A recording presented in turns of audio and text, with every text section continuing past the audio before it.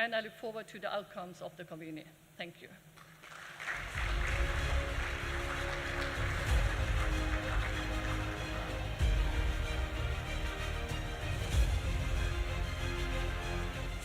Thank you very much. And we will always acknowledge that the EU has always been a veritable partner in making sure that we forge a way forward.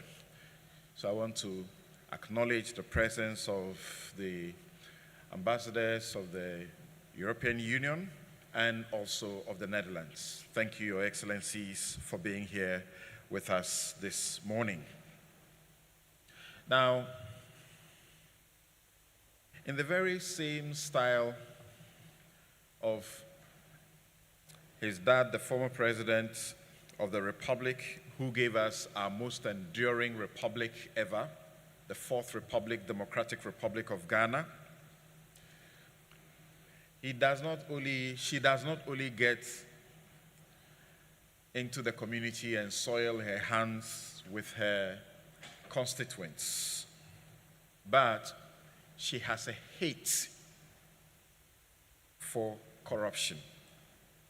Ladies and gentlemen, it's now time to hear from the second Vice President of the Pan-African Parliament, the Honorable Dr. Zaneto Ajiman Rawlings. Please, a round of applause for her.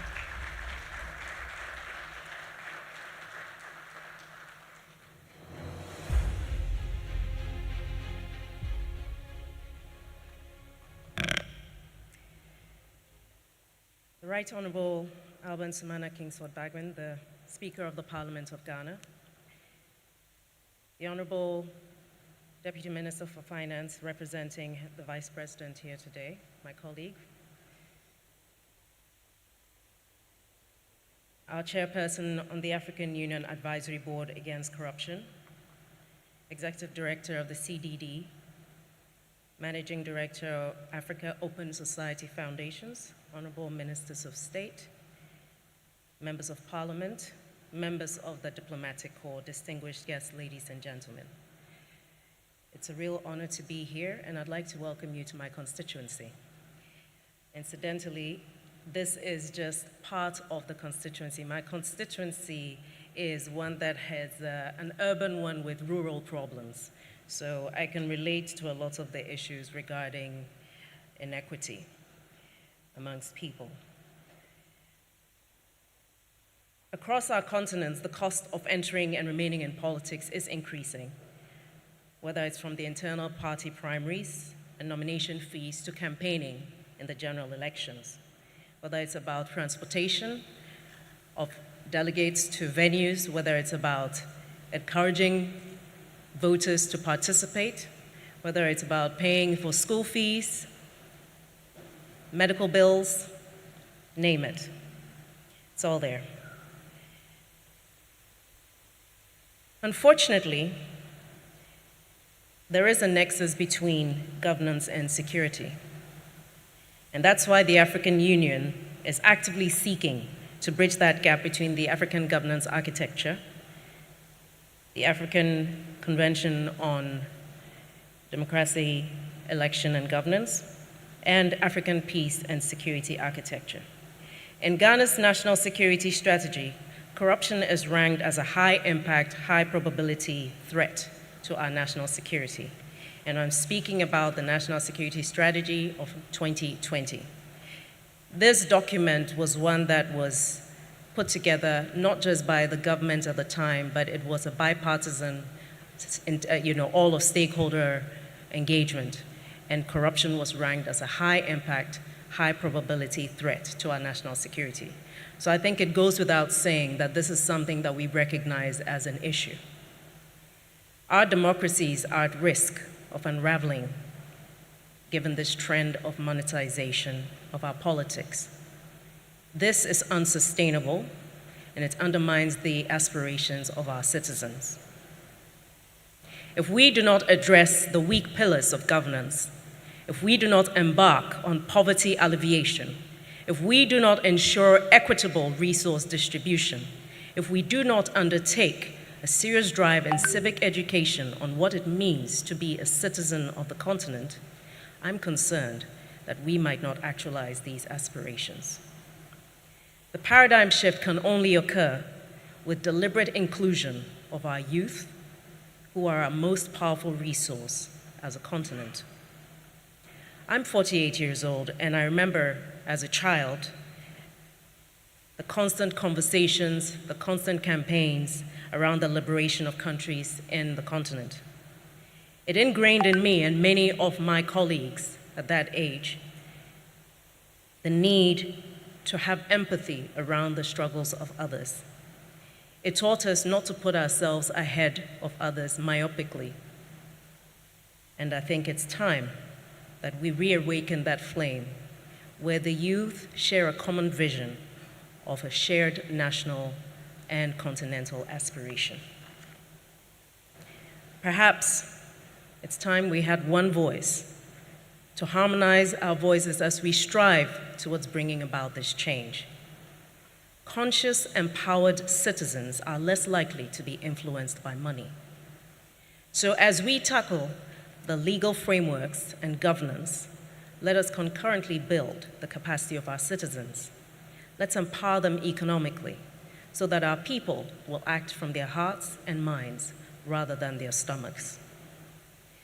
Let us work together to domesticate the model laws on political financing in our various jurisdictions in order to restore trust and democracy across the continent. Ladies and gentlemen, following the adoption of the UN Convention Against Corruption, Resolution 11.7, the AU Advisory Board Against Corruption is working with other organs of the AU and relevant stakeholders towards the development of this model law on political financing. This is an important step, and it is my prayer that as we leave this venue, the conversations that we have here will not remain in this room, that we will put them on different social media platforms to ensure that the youth who spend a lot of time learning a lot on social media will have access to the information that we are referring to here, to the decisions that we will take, to the solutions that we will try and diagnose the problems and find answers to over the next 3 days. Let us commit to taking these various fora out of the silo effect we unfortunately find ourselves in. Find creative ways of getting influencers to spread the word among the young people so that they don't constantly feel as if it's the youth and everyone else, as if they're the ones who are always on the outside of the decision-making table. And so I stand here appealing that even as we have these conversations here, we try to light a new flame that will set ablaze the hearts of the young people of this continent to aspire for more, to believe in more, and to have hope in the systems that we have come to trust as the best way forward, democracy. Thank you very much, and God bless.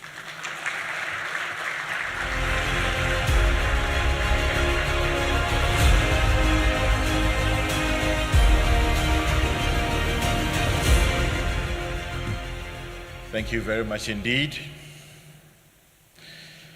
The youth must certainly have an important role to play in all of this because they need to carry the torch forward.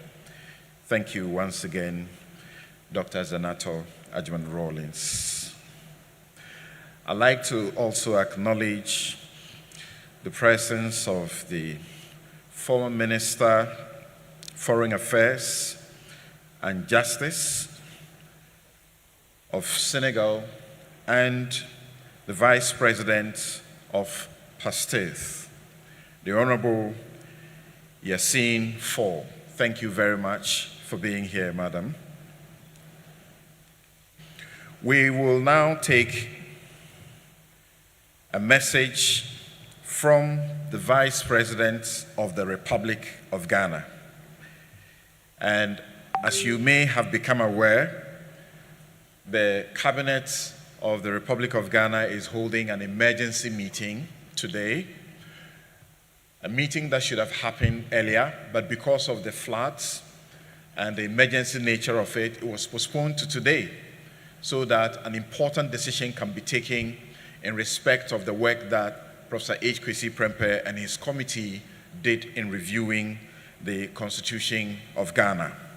So, in her stead, we have the Deputy Minister for Finance and Economic Planning to deliver our keynote address.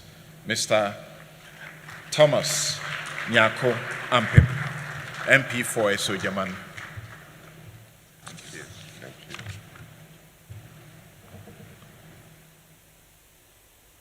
The Right Honorable Speaker Bagwin,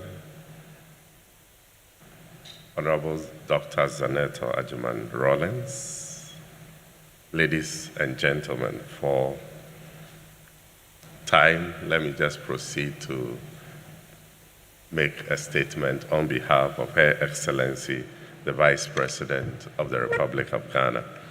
As we have just been told, Her Excellency, Vice President is attending an emergency cabinet meeting, and so is unable to be here.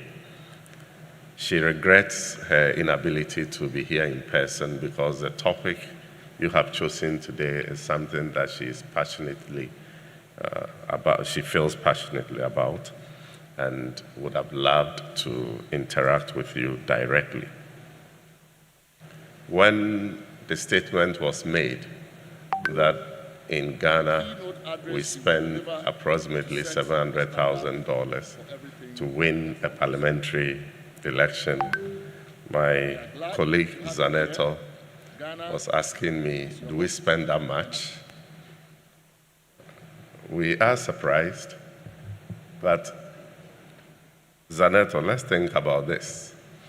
In 2020, when I was struggling, I invited you to a soldier mine to come and support me campaign, and you came. Even though I did not bear your cost of supporting me, traveling all the way to my constituency to support me campaign, you drove your Land Cruiser to a soldier mine, came with your team, spent a day. If we cost what you spent, even though it didn't come directly from me, and add that to my cost, probably that visit alone, the activities we organized cost us about $1,000. So if we add all the activities we perform, what we do before primaries, elections, before D-Day election, I'm sure the researchers are generous, and the amount of 700,000 has been grossly understated.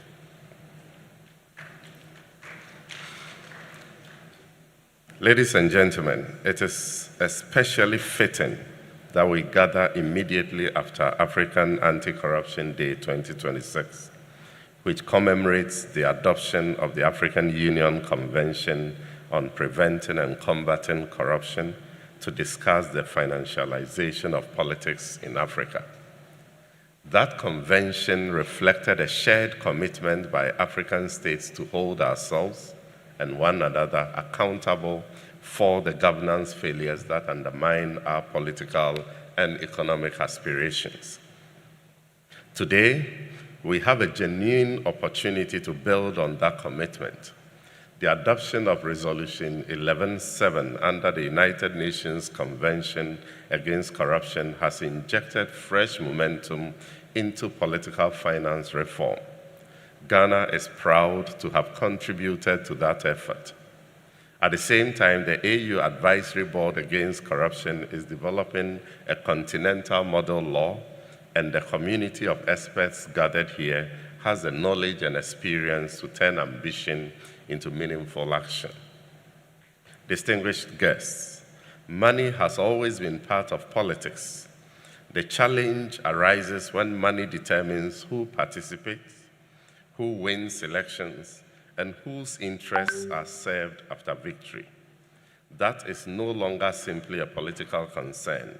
It is a question of democratic integrity. Across Africa, its consequences are becoming increasingly visible. Oversight institutions often lack adequate resources. Legal frameworks remain incomplete. Widening economic inequality has further increased the gap between what wealth can purchase and what ordinary citizens can contribute to the democratic process. Research conducted in Ghana points to the rising costs of contesting elections. Increasingly, those with vision, competence, and a genuine commitment to public service are priced out before they even begin. The consequences are profound. Women, who constitute more than half of Africa's population, continue to be significantly underrepresented in elected office. Young people on the world's youngest continent face similar barriers. So too do countless capable and public-spirited citizens whose only disadvantage is the inability to finance increasingly expensive political campaigns. The issue is not a shortage of people willing to serve.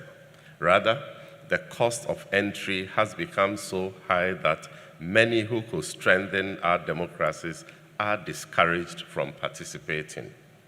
Over time, this narrows the pool from which democratic leadership is drawn. We see the effects in declining public trusts, growing democratic disillusionment, reduced confidence in political parties, and increasing disengagement from formal political processes. Most concerning of all is the growing willingness of some citizens to consider non-democratic alternatives. These trends have direct implications for Africa's development aspirations under Agenda 2063. Political finance reform is therefore not merely an electoral issue, it is a development imperative. For more than 3 decades, Ghana has been recognized as one of Africa's democratic success stories. We do not take that reputation for granted. Through successive peaceful elections and constitutional transfers of power, we have continued to strengthen our democratic institutions while advancing transparency, accountability, and public integrity. His Excellency President John Dramani Mahama has renewed Ghana's commitment to strengthening our anti-corruption architecture through institutional, legislative, and institutional reforms. The Conduct of Public Officers Bill is currently before Parliament.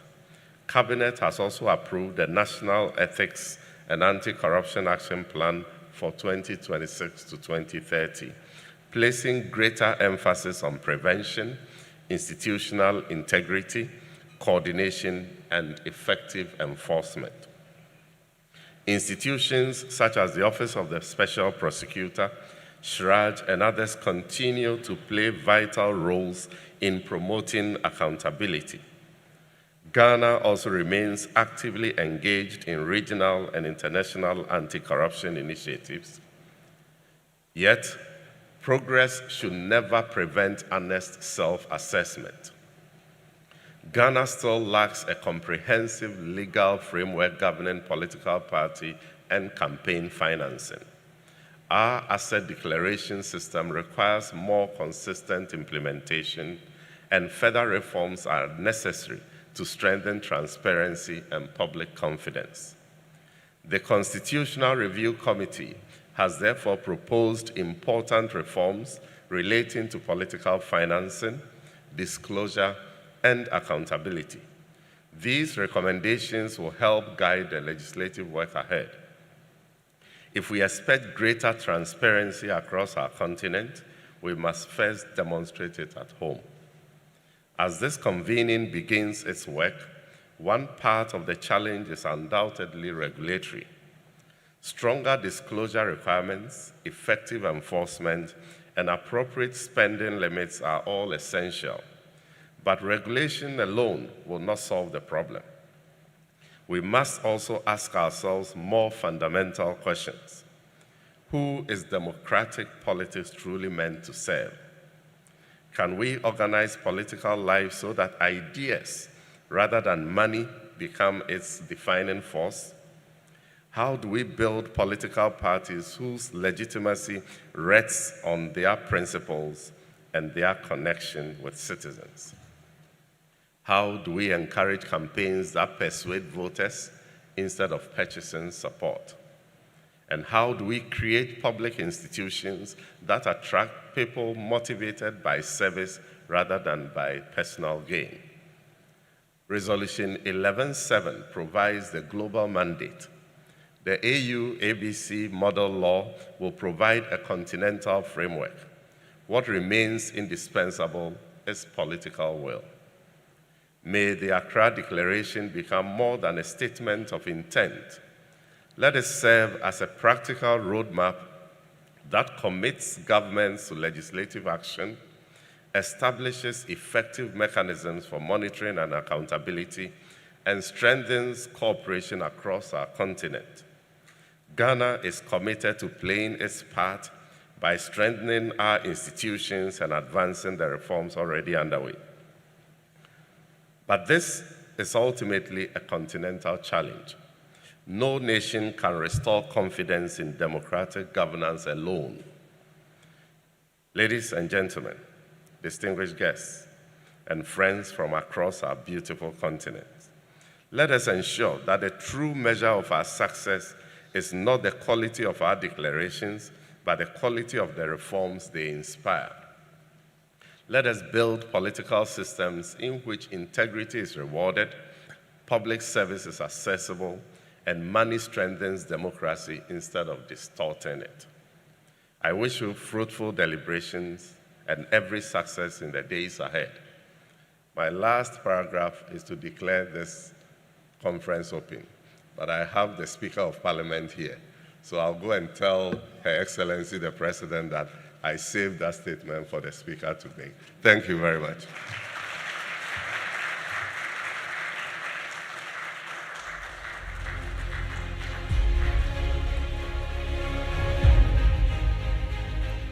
Thank you very much, Honorable Thomas Nyakuampim.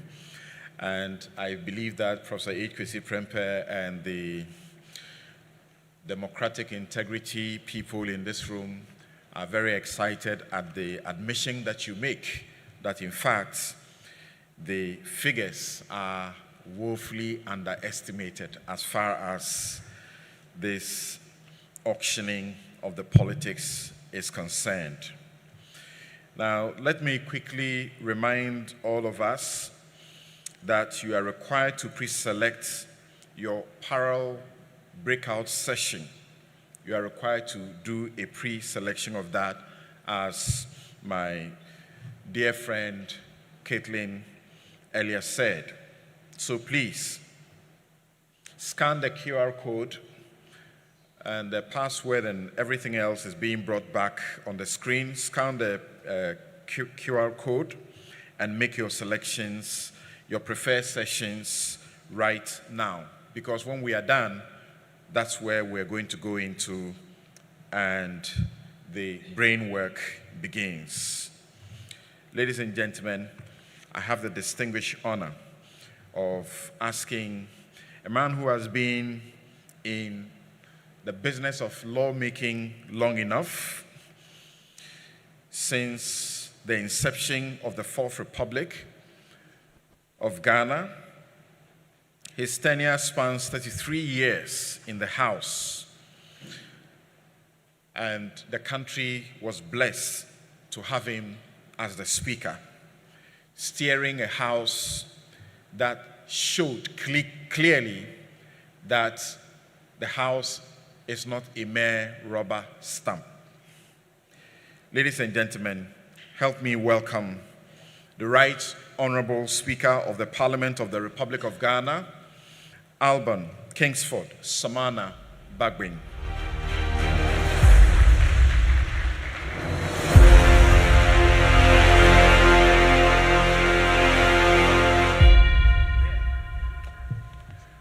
Please kindly resume your seats.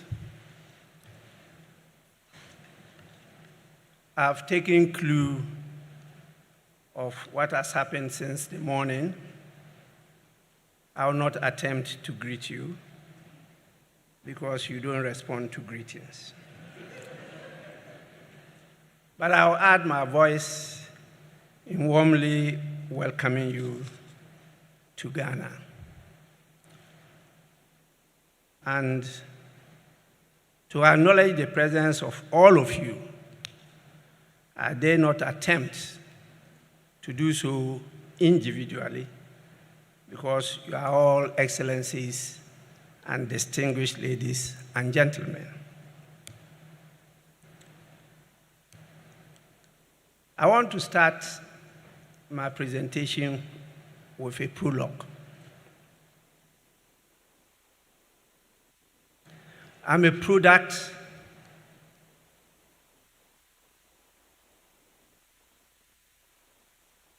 which hates corruption from birth.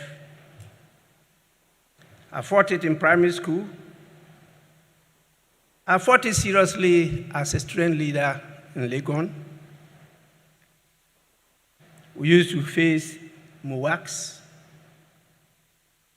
in the military regimes. I fought it as a legal practitioner in Accra. And as fate will have it, I joined politics. I thought the perception of lawyers in Ghana those days, I don't even know whether today is not the same, would have left me a clean person in politics. My experience that is even worse. And I joined politics in 1992. I'm a living witness as to how much it used to cost a member of parliament in 1992. I stopped being a member of parliament a few years ago because the Speaker of Parliament in Ghana is not a member of parliament. But being their leader, I know how much they spend. It's not peculiar to Ghana anyway. Neither is it peculiar to Africa. It's a global challenge. So since 1993, I've been along this journey we are on now today. And that is how I got identified in 1994 by USAID and NDI, the National Democratic Institute, and got some sponsorship to be part of the global fight against corruption. And so I was an active participant of the Anti-Corruption Conference in 1999 in Durban, South Africa, and also in The Hague, the World Conference Against Corruption. And I participated in fashioning out the policy of zero tolerance for corruption, which was the declaration of the South African Conference in 1999, which propelled Ghana. In fact, Ghana played a very active role there, led by the Ghana Anti-Corruption Coalition. And on return, we established the Ghana Integrity Initiative. I took part in getting the person to be the executive secretary, who later became a member of parliament.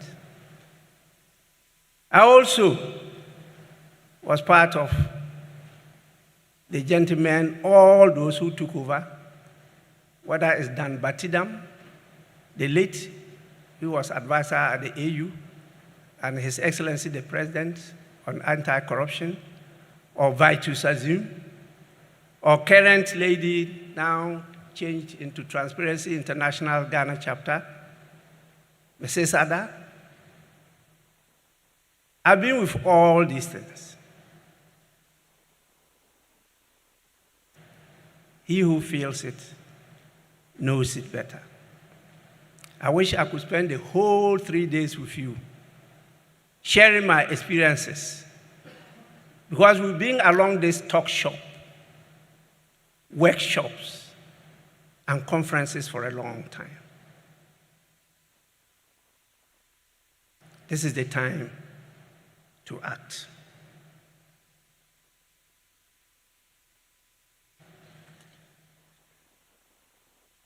I'm so passionate about the topic that if I'm being carried away, please kindly stop me.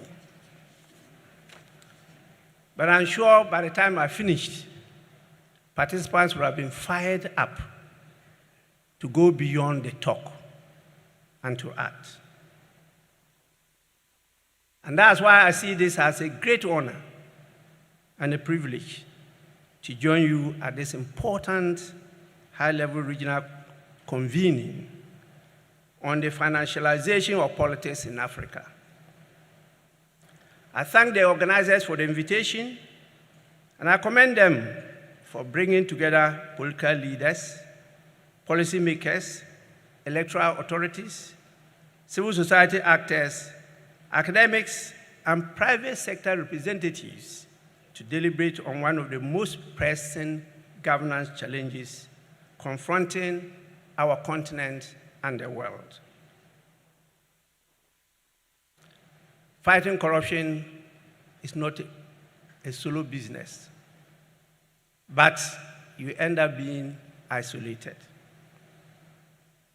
Thus, the theme of this conference, advancing reform, accountability, and democratic integrity, could not be more timely.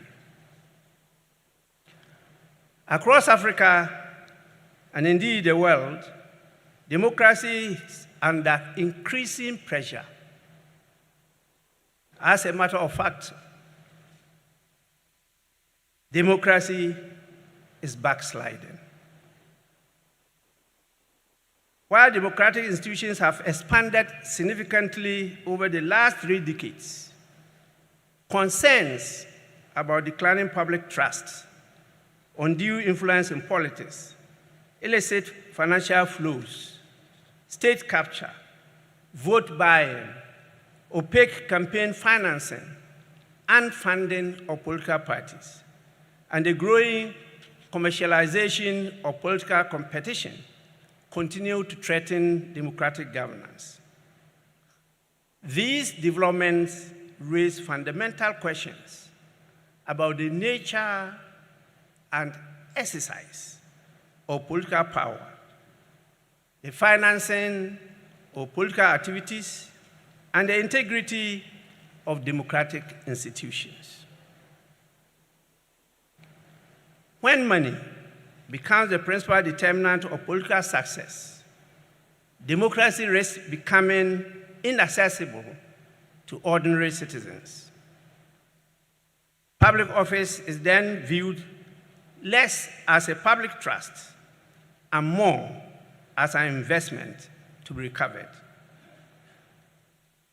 Political competition shifts from a contest of ideas and service to a contest of financial power. Ultimately, citizens lose confidence in democratic institutions and become increasingly disengaged from the political process, as evidenced from several reports in recent years. Professor Prempeh just drew our attention to some of the reports, and that was one of the welcome additions in 1998 when the CDD was established, then a Center for Democracy and Development, later Center for Democratic Development. It is therefore encouraging that this convening seeks not merely to diagnose the problem, but to advance political solutions. So, ladies and gentlemen, this is where the Conference of State Parties Resolution 11.7 on transparency in political financing comes in. The adoption of Resolution 11.7, preventing and combating corruption through enhancing transparency in the funding of political parties, candidatures for elected public office, and electoral campaigns by the 11th Conference of State Parties to the United Nations Convention Against Corruption in Doha, in December 2025, marked a significant milestone in global efforts to address corruption risks associated with political finance. The resolution acknowledges an important reality, and that reality is corruption and economic crime in politics cannot be effectively addressed without confronting the influence of money in political processes. Anchored in Article 7, Section 3 of the UNCAC, the resolution calls upon state parties to, among others, take and implement legislative and administrative measures that enhance and protect transparency in the funding of political parties, candidatures for elected public office, and electoral campaigns, protect whistleblowers, and build greater public confidence in democratic institutions, among others. I am particularly proud to have led Ghana's delegation to the 11th session of the Conference of State Parties, and to have personally witnessed the concerted efforts of Ghana, together with Norway and Mongolia, in advancing this landmark resolution. May I take this opportunity to commend the Ghana delegation for the invaluable role they played throughout the negotiation and adoption process. In particular, I wish to single out for special recognition Her Excellency Ambassador Matilda Osei Ajiman, Ambassador and Permanent Representative of Ghana to the United Nations in Vienna, Austria, whose exceptional guidance, diplomatic acumen, and steadfast leadership contributed significantly to the success adoption of the resolution. I think she deserves our applause.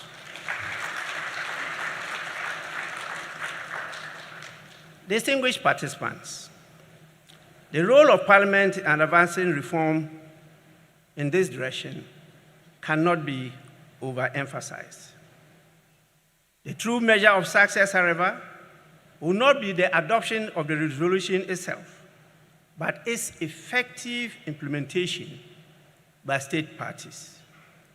This convening, therefore, offers African countries a platform to translate this international commitment into practical reforms of national and at national and regional levels.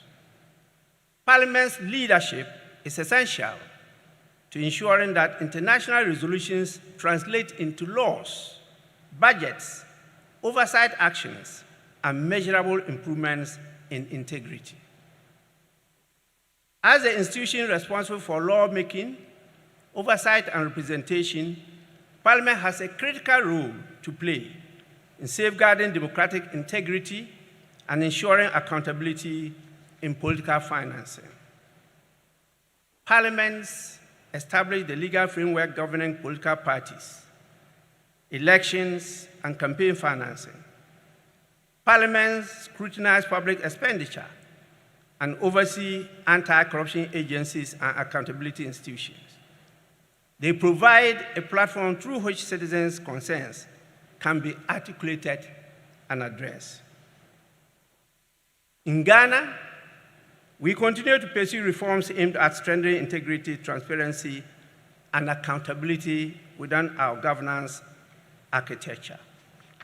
I'm sure my colleagues in Ghana will understand why I insisted when even the Bank of Ghana claimed that they were independent and could not answer to the call of the parliament, that I raised the question, independent from whom or of whom? That is our bank. We put our money there. The members of parliament have been given the power to ensure that the laws that we pass, calling on the people to pay taxes, and the people obey and pay the taxes. We generate the revenue and we put them in that bank. The people expect us to hold that bank with whoever have access to the money to account to them. So there's no way any institution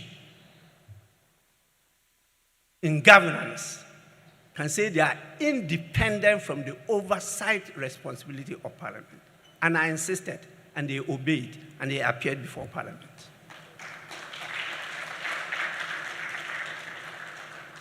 So Parliament has, in recent years, intensified efforts to improve openness, strengthen oversight, promote ethical conduct, and deepen citizen engagement.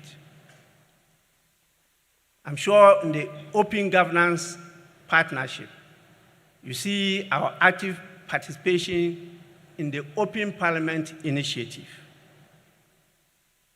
We have also supported broader national efforts to combat corruption, strengthen public accountability, and improve governance outcomes. To this end, under my leadership, Parliament has established a legal and governance services division within the organogram and structure of Parliament. And that division includes the following departments. 1, anti-corruption department. 2, legal services department. 3, investigations department. And so when you tell me that these are allegations, these are rumors, we have personnel now in Parliament to pierce the veil, go behind, investigate and report to me, and we take action. And the last department is the Human Rights Department. And that's why I insist that our government cannot go to present the human rights records of Ghana without Parliament participating actively at the United Nations level. And we've done that since I became Speaker of the Ghana's Parliament. Parliament has also, as part of the standing committees and Ethics and Standard Committee of Parliament, to be supported by a commissioner on ethics and standards. And the qualification of that commissioner is not below the rank of an appeal court judge. We are processing to appoint that commissioner, and you'll hear of it soon. As the Speaker of Parliament, I was elected by my colleagues in Parliament to be the president of the African Parliamentarians Network Against Corruption. I started that body with my colleagues in Africa, led by one Honorable Augustine Rutindana from Uganda. I know what happened to all of them. They are no longer in Parliament. I know how isolated they are. I know about Combo. I know about the anti-corruption,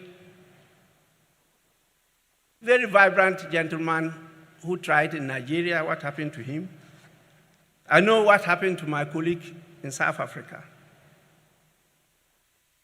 But in this position as president of APNAC, that's the African Parliamentarians Network Against Corruption, I serve as the vice president of the Global Organization of Parliamentarians Against Corruption, GOPAC. In fact, as leader of Ghana's delegation, I moved the resolution to get a consensus vote to establish GOPAC in the Parliament of Canada.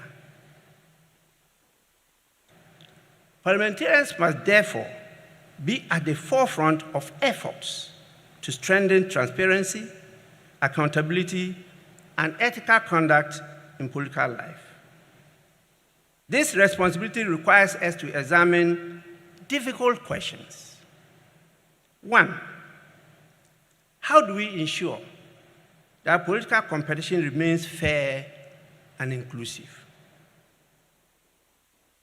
Two, how do we prevent wealthy interests from exercising disproportionate influence over public policy? Three, how do we promote transparency in campaign financing while respecting democratic freedoms? Four, how do we support decent, honorable citizens who have offered to serve the nation and the people from being solely responsible for shouldering the cost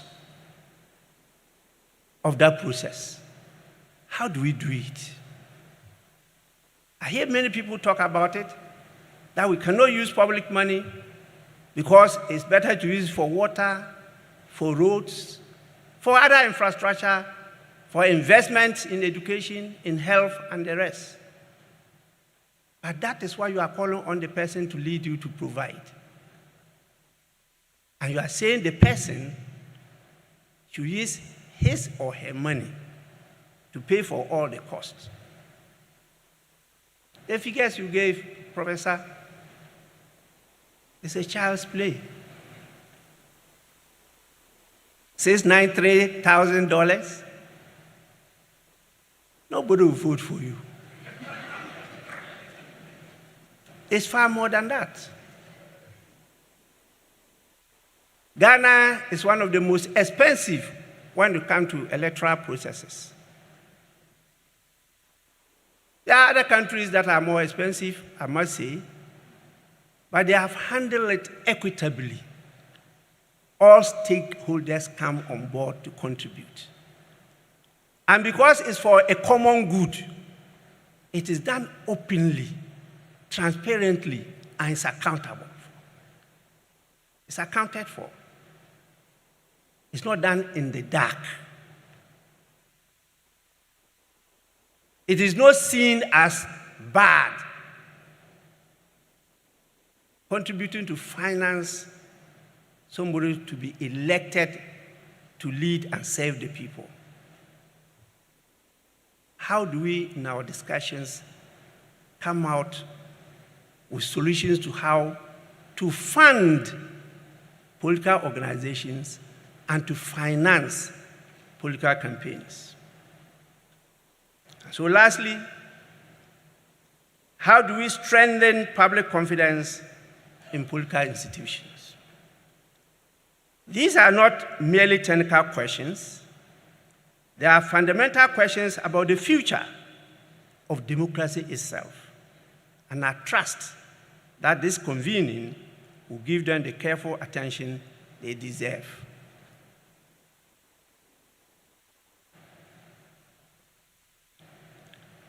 While significant progress has been made, and I can attest to that, even though it's like that of the African dance. You take 3 steps forward and 2 steps backwards. Please observe all our dances. And that is what is happening in the democratic fronts. And I repeat, while significant progress has been made, we recognize that much remains to be done. The challenges associated with political financing are complex and constantly evolving. I know of only one country in the world where everything associated with policies and political processes are paid for by the country. Only one country. And so far, they've started doing well. I've done a paper on this matter, and part of it is published by the School of, we used to call it administration. Now it's a college at the University of Ghana. But these things require continuous adaptation of laws, institutions, and oversight mechanisms. No country, and I repeat, no country has all the answers. In the US, it's legal for you to tip a taxi driver. In Ghana, tips are seen as acts of corruption.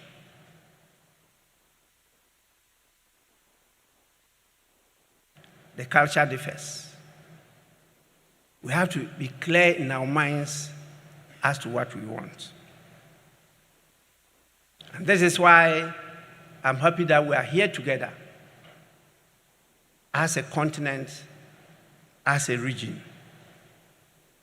Because we require regional cooperation, and we need peer learning as an indispensable factor in order to succeed against this monstrous cancer.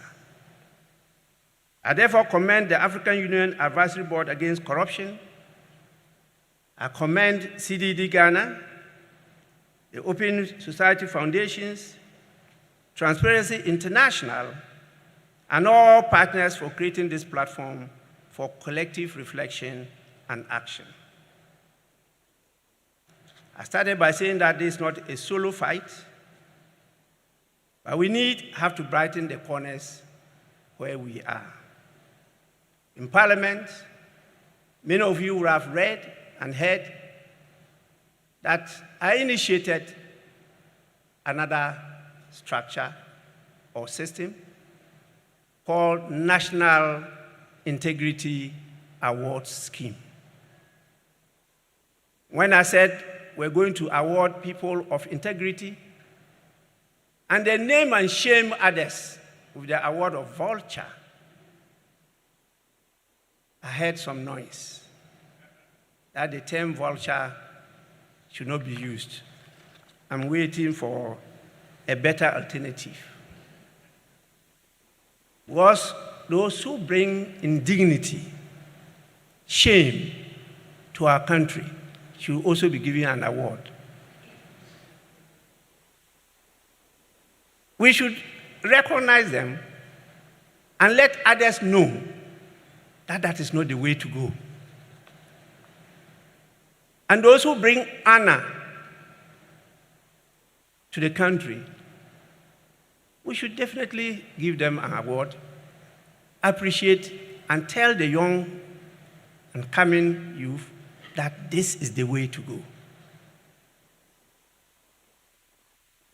And at the national conference organized by the Church of Pentecost, I did state clearly that we need to honor the Upper East region. Was nationally, in almost all the institutions of integrity, in the leadership of anti-corruption in Ghana, most of them come from the Upper East region.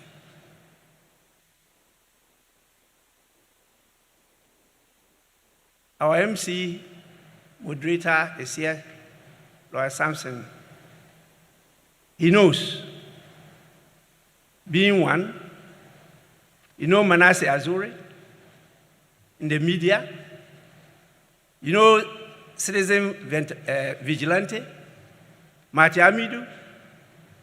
I mentioned Batidam the late, Vitus Azim, Charles Ayamdo, Mrs. Ada, you mentioned them. All these are from one region, the Upper East region.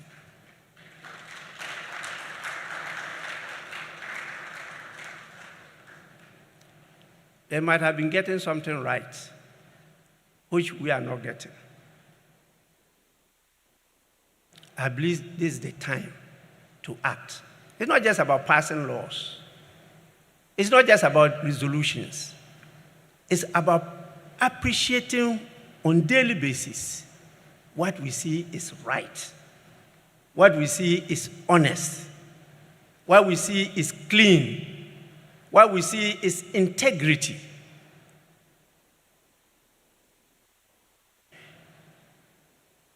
This must be put into practice. So, distinguished delegates, as we deliberate over the issues before us in the coming days, I encourage us to focus on practical, actionable, and sustainable reforms. We must move beyond diagnosis to implementation. Identify measures that strengthen transparency in political financing and ensure that politics remain a vehicle for public service rather than private enrichment. The quality of our democracies depends on the quality of our political institutions, and the quality of those institutions depends on the integrity of those who lead them. This is a responsibility that rests with all of us.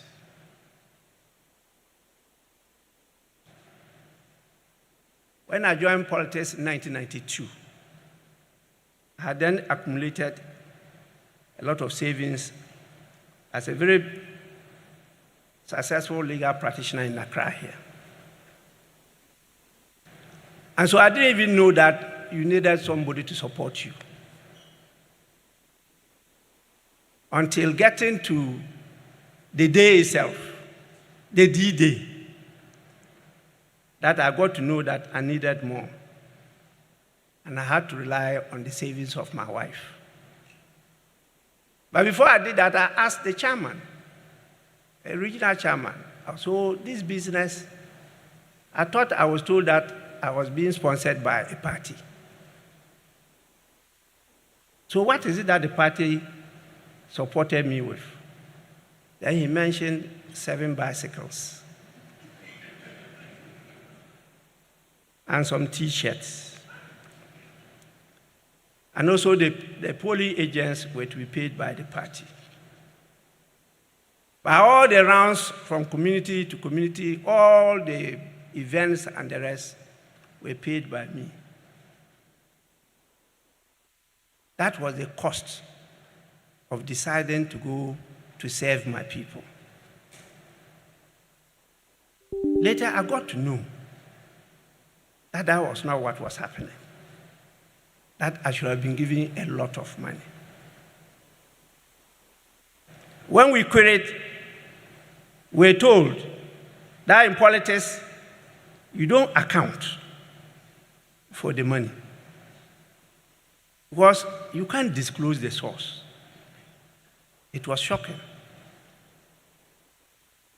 But it's because we decided not to. There's nothing preventing us from accepting the truth, the reality.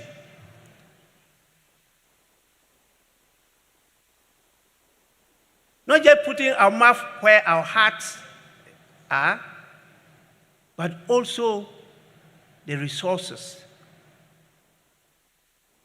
I've seen so many clean, honest people of integrity join politics, and question marks are written against them. And so people started saying that politics is a dirty game. It's not a dirty game. It's the people playing the politics that are dirty. It's not the game itself. It's not. And so please, as you deliberate over this, keep this uppermost in your minds. What is that each and every one of us have to contribute, not only in lawmaking, not only in discussion, in the sharing of the cost. If the president has to spend, he says, $100 million, that is an understatement. You have to get at least a pickup for each constituency. Ghana, how many constituencies do we have? 276. You have to get 4-wheel drives for the leadership of the parties in the regions. And the campaign teams, you need 4-wheel drives. And your campaign team, you need some and some on standby in case there's a breakdown or accident. This is just talking about movement. I've not added the rest. And you know our tradition. You don't go to the house of a chief with empty hands.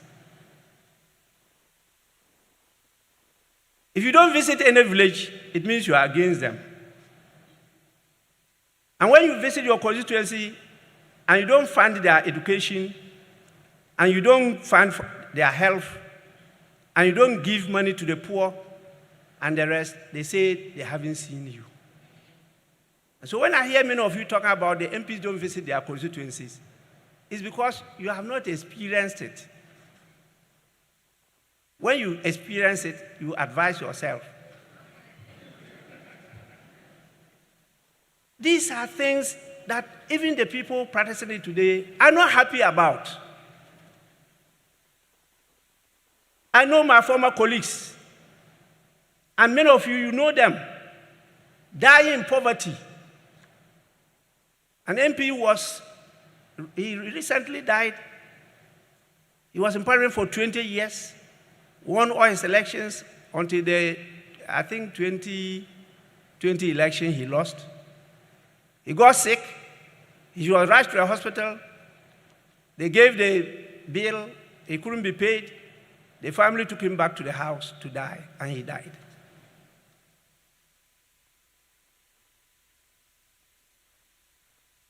Every week, I have an officer in my office there. I send to funerals. And the pressure on me now about former members of parliament is unbearable. So you see, all what they do, all the corners that they are cutting, I'm not saying they are not corrupt. They may be, and some are, not all, but they do it just to serve the people. And those people, the members must also realize that even after collecting what they have from you, the next day when they hear that you've done something wrong, it's the same people who will turn against you. And so we have to change our ways. Your Excellencies, in conclusion, permit me to say this.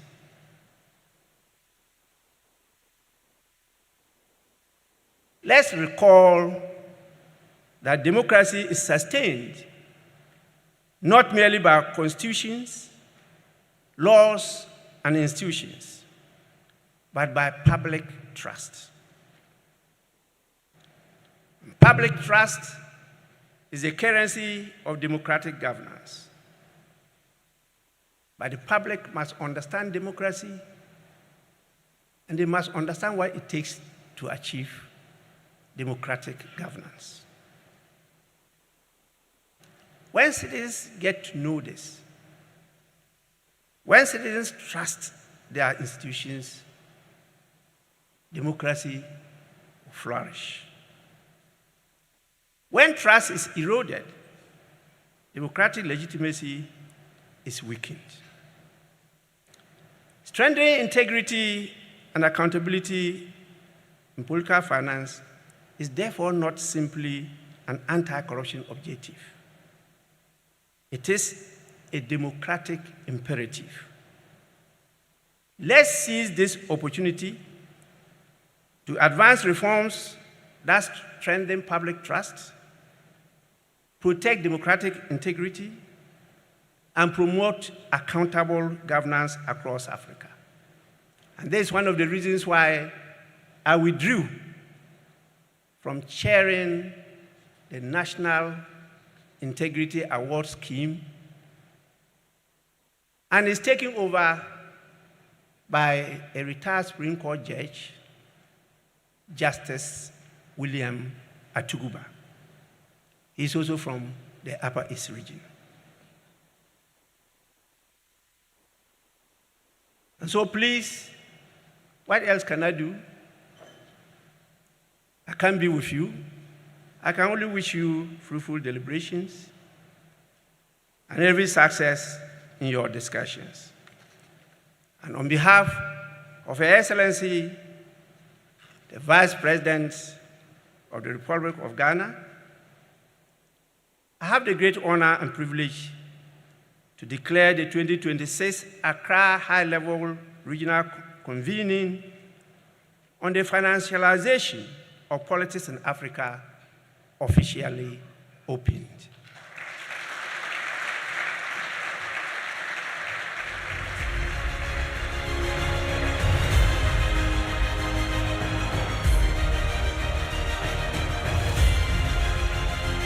Thank you very much. Thank you very much. Well, I feel like telling you I told you so. In an era of comfortable silence, the Right Honorable Speaker stands as a towering bulwark of unyielding truth and integrity. And you will have witnessed his trademark of bluntness that cuts directly through institutional complacency, fearlessly exposing corruption regardless of status, and by refusing to bow to political patronage. His uncompromising candor lies in having the courage to speak the hard truths others only dare to whisper. Ladies and gentlemen, please, a round of applause for him one more time. It was very obvious that, as he said, if you gave him the opportunity, it would be a conversation of his lived reality. Thank you very much. We will now ask the Honorable Right Speaker to indulge us for a short period of photography.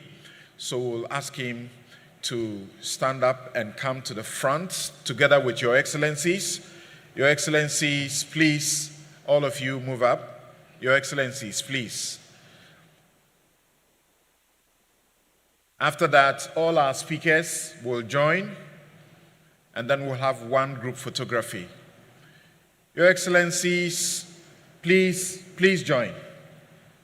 Please join. Your Excellencies, ambassadors, ministers, please join.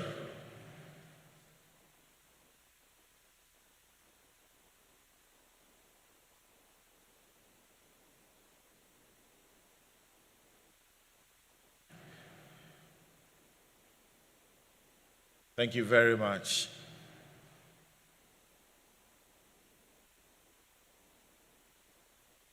Professor H. Kwesi Prempeh, please. We need you up front. Yes. All our speakers, please join. All our speakers. Yes, please come forward. All speakers, please join. There are spaces up here. Yes, there are spaces up here. All speakers. All speakers.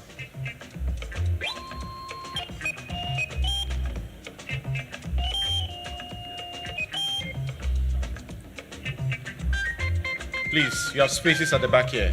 Thank you.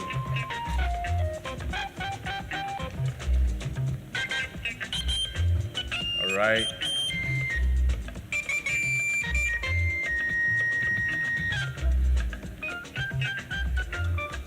Please move a bit up there and make space for other people to come up.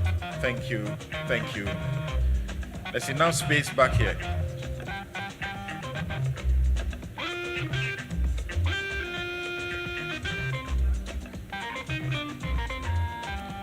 Thank you very much.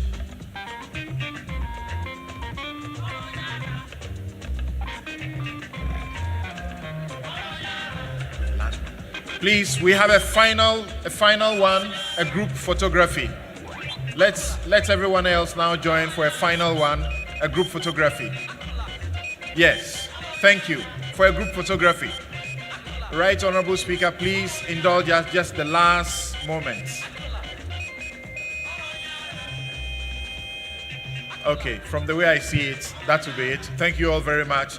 And please, Your Excellencies, kindly join the Right Honorable Speaker as he moves out into the holding room.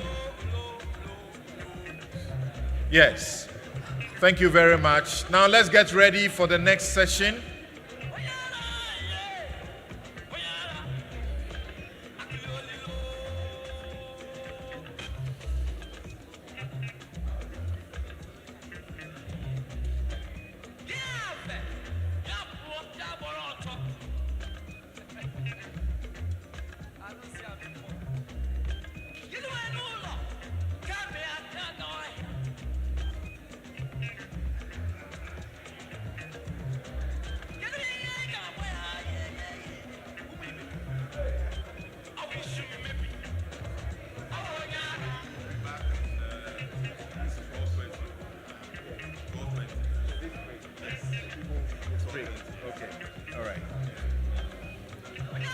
All right, so as the Right Honorable Speaker and His Excellencies, Her Excellencies go out, this is a time to take a quick break. This is time to take a quick break. We'll be back here at 12:20. 12:20.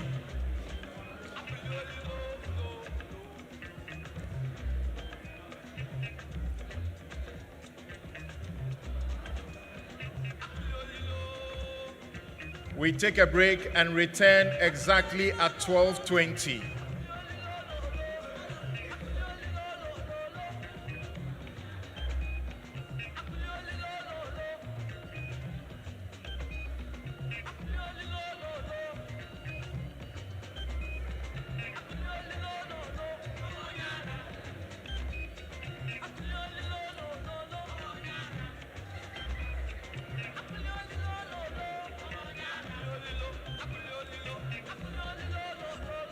Ministers, dignitaries, kindly join the Right Honorable Speaker at the holding room.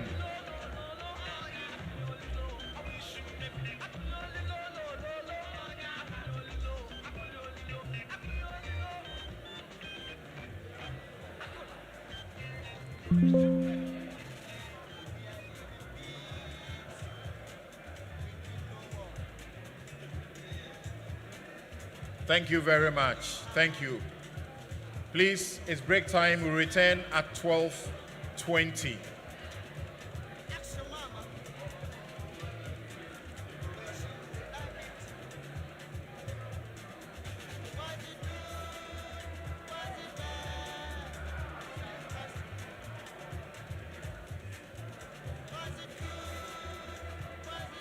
On behalf of Caitlin, Kembo, Indogmo, and myself, thank you all very much, and we expect that you will keep to the time. Thank you.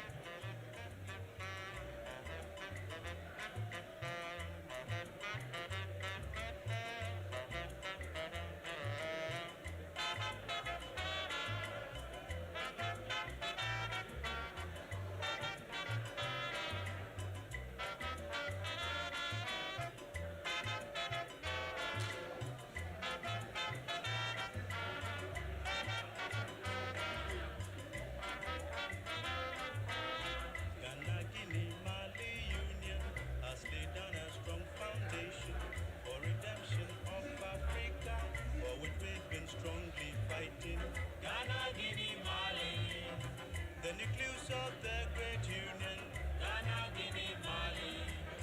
Africa's strongest foundation, Ghana, Guinea, Mali. The nucleus of the great union, Ghana, Guinea, Mali.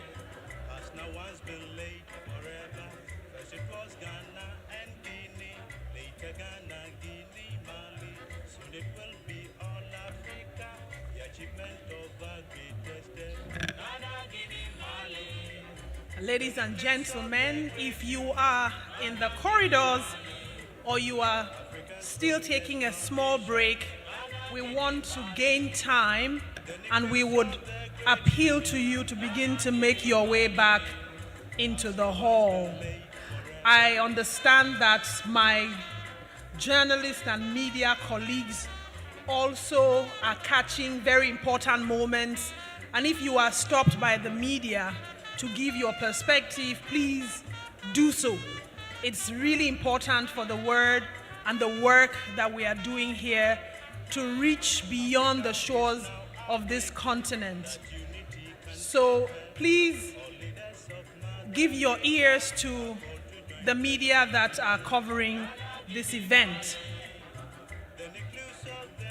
Mesdames et messieurs, si vous êtes dehors, si vous êtes toujours en train de prendre votre pause café, nous vous invitons à regagner vos sièges, à rentrer dans la salle afin que nous puissions continuer cet événement du première journée de ce meeting.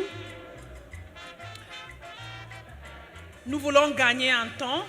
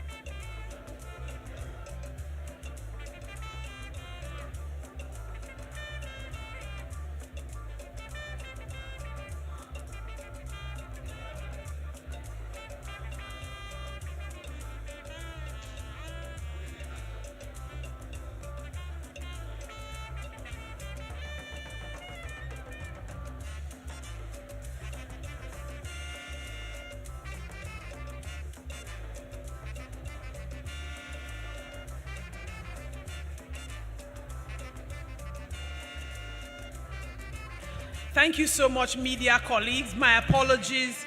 We are running behind schedule and we appreciate you working together with us to catch up on the time that's now fast spent. We want to invite all our distinguished guests, our invitees, participants, colleagues, to please come back to the hall. Feel free to come in with your tea and coffee and cakes so that we can continue these sessions for today. Mesdames et messieurs, nous vous prions de regagner vos sièges, regagner vos places et de revenir dans la salle pour que nous puissions continuer nos sessions. Nous voulons gagner en temps, s'il vous plaît.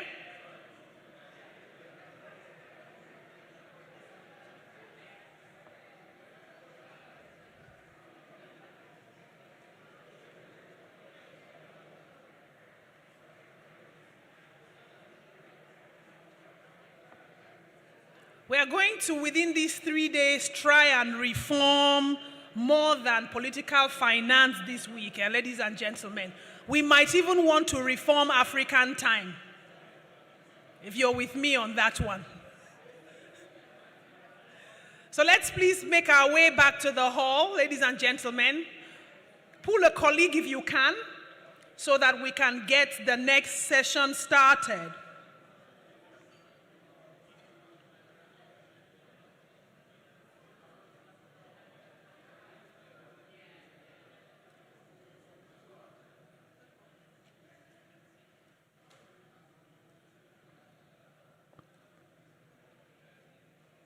Ladies and gentlemen, if you are still outside, please make your way back into the hall.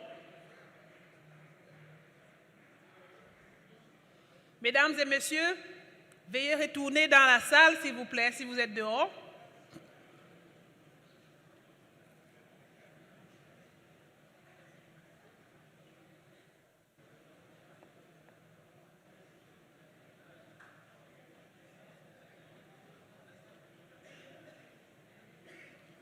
If the panelists for the next panel are still outside, please make your way into the hall. Thank you.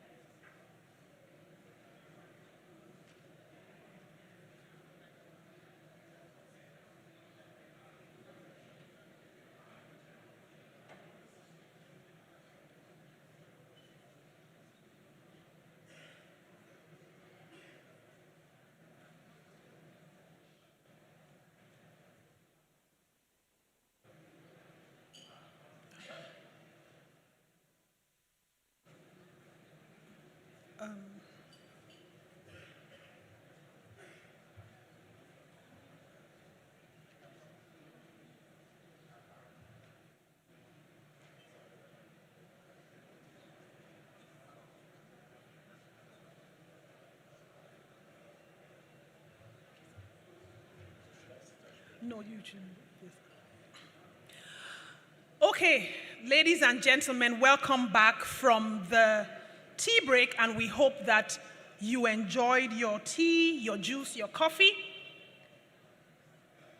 If all the panelists are in, if you're not, please make your way back to the hall. We are going to continue this high-level meeting with the very first opening panel. My media colleagues, I appreciate you. Thank you so much.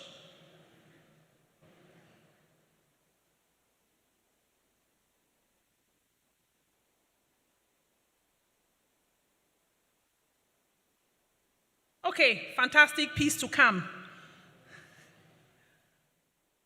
Welcome back, ladies and gentlemen, distinguished guests.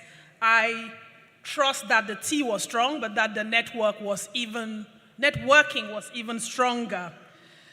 This morning, we heard the why. And now this panel, this high-level panel that is going to take place over the next couple of minutes, is going to explain the who, because financialized politics is not a nameless force of nature.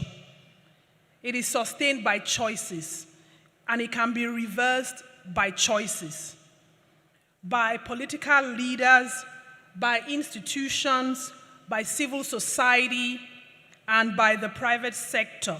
It's a multi-stakeholder responsibility.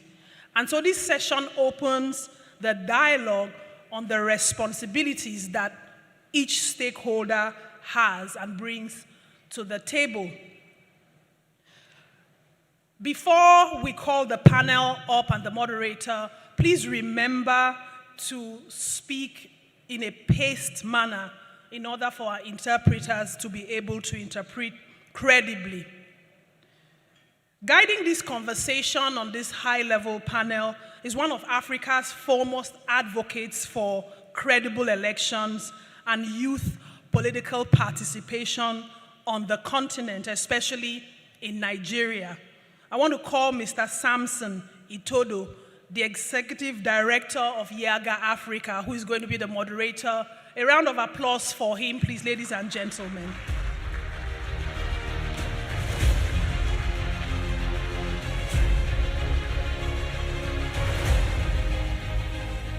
Thank you very much, Samson, and well done on the work that you do with Yaga Africa.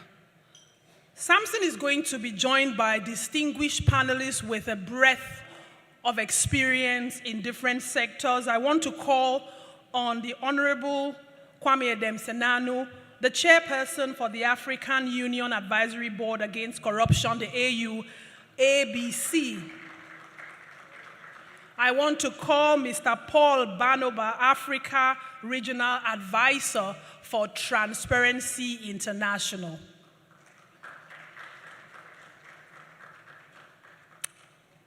Is he in the room? Yes, he is. I will call Mr. Jonathan Gador, the coordinator for the National Anti-Corruption Program at the Office of the President of Ghana. Our next panelist is Mr. Brian Kagoro, the Managing Director for Africa Open Society Foundations. And last but not the least, a formidable lady, je vais appeler l'honorable Yacine Fall, qui est la vice-présidente PASTEF, les Patriotes, et l'ancienne ministre des Affaires étrangères, de la Justice du Sénégal. Honorable, merci.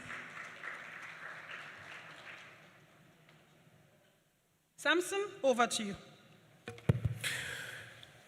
Thank you very much. Please, let's give this panel a round of applause. So, let's begin, and permit me to change the seating arrangement a bit. I know, Jonathan, you are our host, and as our host, it's better to sit on the extreme, close to the door, so that if there's any external aggression, And permit me to ask Honorable former Minister to come and replace Jonathan. Thank you very much. Colleagues, good afternoon. Good afternoon. Thank you very much. The Honorable Speaker did say that one of the observations was that we are not accustomed or used to responding to greetings. So I hope that in this session, we will try to make this as interactive as possible. Before we start this discussion, if you look at your tag, you would see this is a community of practice of money in politics. Now, we intentionally chose the word financialization of politics because what we're dealing with, as we can see from the previous session, is a very structural and corrosive issue that undermines our democracies. And it's this gradual, conversion of what public office is. It's now conceived as a market where public office is procured, just like you procure assets or commodities from the grocery store. And then government operates as though it is serving that investment. So when you look across Africa today, you clearly see this misnomer. And I think the moderators earlier today reminded us of what happens. Because when it's no longer one man, one woman, one vote, when it's one Ghanaian cedi, one vote, when it's one Naira, one vote, when it's one Sefa, one vote, if it's one Rand, one vote, then there's something fundamentally wrong about our democracies. And so when you look to the continent, the question is not necessarily about laws. It's really an implementation gap. And I couldn't have asked for the best panel to address these questions because here we have a continental standard setter, we have a global watchdog, we have someone who is right, who has the experience working with this same executive that we're trying to change. And then we have a national implementer. And lastly, a resourcing partner. And together we're going to look at this concept of financialization of politics. And financialization, quite a mouthful, but we hope that this session will help us unpack that. And I see Brian just walked into the room. But whilst we're going to begin this conversation, I'd like to start, and you have the mics right on your seat. But let me ask the audience, who is missing on this part of the divide? Can someone tell me? So we have a global standard setter, we have a global watchdog, we have a national implementer, and someone who has experience, we have a resourcing partner. But there's someone that is missing here. Who? Fantastic. But not just the politician, but the financier. And so we've taken... The politician is here. Which one? You? Yes, please. Have you issued a check to someone to finance their primaries before? Okay, so we're going to have a conversation, and I'd like to begin, maybe to start with you, Jonathan, since you're our host. This morning we were reminded that it cost over $700,000 to secure a seat in Parliament. Is that high or low? I think the Honorable Speaker of Parliament told us that that is even higher. It's even lower because the figures could be much more higher. And for me, the question is not about how much money we are spending in politics, but it is about the intent of how we fund politics. For me, that's very important. Yeah. And I may disappoint you a bit. And I was part of the team that worked on the resolution 11.7 at Doha. So we fully support the financialization of politics in a way that it should be transparent, accountable, and of course, we were part of the team that sponsored the bill, so we are fully backing it. But the question arises, if we are not very careful, we will solve the problem at one end and create the problem at the other end. So for me, as a researcher and a strategist, I'm looking at asking the question, how do we resolve the problem completely? And let me just say a bit about that. There are 6 key issues that financializing politics raise. One is the erosion of democratic equity, because people then go in there and sponsor candidates and buy influence. 2 is policy capture, because then policymakers who were sponsored to get into parliament begin to make policies to support those who funded them. So policy is no more to benefit the ordinary. 3 is that we weaken accountability. 4, we distort political competition, because like we all have agreed that if money becomes the main resource for funding politics, that if you're a young person or you have a good intent and you do not have the needed resource, you are cut out. You cannot compete. We also have public trust. The public would definitely lose trust if money becomes the mainstay in our political campaigning. But dare I say that of all these that I have mentioned, only one of them can be cured wholly by legislating campaign financing. All the others can still be achieved after elections are won. Okay, Jonathan, so let's hold it there. The point you're making is all of these, are very important, but campaign financing, regulating campaign financing could help solve this problem. Is that what you're saying? What I'm saying is that if we don't holistically solve the problem, but we may think that we are solving a problem at one end when we are creating another problem at the other end. So if you can give me a minute, let me just end that so that I can get my thoughts right. So, classic, if I have $2 million to spend, and I used to spend that on 2 political parties, because I'm not sure, and in Ghana we have 2 main political parties, the NDC and NPP. So if I have $2 million, I give $1 million to party A, I give $1 million to party B, knowing that if any of them came to power, my investment will be gotten back. Now, if we legislate it, that is fantastic. But then what happens is that I hold my $2 million and wait. After they have won the election, I look at the minister who is working in my sector and I say, how much did you spend? And I pay for his campaign. The same influence that was prevented, I would have bought it after the elections. So my point is that we have to look at this in a very holistic manner. Otherwise, we'll solve the problem at one end and it emanates at the other end. Thank you. Okay, so before I come to those who have experience with this sort of regulation, and Brian, let me come to you. Now, what is this financialization we're talking about? And is there a distinction between financialization of politics and corruption? Because sometimes we tend to use this interchangeably. Yes, Brian, you have a mic on your seat. Yeah.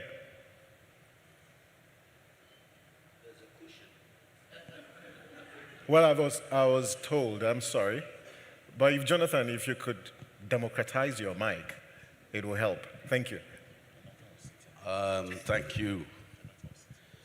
So, this financialization is a broad term. And it's useful to understand that it didn't just happen. Historically, we saw from the 1970s economies becoming financialized, which meant that economies were dependent, people were becoming wealthy not from traditional production, opening factories or running factories. They were becoming wealthy from trading money. But for financialization of politics becomes progressive across the Western Hemisphere because political power, political decisions, political competition became dominated by financial interests, by capital flows, and the monetized networks.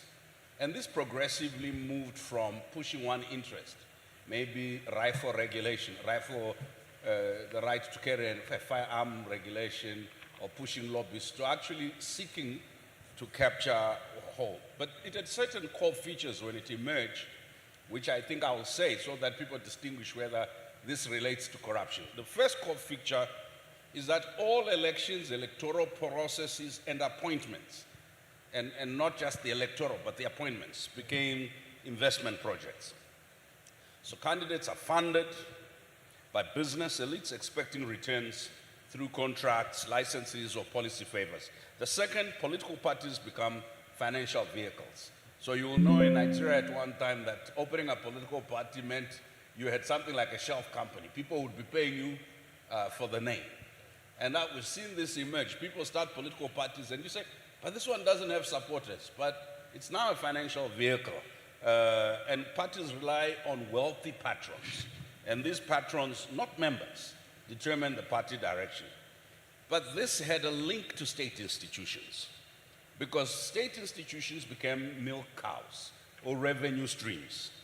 So public offices were captured for access to procurement.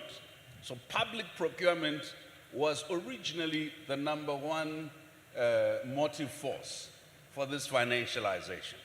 And then, of course, natural resources followed and regulatory rents. So in the oil sector in Nigeria, if you look at what happened in Angola, in the gold sector, platinum sector, elsewhere. Then, of course, you had policy outcomes as a commodity.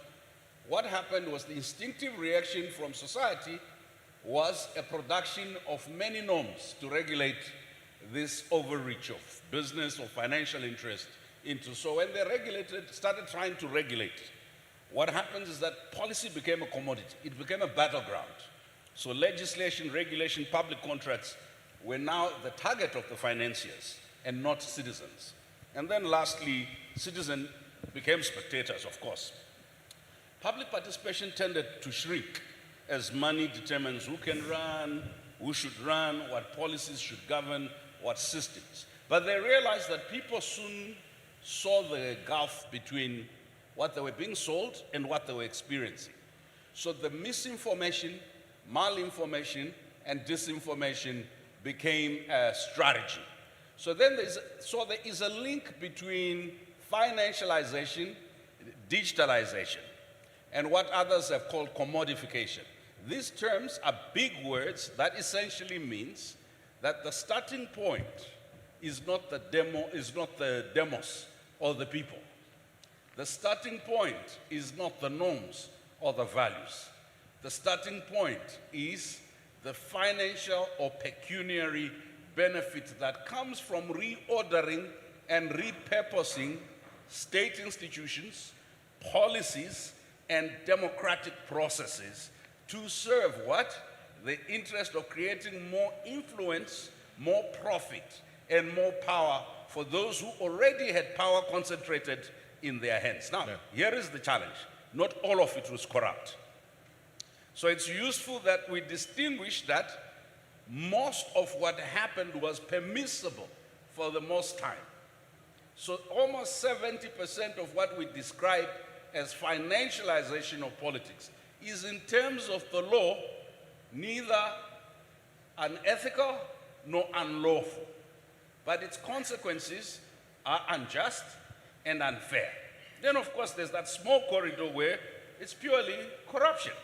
Well, Brian, so give us one example of one of these framings that isn't. So, for example, you had a lot of people who started pushing one chap sitting to my extreme right, not too young to run, right? Which meant that you needed to invest in getting young people trained, invest in young people understanding technology and etc., and then pushing particular changes in policy, which was procurement policy, which was affecting the ability of young people to gain.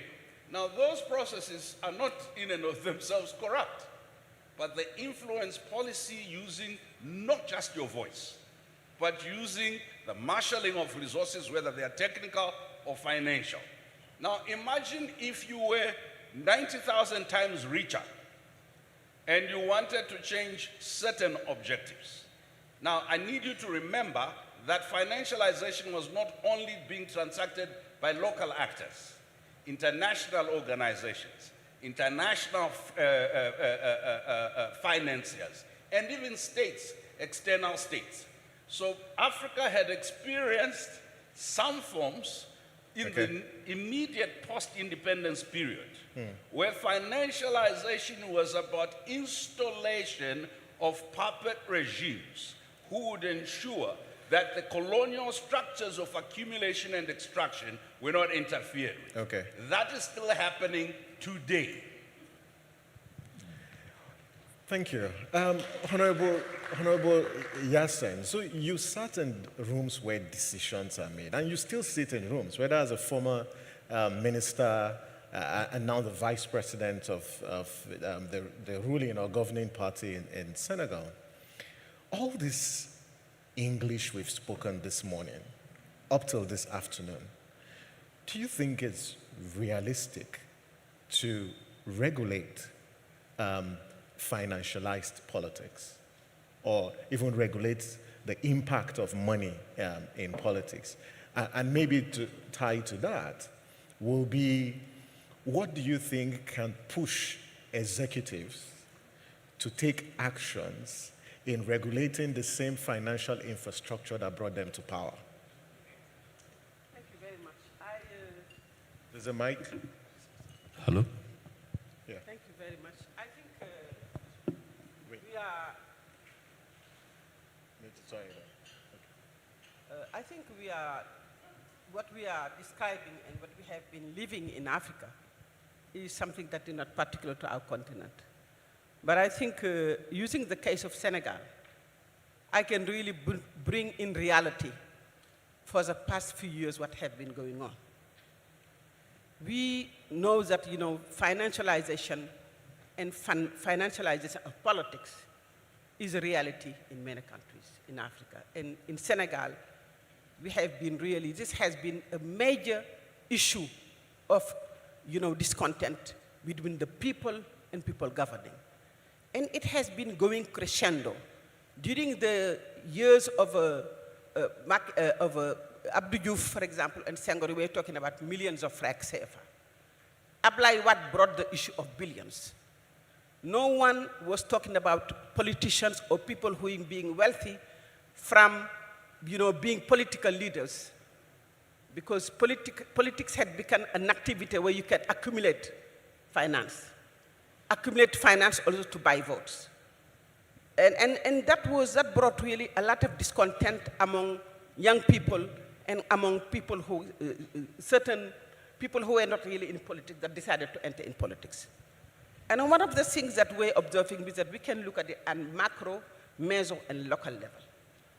We saw that in Senegal, and this is very existent in many Francophone countries, we have what we call slush funds, caisse noire, or political funds that is voted. So when we talk about something that is legal, that is voted in the budget, in parliament, money that is given to the president, that the president can dispose of at will without accounting for it. It exists in France, but the president now does account for it in other countries. But in Africa, you are giving billions of francs CFA that you can, people say you can even burn it.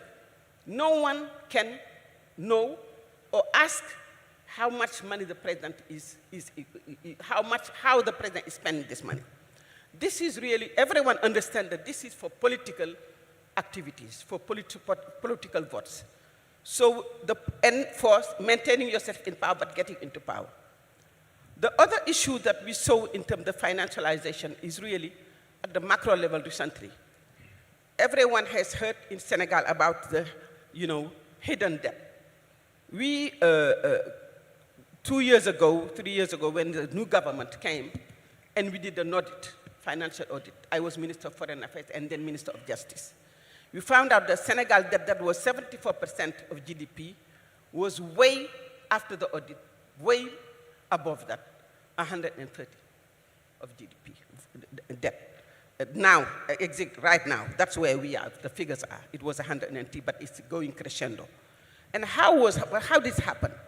a large amount of money was borrowed between 2009 and 2019 and 2024 without going through proper channels, without going through Parliament. And the IMF, everybody knows that IMF was aware of this, but closed their eyes. So we see that politicians are able to borrow money that is not going through proper channels, and we know that this money is going through funding politics and also and supporting the elites. So the question becomes in Senegal, how can we regulate this? And it's like you ask, is it really feasible? And we said it is feasible, because when we were campaigning, we said one thing that we need to do is that president and even directors, everyone holding responsibility, need to declare their asset, do a financial disclosure when you enter, and you do a financial disclosure when you get out. This has become a very contentious issue today, because our president, that was one of the major campaign commitment that he spoke about in video, in discussion in chair, decided that I will declare my wealth when I enter, but I will not declare my wealth when I leave. This means that we are now in a context in Senegal where financialization of politics is a reality, and there is a huge resistance from the people. The second thing is, we are saying that how can we make sure that when people are in charge of financing, development, in charge of budgets, they can be really accounted for, they can be, monitored. And that comes to political parties showing where do they get their money, how do they mobilize funds. Yeah. And this was also a commitment. Mm. And I have good news I can share, how our party, PASTEF, was able to mobilize funds and that is traceable from ID card of people and different means of fund mobilization. Even asking members of our party to pay when they enter into meeting, selling,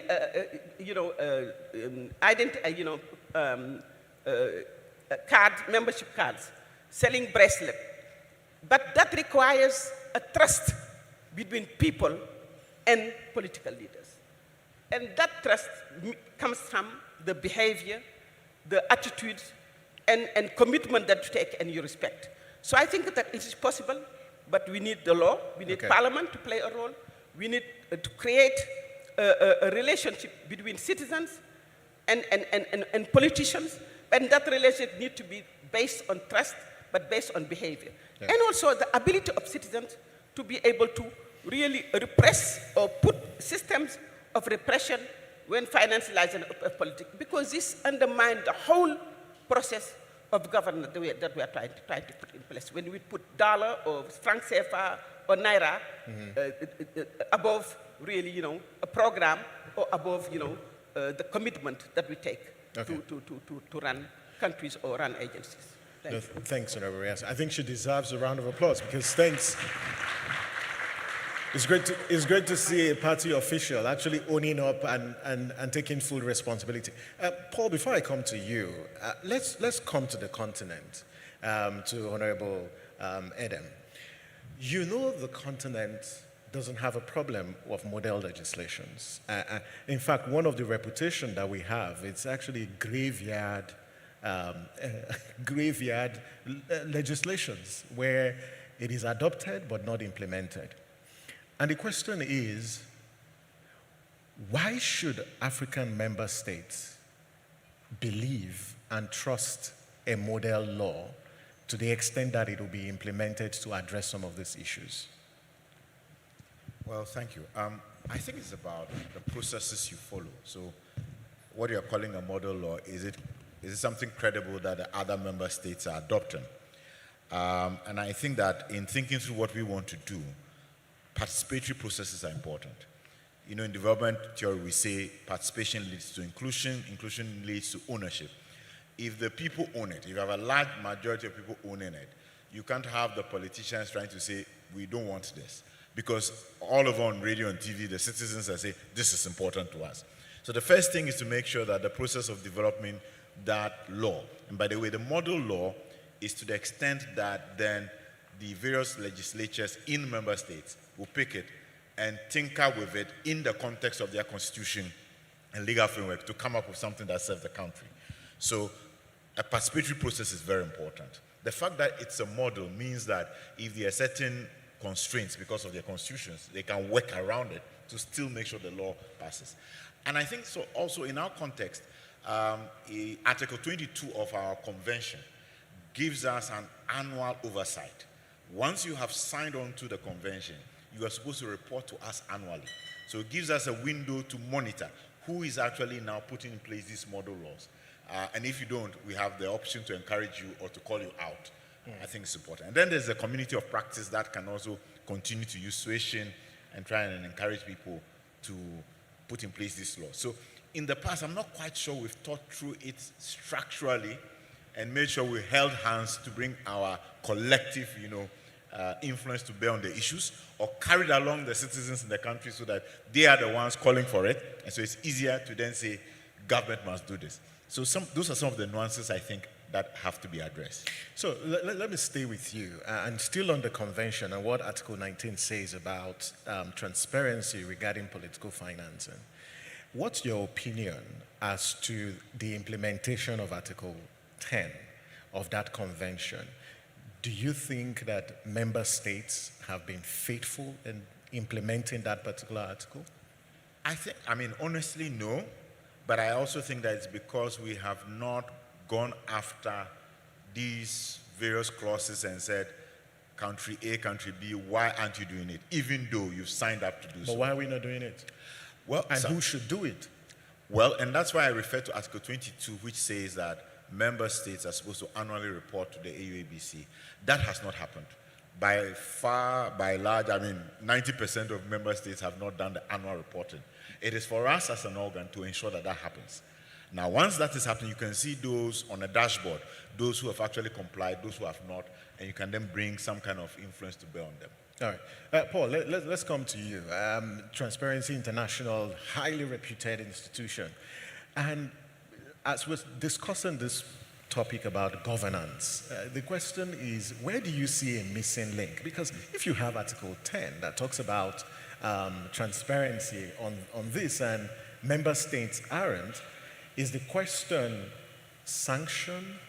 Is it governance? Is it, where is the gap? Thank you, Sam. Because I'm speaking after Honorable Senano, you're going to allow me to be a little bit provocative. Also because of the nature of your session. I think the main gap as we see it, is my mic okay? Yeah. The main gap as we see it is that we've not had a common framework on the core issue that we're talking about. The first common framework that we can honestly speak about is the resolution from Doha. What I'm calling provocative is to check. I know that we've said so many times that within the African context, we can rely on the African Charter on Democracy, Elections, and Governance. My honest take right now is no. I don't think we can rely on it. I don't know what is in the ACDIG, as we call it, that we can say allows us to check on how we are performing on this issue. And I know that I'm one of those. It's our instrument, we like it, but what we're really doing is to stretch it. Because it's the only one we have, we stretch it and try to say, oh, it helps us, and it helps us with reporting on this and that. I think over the next 3 days, we should check whether it actually does. Sometimes we come to the African Union Convention and we cite Article 10. I want to venture and say, with humility, that I actually don't see Article 10 do that job. I think, again, it's because it's what we have and it's our instrument and we support it. But if you look at Article 10, 10.1 is about, first and foremost, it's about political parties. It doesn't have candidature for public office. It doesn't have campaigns. It's about political parties. Secondly, it's about prohibiting the use of illicitly gotten funds in the funding of political parties. It's very specific. And the convention, the spirit of the convention was to ensure that ill-gotten gains are not utilized and laundered and brought back in. So we don't want these ill-gotten gains. We don't want corrupt gains here. We don't want corrupt gains here. We don't want them there. We don't want them even in the political parties. That is Article 10.1. And Article 10.2, which is a bit broader, is about ensuring that states, member states, states parties to the convention, incorporate, guess what? The principle. Incorporate the principle of transparency. If you ask electoral observation missions as they go into countries, and you equip them with Article 10.2 and say, go and monitor, I think they'll come back and say, no, you did not equip us. Because what are we checking? So part of the gap is that we didn't really have, for the specific issue that we're talking about, we didn't really have a common framework that equips us. We're starting to have that conversation. And I would invite you, Sam, because I think I don't have the text in front of me, so maybe somebody in the audience, you will invite them to say, your panelist who's talking about 10.2 did not observe correctly this. So I'm happy to invite that conversation and say, it actually does exist. I do not know that it does, but let's have a conversation. And then sometimes for ACDEC, the idea is, let us go back to the principles, because we have AU principles that the ACDEC cites on democratic elections. And that's where you might find a hint that one could latch on, but it's also not enough.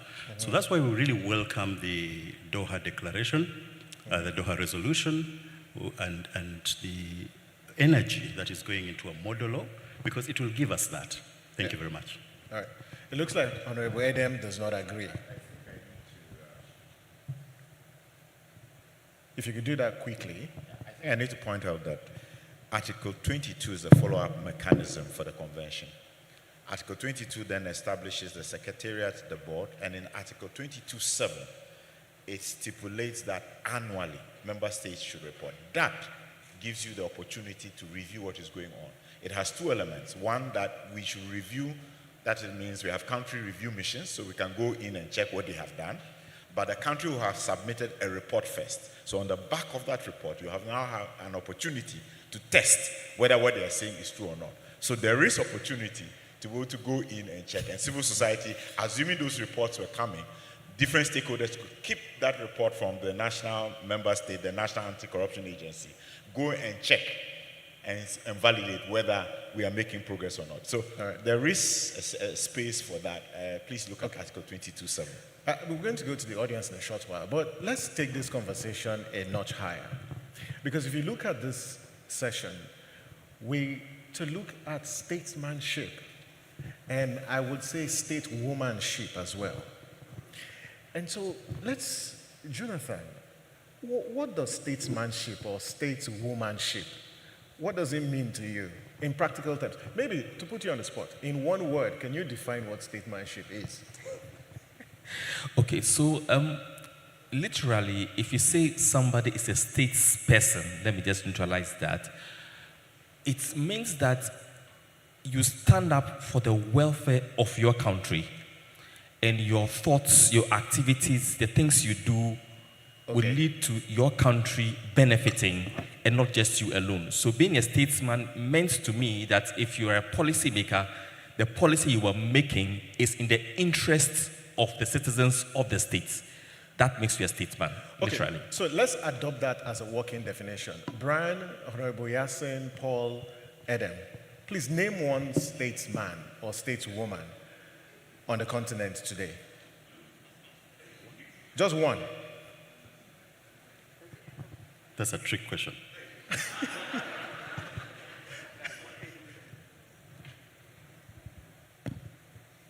No, I was waiting for you to ask, name one state institution. Okay. Because Honorable, I already suggested to you that despite the pretentious nature of our former colonizers,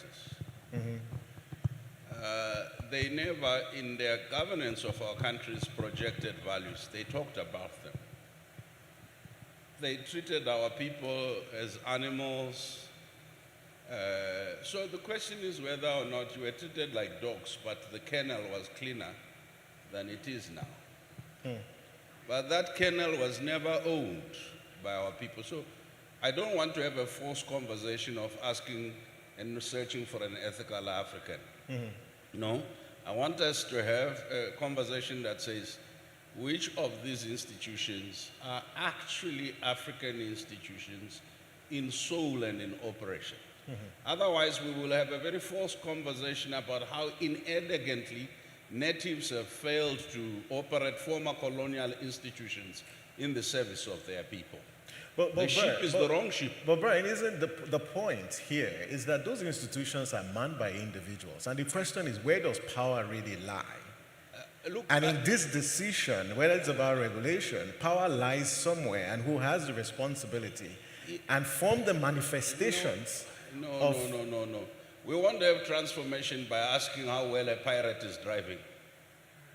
Right? Let's have a fundamental question that actually says, if we don't rethink the institutions, it really doesn't matter what individual you put in there, they'll be subjected to the same rentier behavior because their former colonial masters in the Sahel and elsewhere were extracting all value back to Europe. And in Anglophone Africa, English-speaking Africa, they were doing the same. So that culture of the local behaving like the foreigner in their own country is just a perpetuation. And so we have to ask, are the institutions the most appropriate, not only to ensure representation, but to ensure ownership of your own country, to ensure ownership of your own policies, to ensure ownership of your own ideas? Right now we sit in elegantly as natives who speak in a dialect that we've borrowed, and we have this beauty pageantry on who speaks it better. No, let's actually have a more radical conversation. It says, if we have two republics in our countries, the rural populace, who have really never been represented effectively by anyone, and the urban folk, you and I, who make all the noise about how to clean up these institutions. We have two countries in one on this continent, and the majority of our people live in rural areas.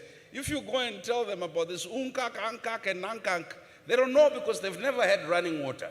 They've never had the things that give them dignity and a livelihood. So part of what this financialization does is it creates this narrow corridor of urban elite competitiveness about how well we run the vehicle that we inherited, as opposed to how can we, as self-respecting intellectuals, create vehicles that ensure that our people, in whatever locale they are in, they can get dignity. Jonathan, Yes. you seem to So- want to come in. Yes, exactly my point from the beginning, that if we looked at this narrowly, that if we monitored campaign financing or political campaign, we are solving a problem, we would only end up realizing that we've actually not solved the problem, because the same problem exists after elections are won. That's where I was coming from. So we have to look at this in a more holistic manner than just campaign financing. Campaign finance is just one bit of it. How about post-election? How does the policy maker make a decision when it's in power? So those are the conversations we should be having, and see how do we resolve this in a more holistic manner, so that come 10 years, you don't have a conference again, okay, there's another problem. Post-election campaign governance, how do we resolve it? Let's resolve it now. Before you, Paul, Yasin, you wanted to... I think that institutions, as we see them, are set in place to maintain a system. And I'll always like to give examples concretely. In Senegal, we have been able, during 2004 and 2000 and now, to negotiate contracts in mining, in oil and gas. What happens when you have a government that is calling itself a government that is working for its people, for the people, but that at the first occasion is saying, I'm going to question this negotiation of these mining contracts. How do you do that? By saying that, okay, I want to be competitive. I want to fit within the framework of adjustment programs, stabilization policies. I want to do within a framework where when I go to the Club of Paris, I would sit down and say, I have been doing the right reforms. For who? To benefit who? What do? You say, I'm going to do privatization processes so that I can borrow more money. How do you do that?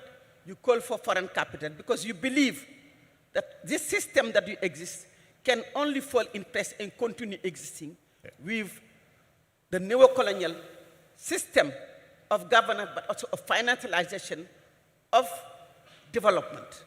But through borrowing, through payment, but never caring for the access to water for people, never caring for the real education for people, never caring for the farmers who own land, can farm, but telling them that you can only farm by privatizing your land, by ensuring that you bring foreign private sector and you become your workers, laborers for your farm. I think we need to question. And to me, I enter into politics because I see that we need to have a sovereign Africa. First of all, our little countries in themselves cannot continue by themselves, even if one Senegal or one Ghana is doing something alone without seeing entities, but entities where governments are accountable. Where we don't have a club of leaders who within ECOWAS or within any other don't tell the truth to each other. Yeah.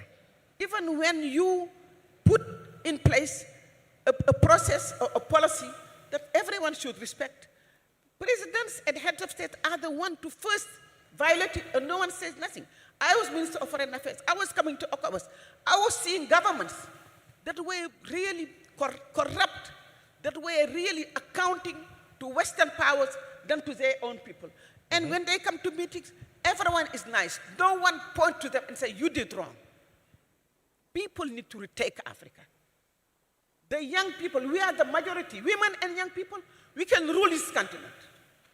We need to take power in order to develop this continent. And we need to ensure that when politicians or people take commitments and do not respect them, we reject them. We need to reclaim this power and make it into practice. That would be Africa's survival will come out. Thank you. No, thank you very much. Yes, Paul, and then Adam, and then we can come to the audience. So the Mo Ibrahim Foundation has an answer to your question. One of their less known tools has a committee that sits and vets, has more time than we have here to come up with a statesperson from the continent. And I haven't checked, but they have this policy that if they don't find one, they've not found one. So I haven't checked, but maybe the most recent one that they found would be an answer to your question. And which is? I don't know. Did they find one? Okay. Because when they don't find one, they don't find, so thank you. All right, wait, Adam.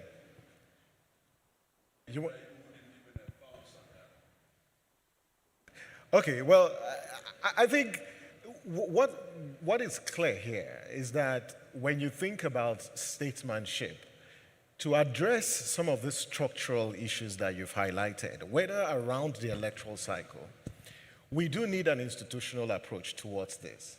But people have got to take actions because there are people who have power to take those actions. And the point here is, are those people acting in the collective interest, Jonathan, like you talked about, or they're seeking to advance their primordial, parochial, and perhaps political interests? And I think that's the entire essence of the discussion.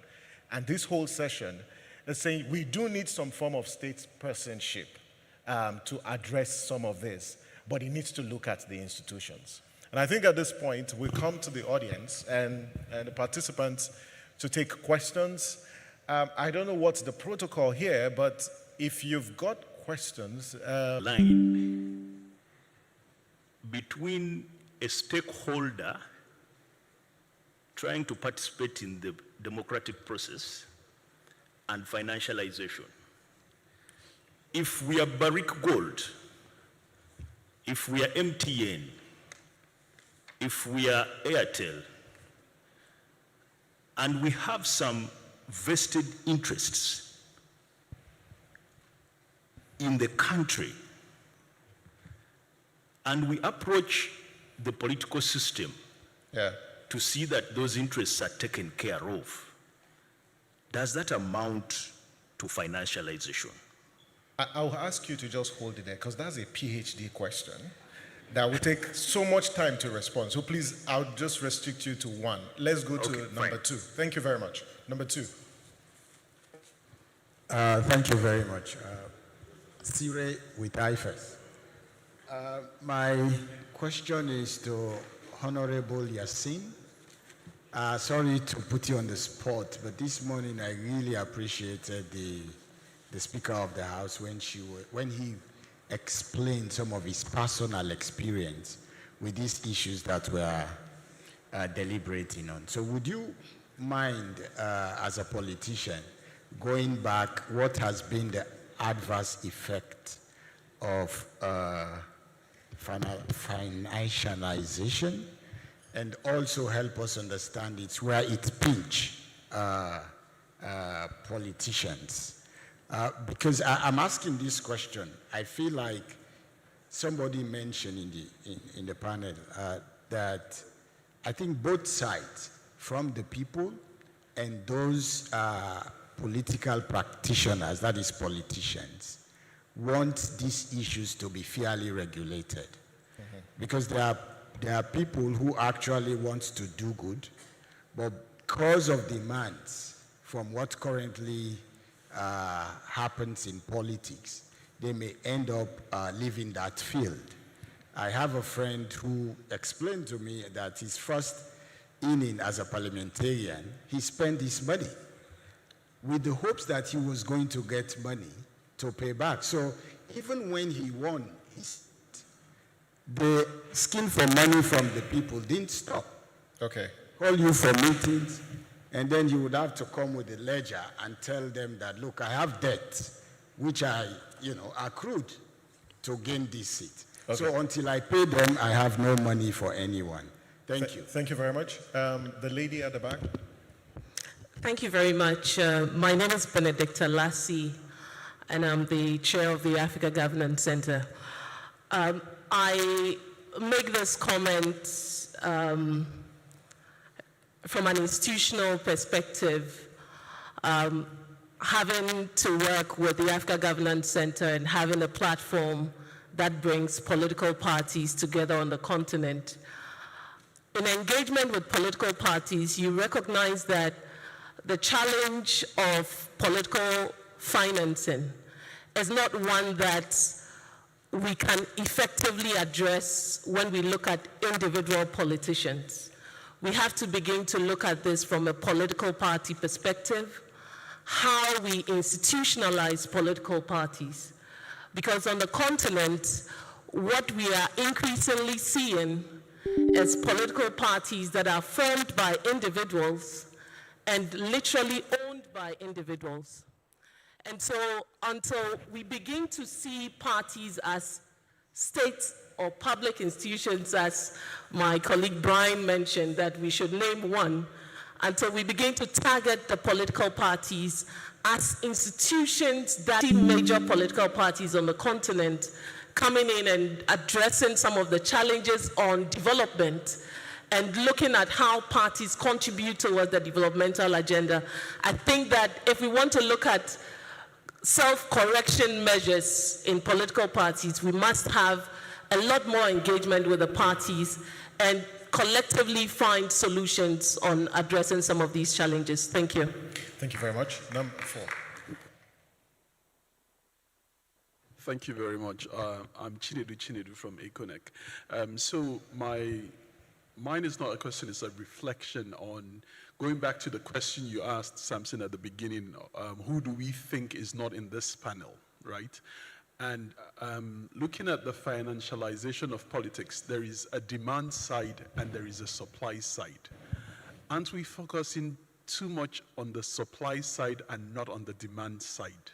Because I think the Speaker of Parliament spoke this morning and he said if you are going to spend $100 million, the voters will consider they have not even seen you.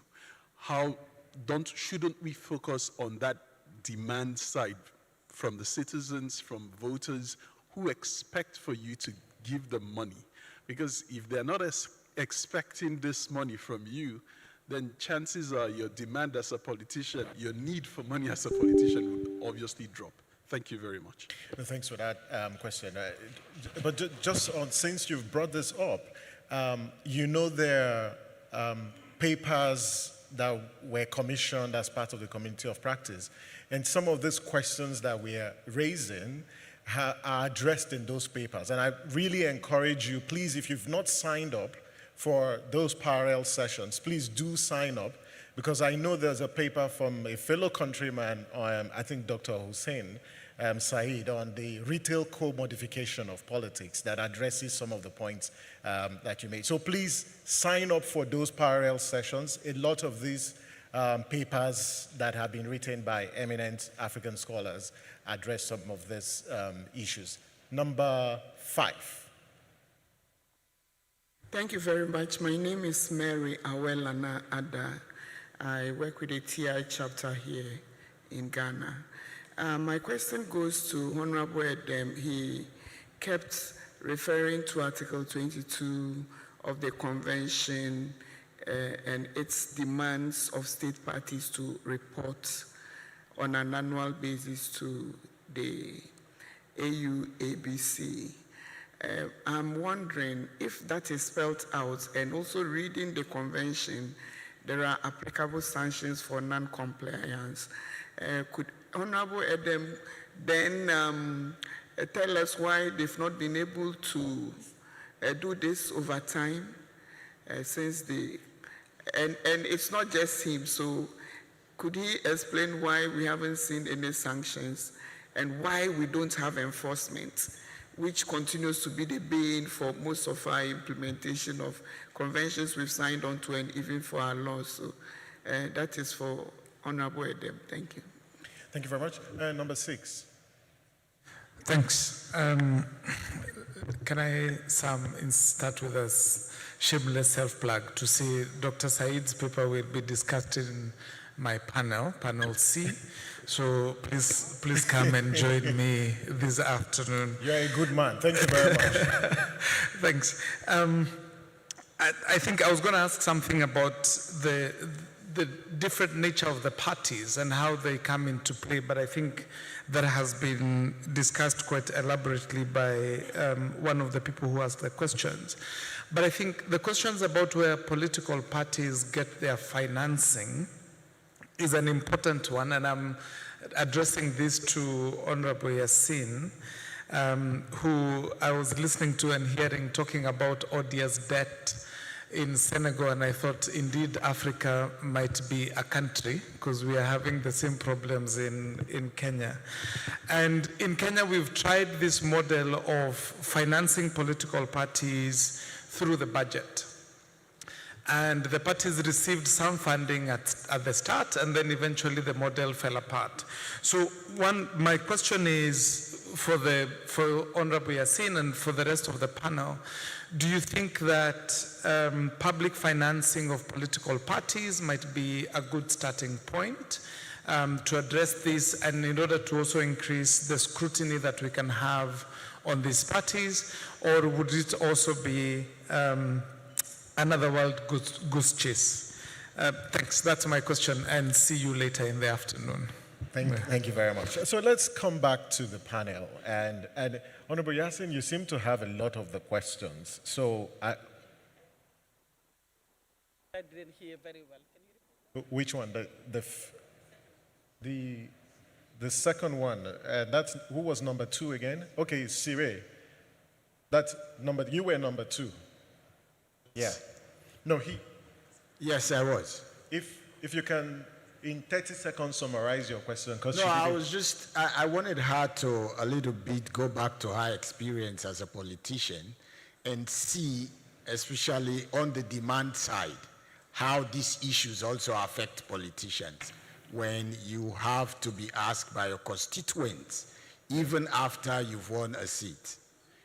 not only during campaign. So what he's saying is, as a politician, how does this impact on you, drawing from your experience, especially if you have demands coming from the people? How do you meeting those demands, does that impact you as a politician, right? So as you're reflecting on the responses, maybe to go to the other panelists, if you could just take one question and respond so we can wrap up this session and go for lunch. Yes. Huh? No subsidiary questions? We will defer them to the parallel sessions. Let's see how far we go. If we have more time, we will come back to us, okay? We understand you've traveled very far to this place. We'll create the opportunities for you to contribute. Yes? So a quick response to Mary.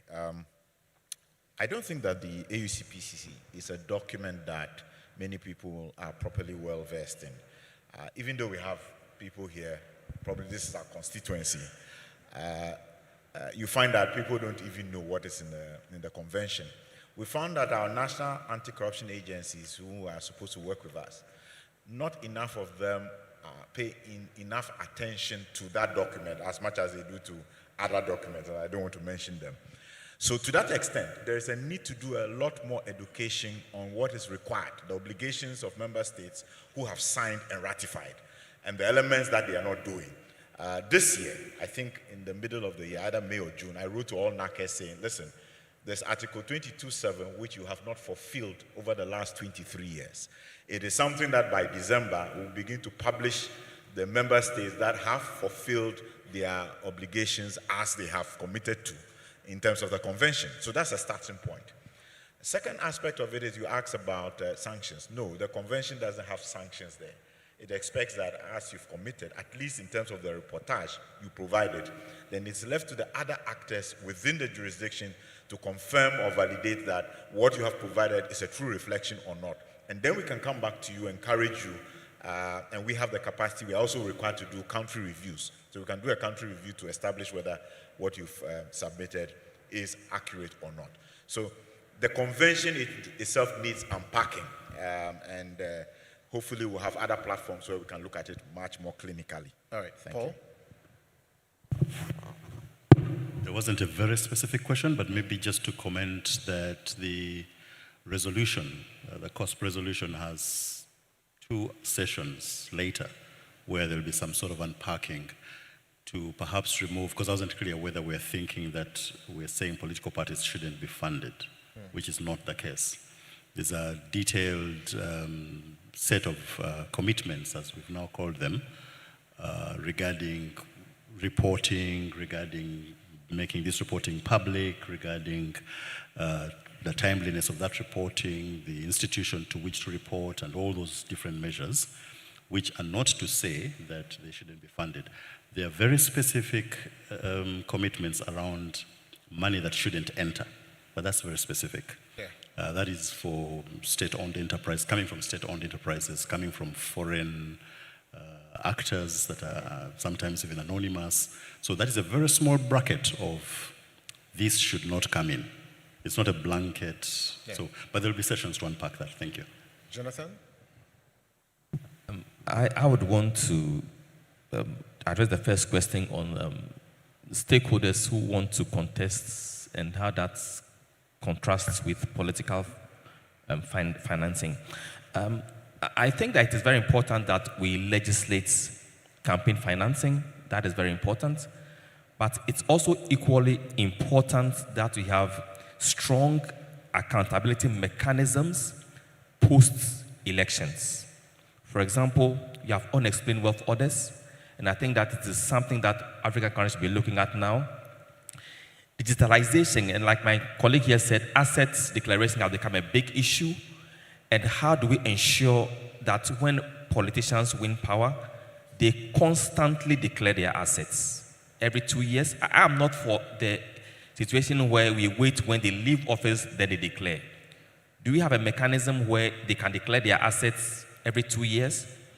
Do we have a mechanism that allows politicians, after winning elections, to account for their liabilities, their assets, how much money they spent, did they owe the bank, do we have a mechanism in place to check these things?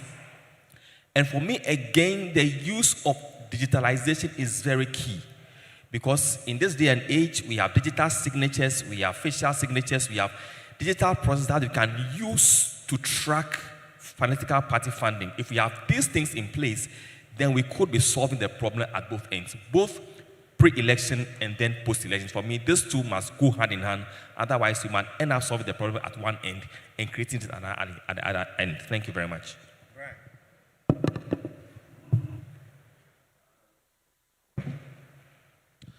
I'm a bit worried.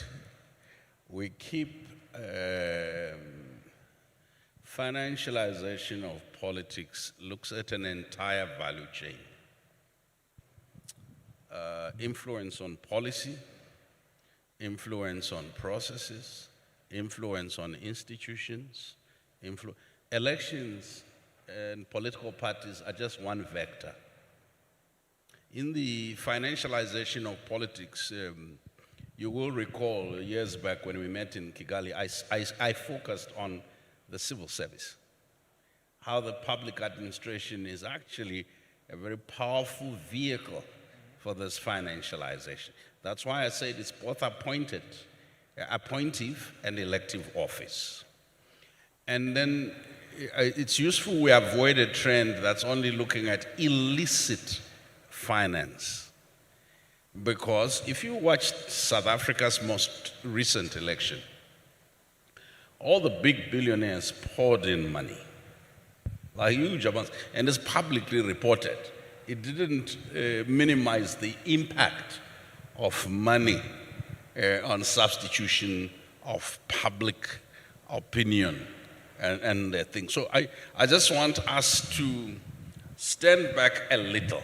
If you see the problem happening in the US around financing, the problems you see elsewhere, if we reduce this only to illicitness and corruption, we will miss the most fundamental impact, especially on a continent where the majority of the people, we are told, live on less than $1 a day. Whole communities can be purchased, and because these are investments not just for the moment of the election, these may be investment for long-term leases, for contracts, for shareholding in some, to incentivize privatization of a state-owned enterprise, to change some regulations which will go beyond that particular political office. So yes, when a big conglomerate participates in order to determine through preference who is elected in order to defend their interests, it's part of financialization. It may not be illicit, it may not be irregular, but that's why we are here with some of the continent's best thinkers. To what extent should the uber rich, to what extent should those who have been able, whether through history or through corrupt means, to control production, to control capital, then determine the outcomes of choice? This is the conversation around financialization. The corruption element of financialization is one. Even if none of these people brought illicit money and they used openly licit money, think about this. If you are an incumbent in any government, all the big corporations would give money to you, not to some hapless opposition, because part of their fear is exactly that. They try and then guarantee that their friends are in power in perpetuity. Now, the external, internal, that will be my last point.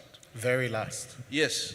When you have Bitcoin or digital currencies, some of the things I hear folks talk about, this is how they'll regulate, because they think some money will walk from outside.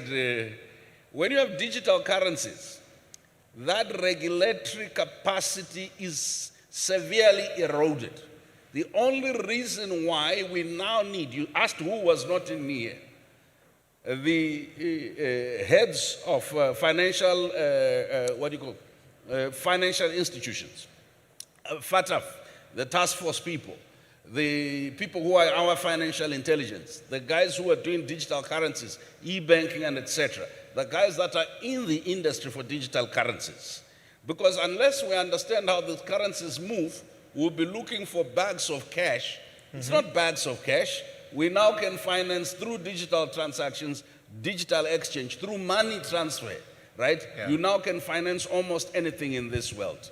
And the changes in policy are actually more harmful than just which buffoon you have in office. Because once a policy is made, whether it's on extractives or something, it stays irrespective of who's in power.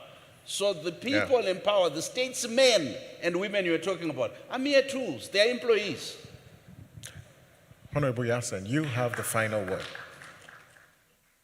I think I wanted to just add that, we cannot just look at, financing policy in elections. We also look at, systems. That's why I keep talking about systems.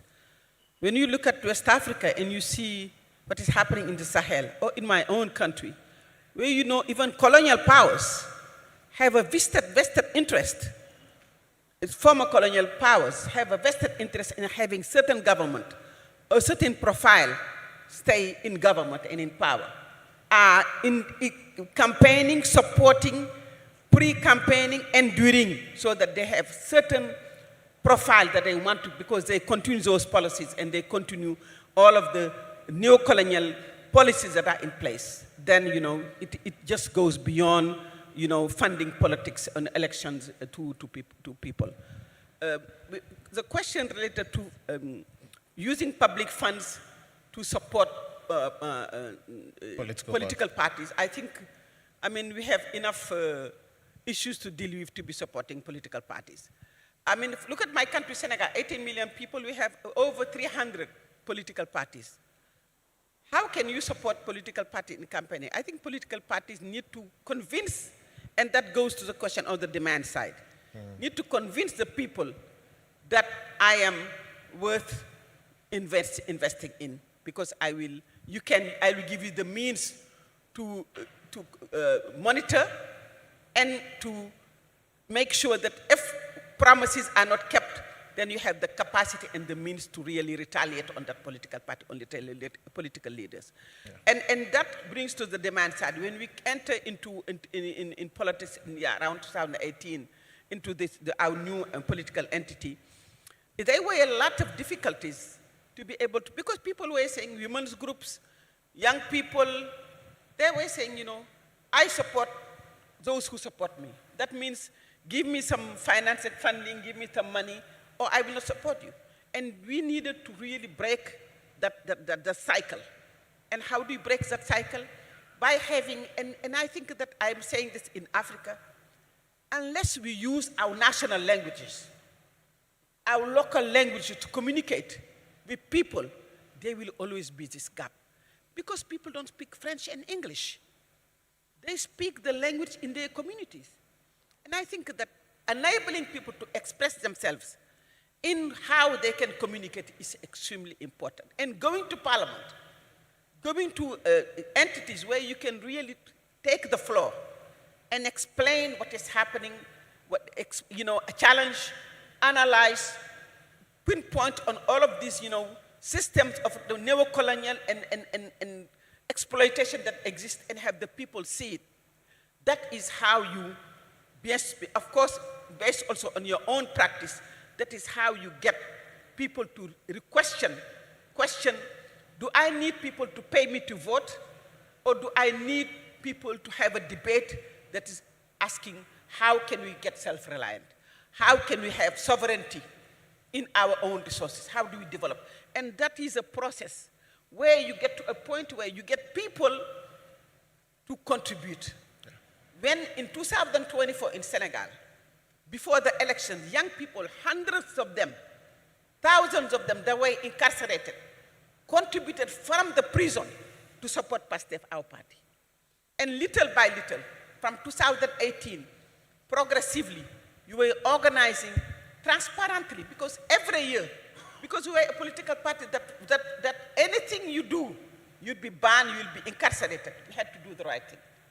And every year we did a report on how we earn our resources, financial resources, and you can track it down to the ID card, national identity card of the people who contribute. Yeah.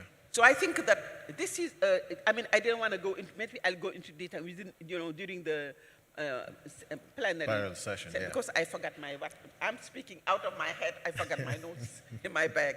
But, I think that going back to the demand side, Africans, I mean, we have the good news that we are a continent of young people.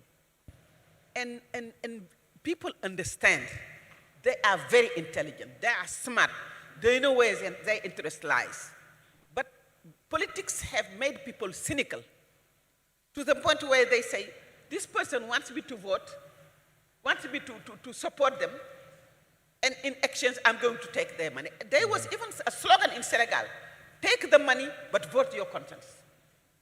Because the money that they're giving you is your own money that they stole. But some of us were saying, this is not right to say. Vote your conscience, because then you give yourself the capacity to monitor the people you have elected. Have they respected what they have said or not? And give yourself the power to be able to really, take action when they did not respect their commitment. I think progressively we will get to that. But it is a much, much bigger, like Charles Brian is saying, it's a much bigger complex system. It is not only about financing politics, it's a whole system that we need to unpack and challenge. Thank you. Thank you very much. I think they deserve a round of applause. For want of time, I won't attempt to summarize everything that was said, but one of the things we want you to take away from this particular panel as you go into the parallel sessions is that when we talk about financialization of politics, we're expanding the conversation beyond corruption. That it's about how money influences how power is procured and how it is used to govern. I think it's important that we take that message away from this place. The second point that was made here was that institutions are critical to this reform agenda. And lastly, is that this whole discussion is about reclaiming democracy for the common good of our people. And it's at the heart of this entire struggle. So thank you very much to this panel. I apologize we couldn't take a lot of contributions. That's why we have structured this in a way you have parallel sessions where you have those intimate conversations. So I leave you now to the beautiful hands of Kathleen. Please give her a round of applause as she takes the mic. Thank you.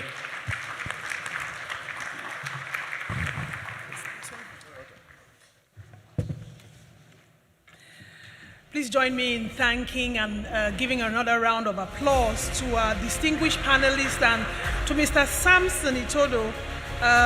If this morning and this panel has been any, of course, we're going to have a panel picture if our official memory takers are here. Please let's have a quick picture of the panelists. And as we have that picture, like I said, if this morning has been any indication, and this panel as well, then the Accra Declaration will not lack for substance, that's for sure. If you have not yet chosen a parallel session, which is what we are going to go into this afternoon, please go to the microsite. It's on your badge, just the QR code on your badge, and select one as soon as you can. I would definitely want to be in Honorable Yassine's parallel session, but I'm not choosing for you. We're going to have lunch. Lunch is served, and it's going to be served on the 3rd floor. If you just take the stairs and you go to the 3rd floor, you would be able to have lunch there. We're going to try as much as possible to have a 45-minute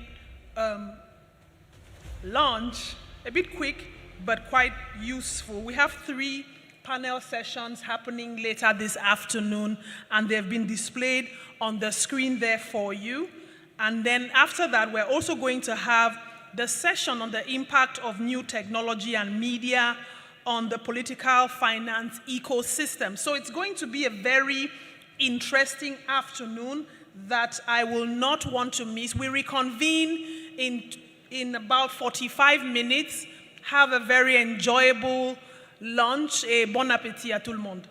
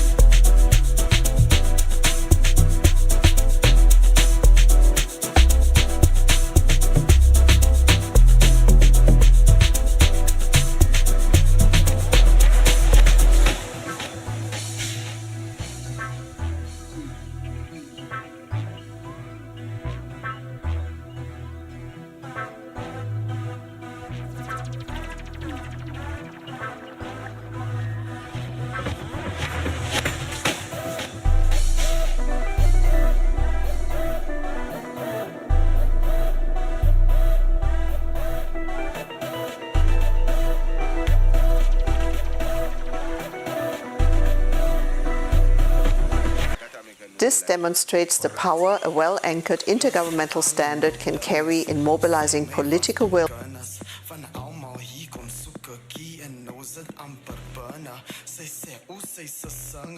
The mic is he uyana. See, oh please, I'm on my knees. Come book me as an earnest. It's a good big for now. I'm a make up for you. That I need for your body. You got me, let me race. If you want it, then you better not stop me, baby. Wait, I got you in a place. The honors and everything. So good big for now. I'm a make up for you. That I need for your body. You got me, let me race. If you want it, then you better not stop me, baby. Wait, I got you in a place. The honors and everything. Okay.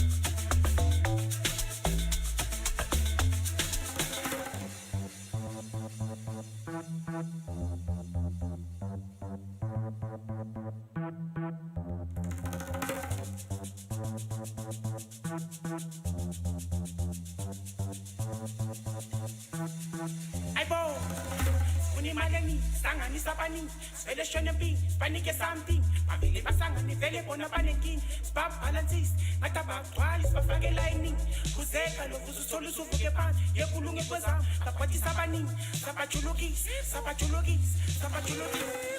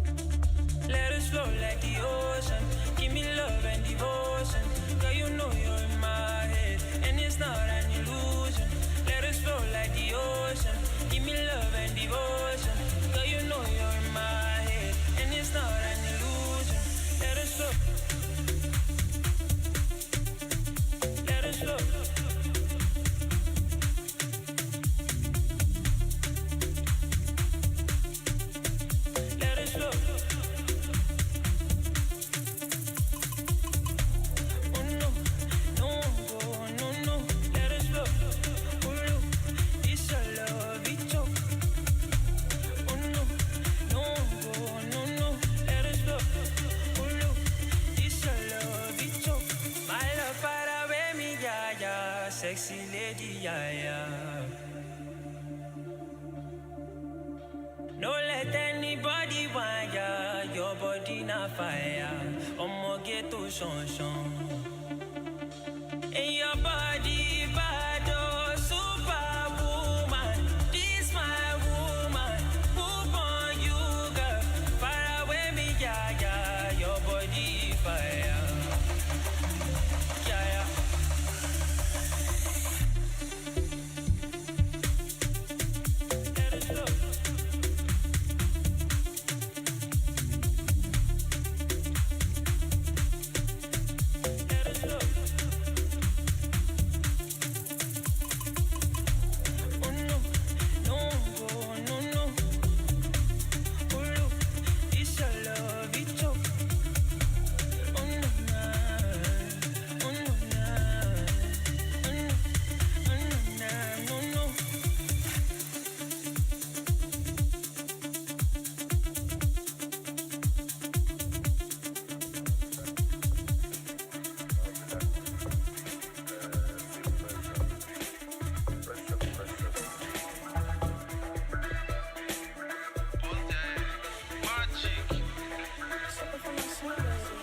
they use us, it's my credit alert. Now to order you go for my dealer hand. Fufi no dey, but make sure say you go dey. Cause if I no smoke, how you want make I go teach. Solo Murphy West, but I am the wisest. 100 of Kana, wisdom at its fullest. 100 kilos enter, shut up in New Year. See replay, Oblé by DJ YK Mule.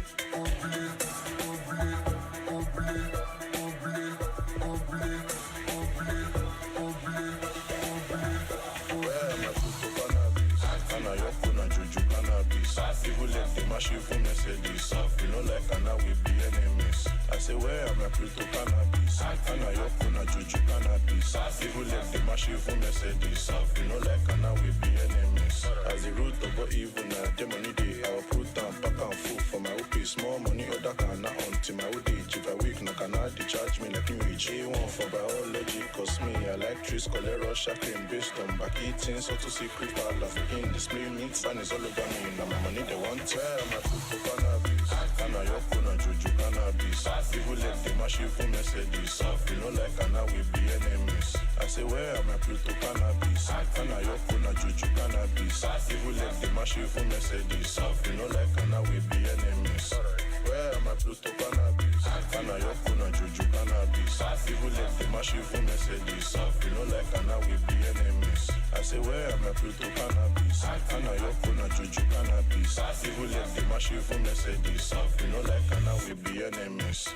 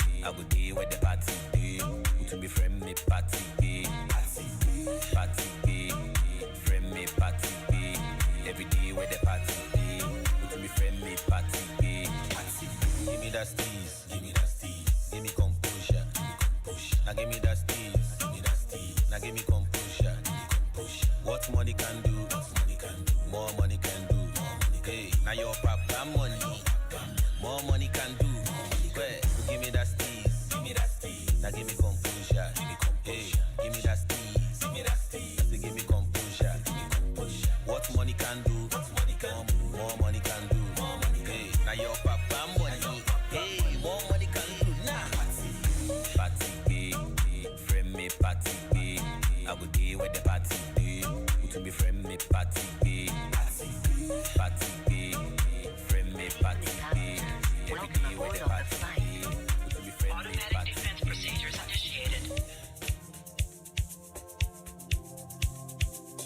Your pilot for this evening's flight is DJ2 Effects.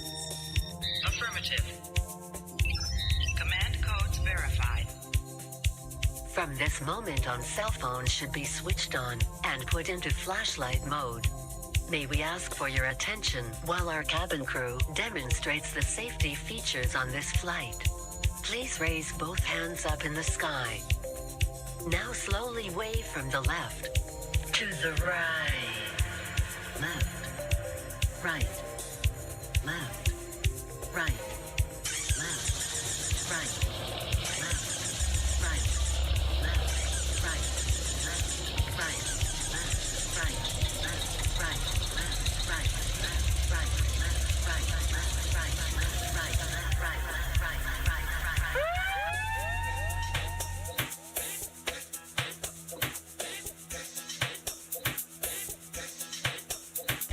You are now in the mix with DJ2 Effects. DJ2 Effects. Now on deck. Effects, what one? Let's turn up.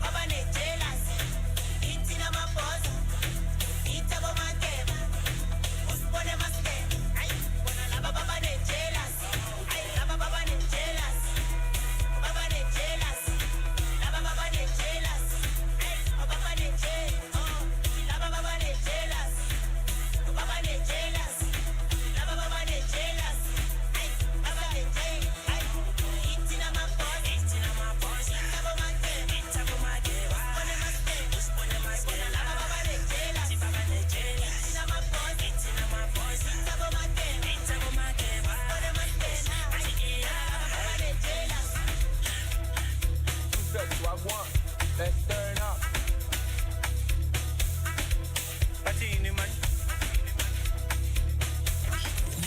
You are now in the mix with DJ2 Effects. Yeah, woman. DJ2 Effects. Now on deck. What's up, man? I ain't gonna man. I'm behind John. I'm so funny, man. We turn around, John.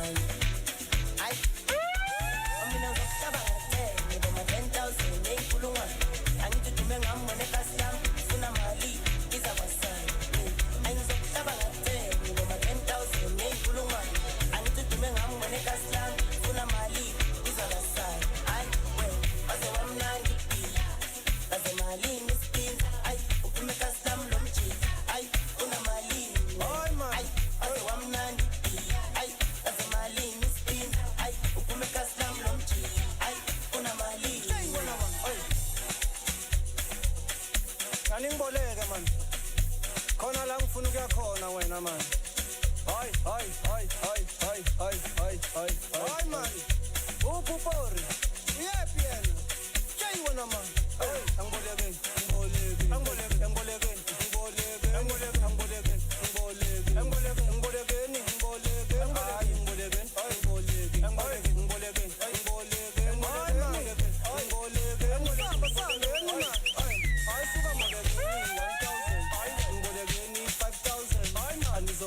Truck mine, mama shelling mama 10,000. Ufuna 8,000. Ama tamara eza ngama bage. Apese van pesa ma pere. Akala ngama kabe. Ngolebeni 1,000. Ngolebeni 5,000. Anizobuna nge truck mine, mama shelling mama 10,000. Ufuna 8,000. Ama tamara eza ngama bage. Apese van pesa ma pere.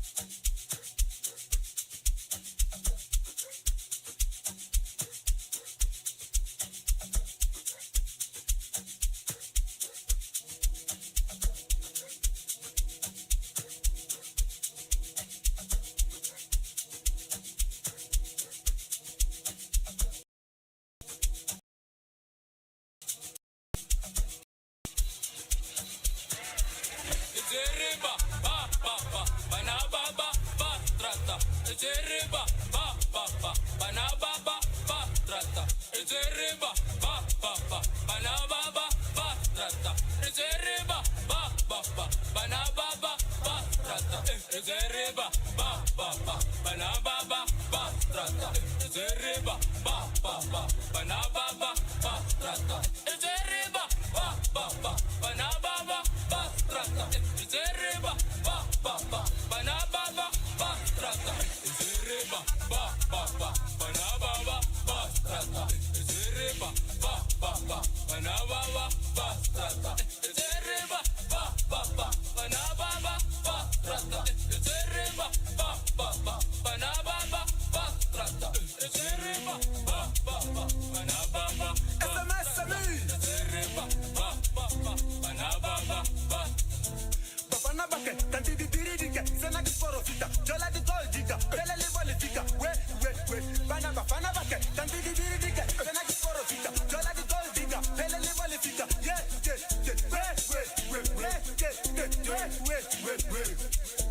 Bafana bake, tanti di biridike, sena di sporofita, jola di goldika, bele le volifika, we, bafana bake, tanti di biridike, sena di sporofita, jola di goldika, bele le volifika, yeah.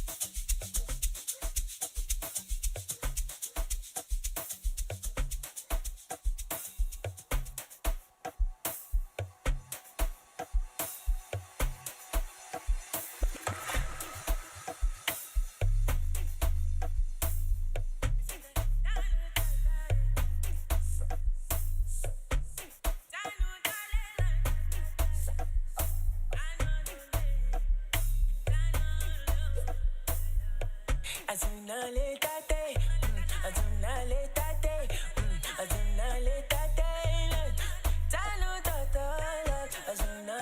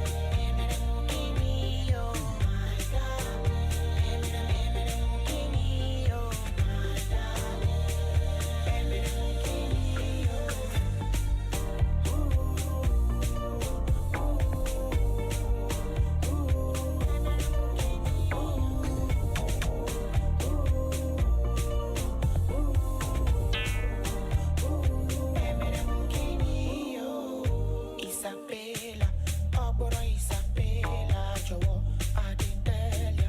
The Kayamata where you do me did, yeah, they walk. Kayamata Tilakia, Kapiti Piti Juju where you do me Tilakia. On top, me no know why you be feeling awkward. Papa, she carry a carry,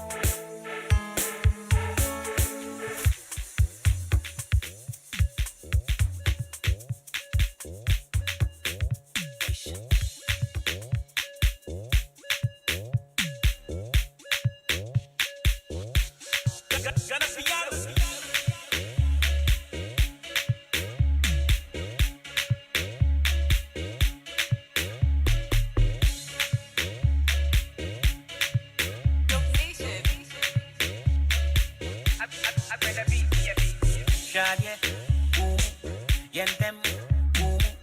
You dey do me like say shaggy, boom. Yentem, boom. You go do them like juju. Kakalika, kalika, kakalika, kalika, kakalika, kalika, kakalika. Kakalika, kalika, kakalika, kalika, kakalika, kalika, kakalika.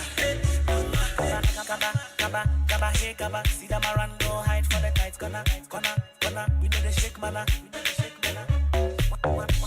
wanna, we know they fear wanna, they know they see say we no be in for that, wanna, them all are informants, Kalika, if I the dance and they just manica, lucky we be caterpillar, you go see one day we go 10 to killer, Kalika, if I the dance and they just manica, lucky we be caterpillar, you go see one day we go 10 to killer, shaggy, boom, yentem, boom, you dey do me like say shaggy, boom, yentem, boom, you go do them like juju. Kalika, kalika, kalika, kalika, kalika, kalika, kalika, kalika, kalika, kalika, kalika, kalika, kalika, kalika. Alhamdulillah, they come take over. You drop it, they enter, sing. Nobody go fi stop me. From now to July, go be banga wala. If you try with my brother, make you go hear me. Shaggy, boom, yentem, boom. You dey do me like say shaggy, boom, yentem, boom. You go do them like juju. Kalika, kalika, kalika, kalika, kalika, kalika, kalika, kalika, kalika,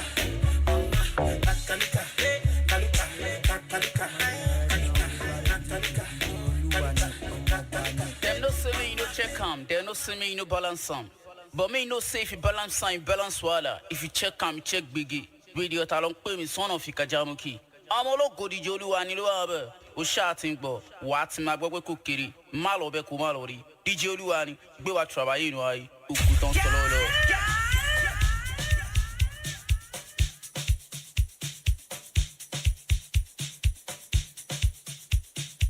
This is the one and only DJ Oluwani.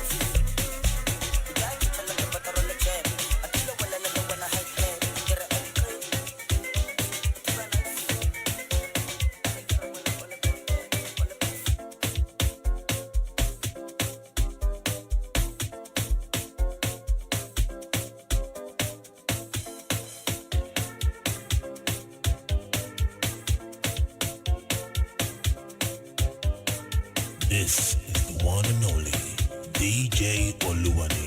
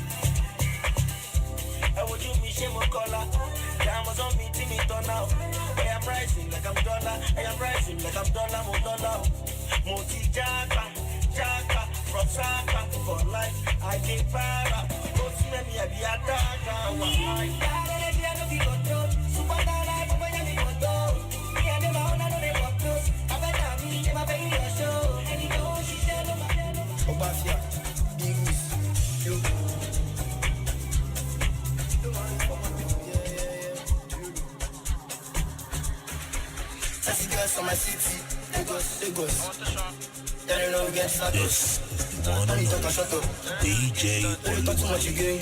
Easy, FCC, Kilo busy, Obafia, Easy, Obafia, Lemufia, come out for mind. I dey lie in my mind. The money in my mind. The money where you dey owe me, you go pay me. Today, make you no go judge me. Obafia dey my side. Play months, Afurisa. Anytime see my money, pull up closer. Kilo, if you owe me my money, you go pay me my money. Money no go complete, money no go complete. Through my color, oh my instable, my sister. Fresh plop go jembe, fresh plop go dance. Kese, bese, baby. Fresh plop go jembe, fresh plop go dance. Kese, bese, baby. Something for me, put the jam in you, baby, kill it. Sorry, I got fast. The money constant. Fast. Sorry, I got fast. The money constant. Kese, my body go kese. Wheezy kese, even mommy go kese. Spending money like it's nothing. You take back anybody. Oh, yeah, play the bed to make me jembe.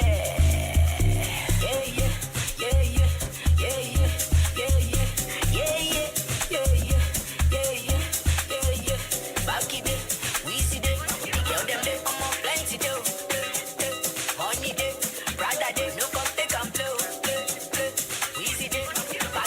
I give you my heart, I give you my cash, but it's not enough. I say make we break up, she say make we make up, only me only low. Ellen reason, my co-debater, Ellen reason. 5 times in a day, wet on me, we be right back. 5 times in a day, wet on me, show my country machine. Well, I like your back and I like your waist, can you put it on my face? I'ma believe me, I'ma believe me, I'ma believe me. Party, party, shine, shine, baby, give me dumb ready on. Baby, how are you? Baby, how are you? I just want to say hello. Baby, how are you? Baby, how are you? Baby, how are you? I just want to say hello. Baby, how are you? Baby, how are you? I just want to say hello.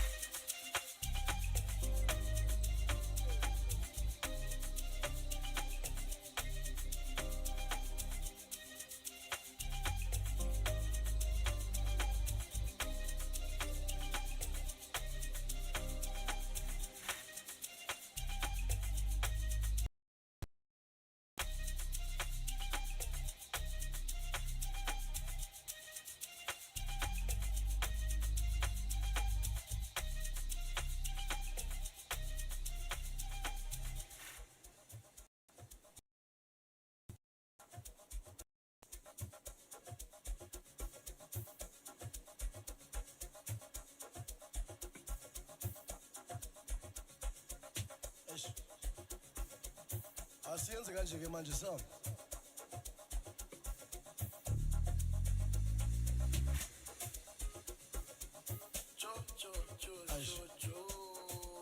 Anomntana inkinga lo. Wenza. Thaba nathi uyavela. Uye ngapha, uye ngapha. Kanti kwenzakalani? Amtshele kahle Sam. Busisa. Fika noma nini bathi uyisidina. Ne weekend akalali veze nefika. Naye ngathi bathi ufuna amamitha. Busisa. Fika noma nini bathi uyisidina. Ne weekend akalali veze nefika. Naye ngathi bathi ufuna amamitha. Animkhuzi ngani? Ay, uyophuza bani? Hayi makashona phansi. Bathi shabajomi yakhe yezani. Ay, animkhuzi ngani? Ngithi mina uyophuza bani? Ngithi mina makashona phansi. Bathi shabajomi yakhe yezani.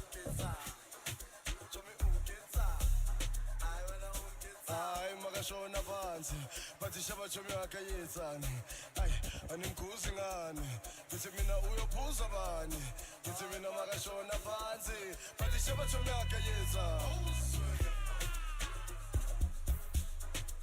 athi ngibona amapiya phezulu amapiya phezulu amapiya phezulu amapiya phezulu nimkhuze nimkhuze nimkhuze nimkhuze hayi ma asiyenze kanje ke manje Sam Animkhuzi ngani ngithi mina uyophuza bani ngithi mina makashona phansi bathi shabajomi yakhe yezani animkhuzi ngani ngithi mina uyophuza bani ngithi mina makashona phansi bathi shabajomi yakhe yezani shabajomi yakhe yezani shabajomi yakhe yezani wena shabajomi yakhe yezani sahamba sambe shabajomi yakhe yezani uyophuza bani animkhuzi ngani hayi makashona phansi bathi shabajomi yakhe yezani life is a short, I cannot leave it on the low. Two bunnies on Kulem, see they carry me, they go. Ay, ay, ay, ay, ay, ay, ay, ay. Sassy girls no they carry last. Nanja girls na them my fear pass. All they want to do is just to shake their ass. Live life steady, they cash out. Omo toba jolo magba dollar. Inti o jolo magba naira. Let me see that hot body like Accra. No they fall for me, no they do gra. Baby girl, take a shot and shoot your shot. Take a shot, let me give you back shot. Take a shot and shoot your shot. Take a shot, let me give you back shot.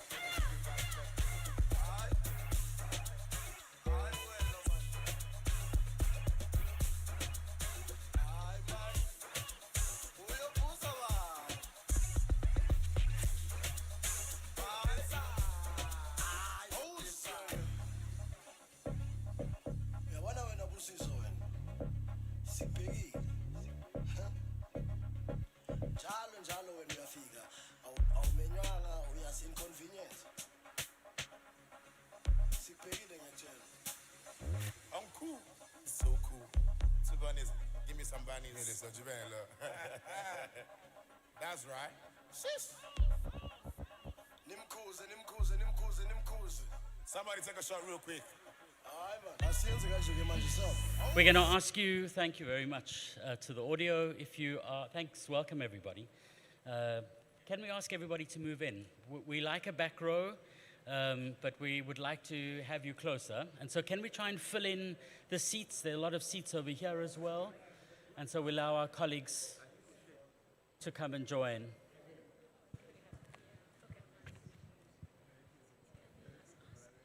Thank you.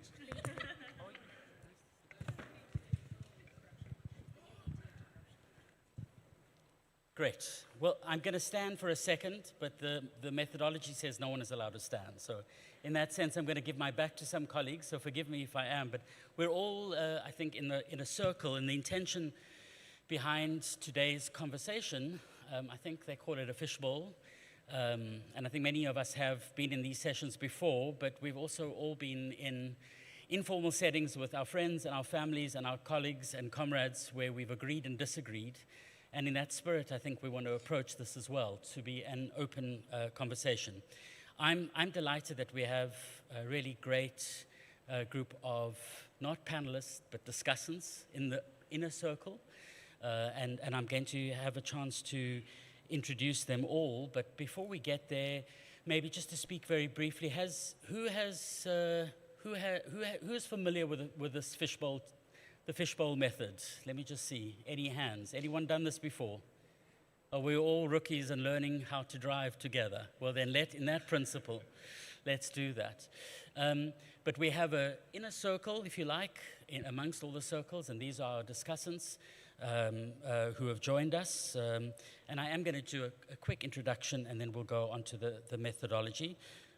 Rafael Marquez de Moraes, who's an independent journalist from Angola. And I want to stress, everyone's going to get a chance to speak in a few minutes, and we're going to dispense of titles as much as we can. I think that's one of the principles that we're trying to support. Hussein Agambo, to the left of Rafael, is the Assistant Director of the Economic Financial Crimes Commission, the EFCC in Nigeria, and welcome to you, Husseina.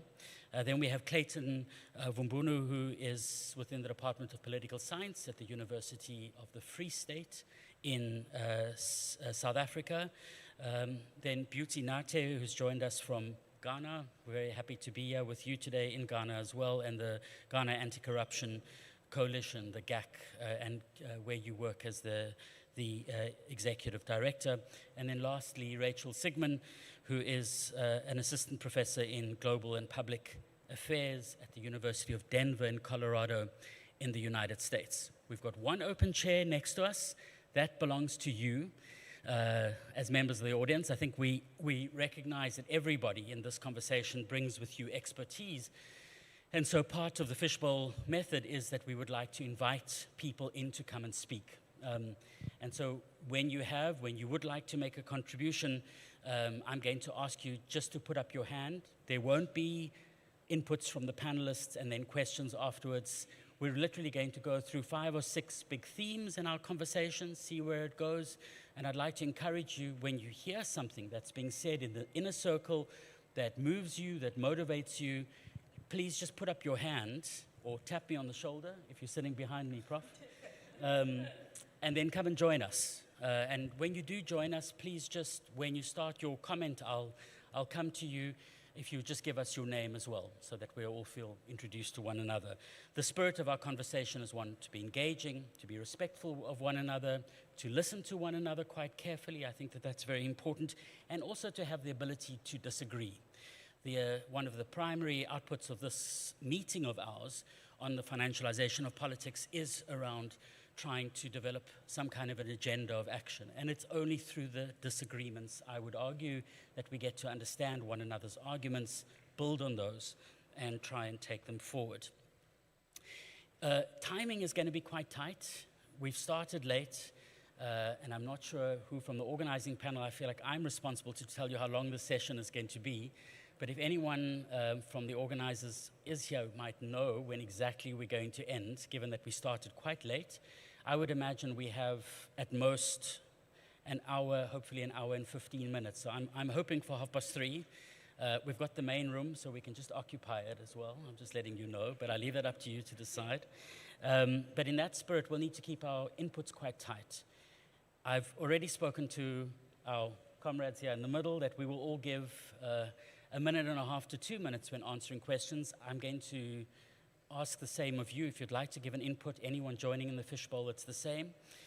Unlike Donald Trump, or unlike FIFA rather, who allows themselves to be bought out by Donald Trump in the middle of a World Cup, that kind of corruption is not allowed here. So you will be, the decision of the referee is final in this instance. And once you're off the field, you're off the field. So those red cards aren't going to be retracted, but rescinded indeed. So that's something just please as well to keep in mind. We are here today to speak, the issue that we are trying to dig into, and I think the panel, if I can, I'll just spend 2 minutes on a little bit of scene setting. The panel that preceded us spoke, I think, precisely to this issue of the financialization of politics. And so ours is not a conversation on anti-corruption per se. Corruption is an important element in all of our work, I would argue, in different ways, but it's also about trying to zoom out and look at a structure that's been developed that allows an imbalance of power. On the one hand, we see itself play itself out in the funding of right-wing movements that fight against the rights of women in many of our countries. We've seen that in this year in various charters that are being put forward and are funded by foreign groups. And we've certainly seen that in the country I come from, South Africa, in the xenophobic violence and the hand of others. And we're still trying to figure out who is behind many of those things. And so those are the things that keep much of the population focused and need our attention. But there is another argument to say as well, is that we do live in societies, and many of our countries have become and are becoming increasingly unequal. We live in a world in which is deeply unequal, and the power of private actors, the power of the very wealthy is dominating much of our politics in many countries. In the United States this very week, the United States Supreme Court made a decision that the spending caps by political parties, the limit that you can spend in elections, will be removed. I would argue, and we'll see the views of others, that's another example of an intervention to allow the powerful to take greater control over our politics in many ways. And I think that that's a tendency we have seen that allows the banks, the big auditing firms, the lawyers. Not all lawyers are bad, not all bankers are bad, but certainly we've seen a process that the management consultants, the enablers of economic crime, but also the enablers of the maintenance of power of the very powerful has only increased. Again, as a framing point, I'm reminded, I think, of the most recent study that I've seen on the number of millionaires on the African continent. We've got about $2.5 trillion that sits in private hands on the African continent. And a reminder that of that over $2 trillion, about roughly $112 billion sits in the hands of our billionaires. And there are only 25 billionaires on the African continent. There are many more in China, in the United States, in Europe, and elsewhere. But to make the point is that there are people on the continent and outside the continent who have a disproportionate amount of power, and I think they exercise that in ways that aren't, as the point was made, necessarily straight up corrupt. But it is this financialization, this imbalance of power, that opens the door for illicit financial flows, for the movement of money offshore, for the debt trap for many of our countries and the debt that we are faced.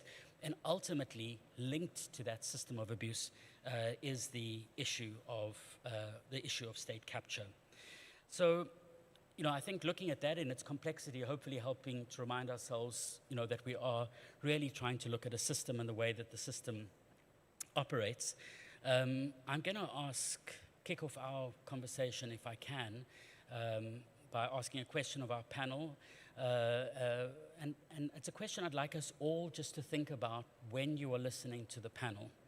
Because we're in a very fancy hotel, and this is really lovely to be here. But we need to be reminded of why are we doing this? Is it because of I had delicious lunch and the nice people that we meet? But I think for many of us, there's a driver. There's a reason why we do this. And so maybe if I can start with you, Raphael, and we'll just go around the inner circle to ask you, what has driven you to tackle this issue of money and politics? Good afternoon, everyone. I'm a journalist. You can also use the microphone. Good afternoon, everyone. I'm an investigative journalist, and in 2009, I was just doing some research, and I found a document from the National Assembly in which it had awarded $25 million a year to a foundation belonging to the ruling party. And so for 10 years, that was $250 million to the ruling party. And I just read it and I said, how is it possible? And how can they go this far as legalizing corruption? Because this is corruption. And that's when I started an investigative website to document such cases. And I spent nearly 6 months in that same room just gathering documents because everything had been printed. That's how comfortable the authorities were in Angola. And I was actually doing some work for my master's, which I called The Transparency of Looting, it was the title, in Angola, because it was very transparent. And from that day onwards, when I had access to those documents, I felt I needed to expose that so that people didn't see it as the normalization of state capture. And that's my brief introduction to the subject on how I started looking at it. And also the impact it had, because the government would not, just to give an example, to this date, primary schools are not funded directly by the state budget. There is no state budget going directly to primary schools since independence in '75. So that's just an example how I started looking at the priorities where the money really goes to. Thank you.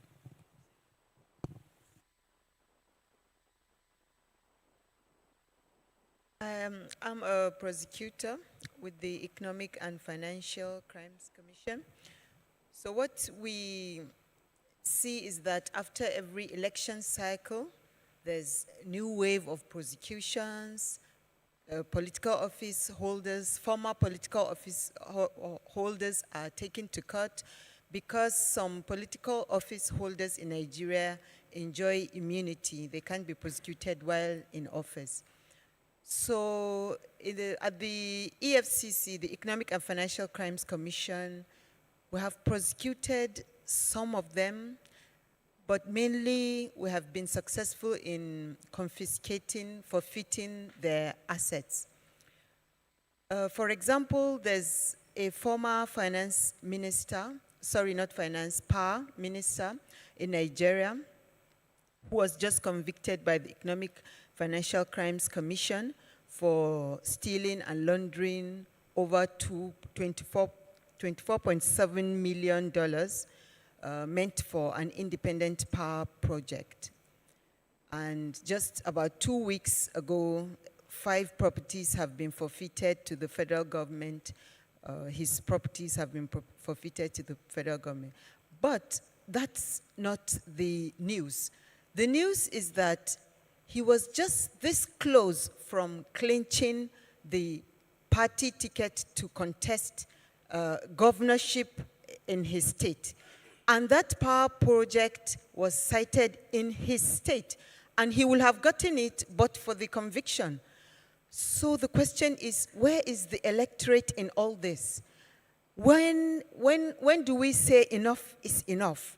When do we say we're tired of this vicious cycle? We keep recycling the same faces, the same, you know, just like he said, the schools are not funded, the hospitals are not funded, and we still keep going back to the same people who we know have taken our national trust and have abused it. So I'll stop here for now. Thank you, Sena. Clayton, over to you. Thanks very much, Henny, and good afternoon, everyone. I will be quick.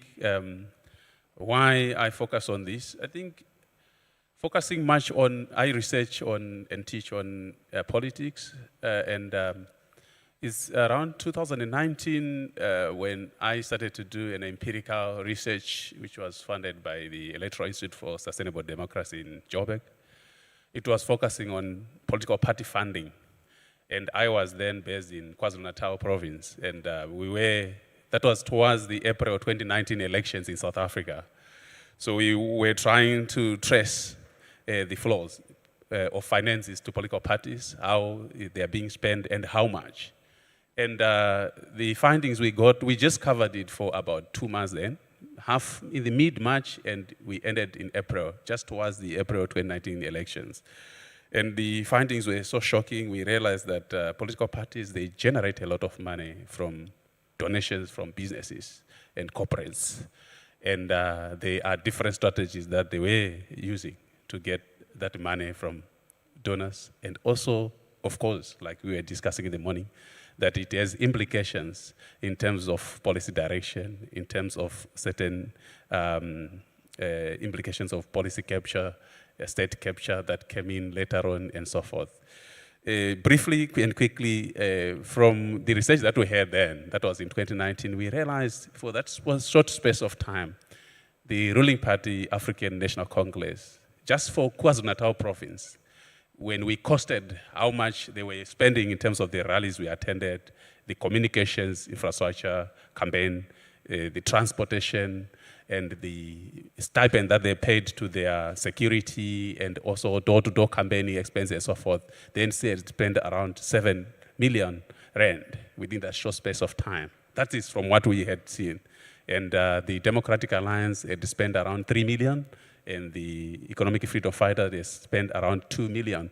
But like we said in the morning, these are underestimates, but we'll discuss them when we look at the findings and also relate to the question that we'll be discussing. But since then, I have realized that political parties, they get a lot of money from corporates and business elites.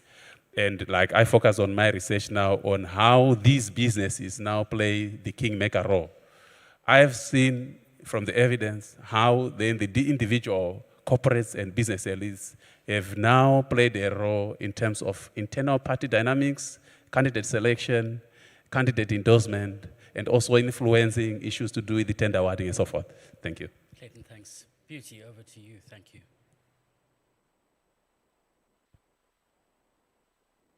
So I am Beauty Emefanate with the Ghana Anti-Corruption Coalition. Long before I got into this space, when I was doing my undergraduate studies, an incident happened that's connected and resonated with my current work. One of the student leadership aspirants showed a lot of opulence in terms of his campaign. That raised a lot of questions from the students and in terms of where are you getting the money from being a student. And I recall his response was that I am not an ordinary student. I believe some people here may know that story. I am happy to say that he lost the election. But the point is that it was because students at that time were not used to something like that, and then they raised questions, and then his response gave him out. And that's why they voted against him, I believe.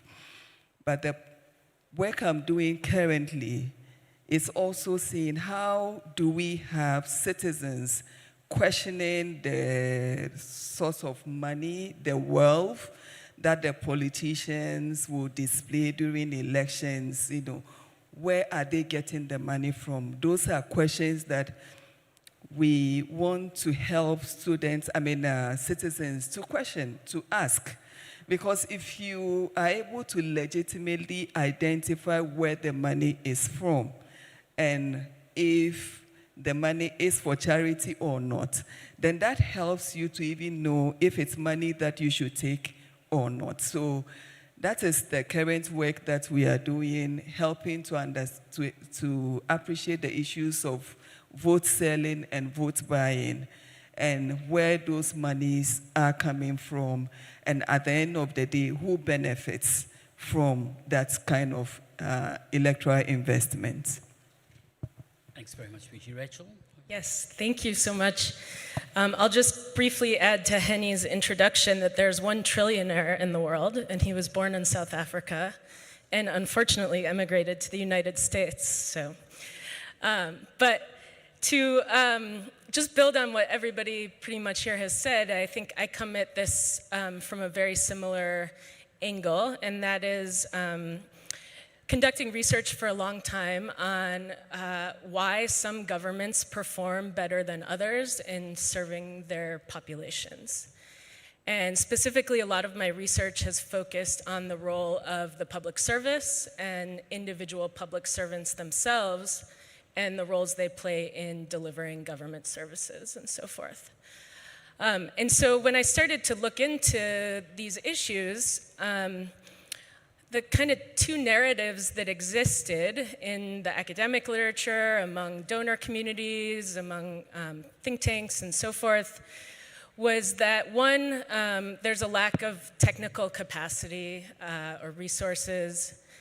And the second was that many public servants in Africa are just corrupt. They don't have the right mindset.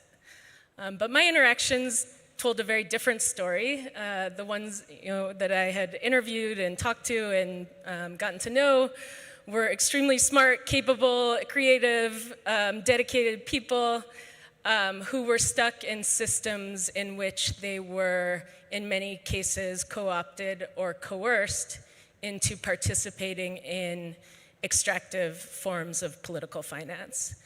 And so I came to focus on kind of the roles that bureaucrats play in political finance systems.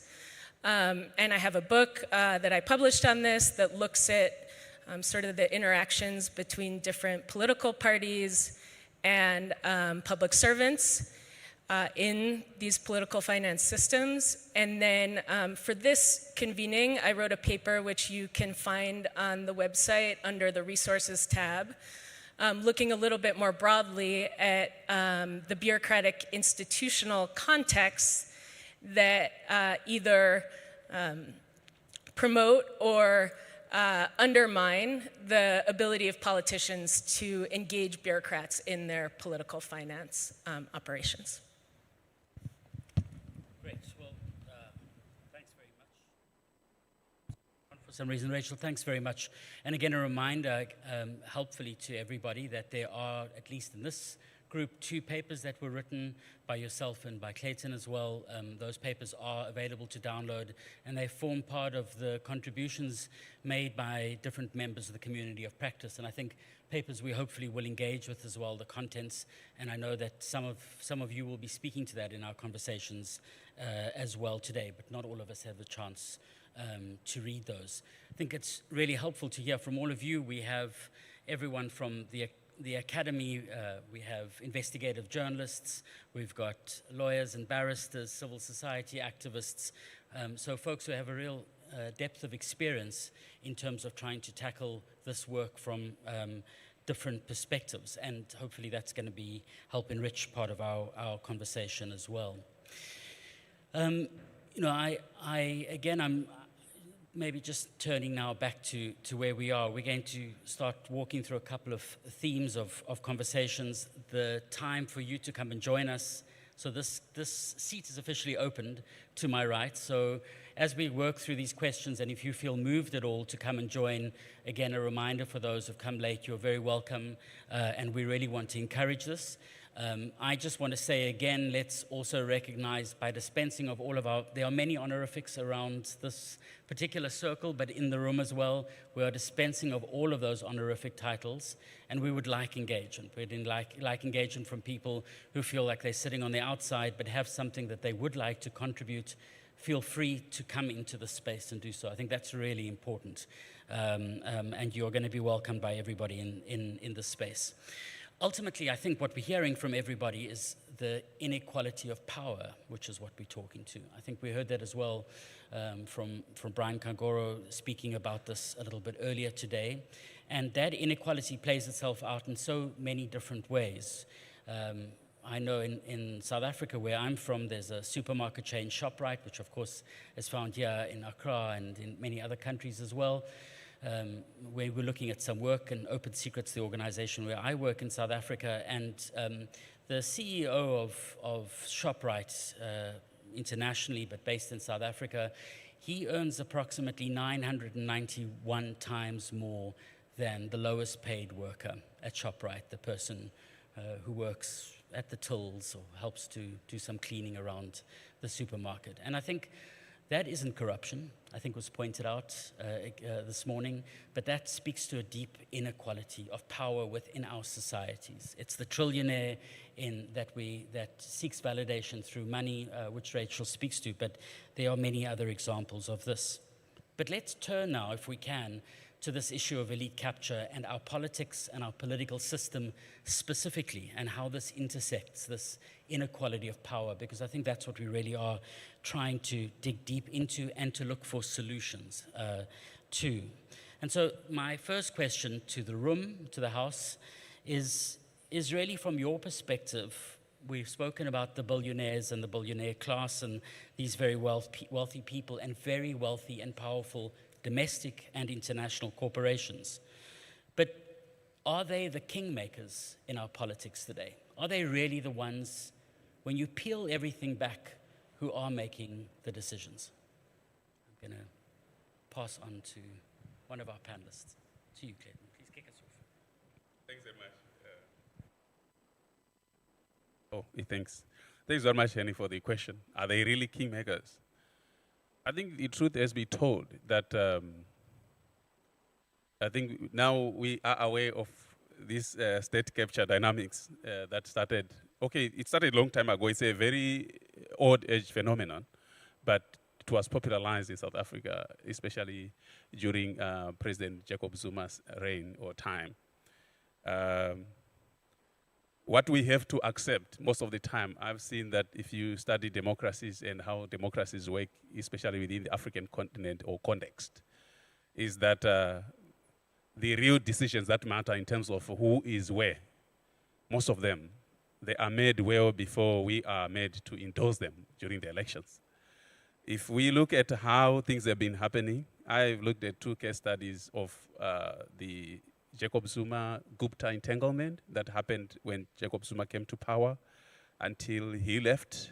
And those who were in the front, the Gupta family, were financing him, employing some of his wives, some of the kids, giving stipends to members of executive of the party, of the African National Congress, also giving stipends to some ministers, and also to the extent of having ministers going to their residence in Saxon Ward in Joburg for briefings, and also where would have one minister being said to be appointed for 2 days, then he leaves, then they come with a different idea, another one comes. We have seen how it also has happened during Cyril Ramaphosa's time when he was campaigning to be president, 2017, the CR17 campaign.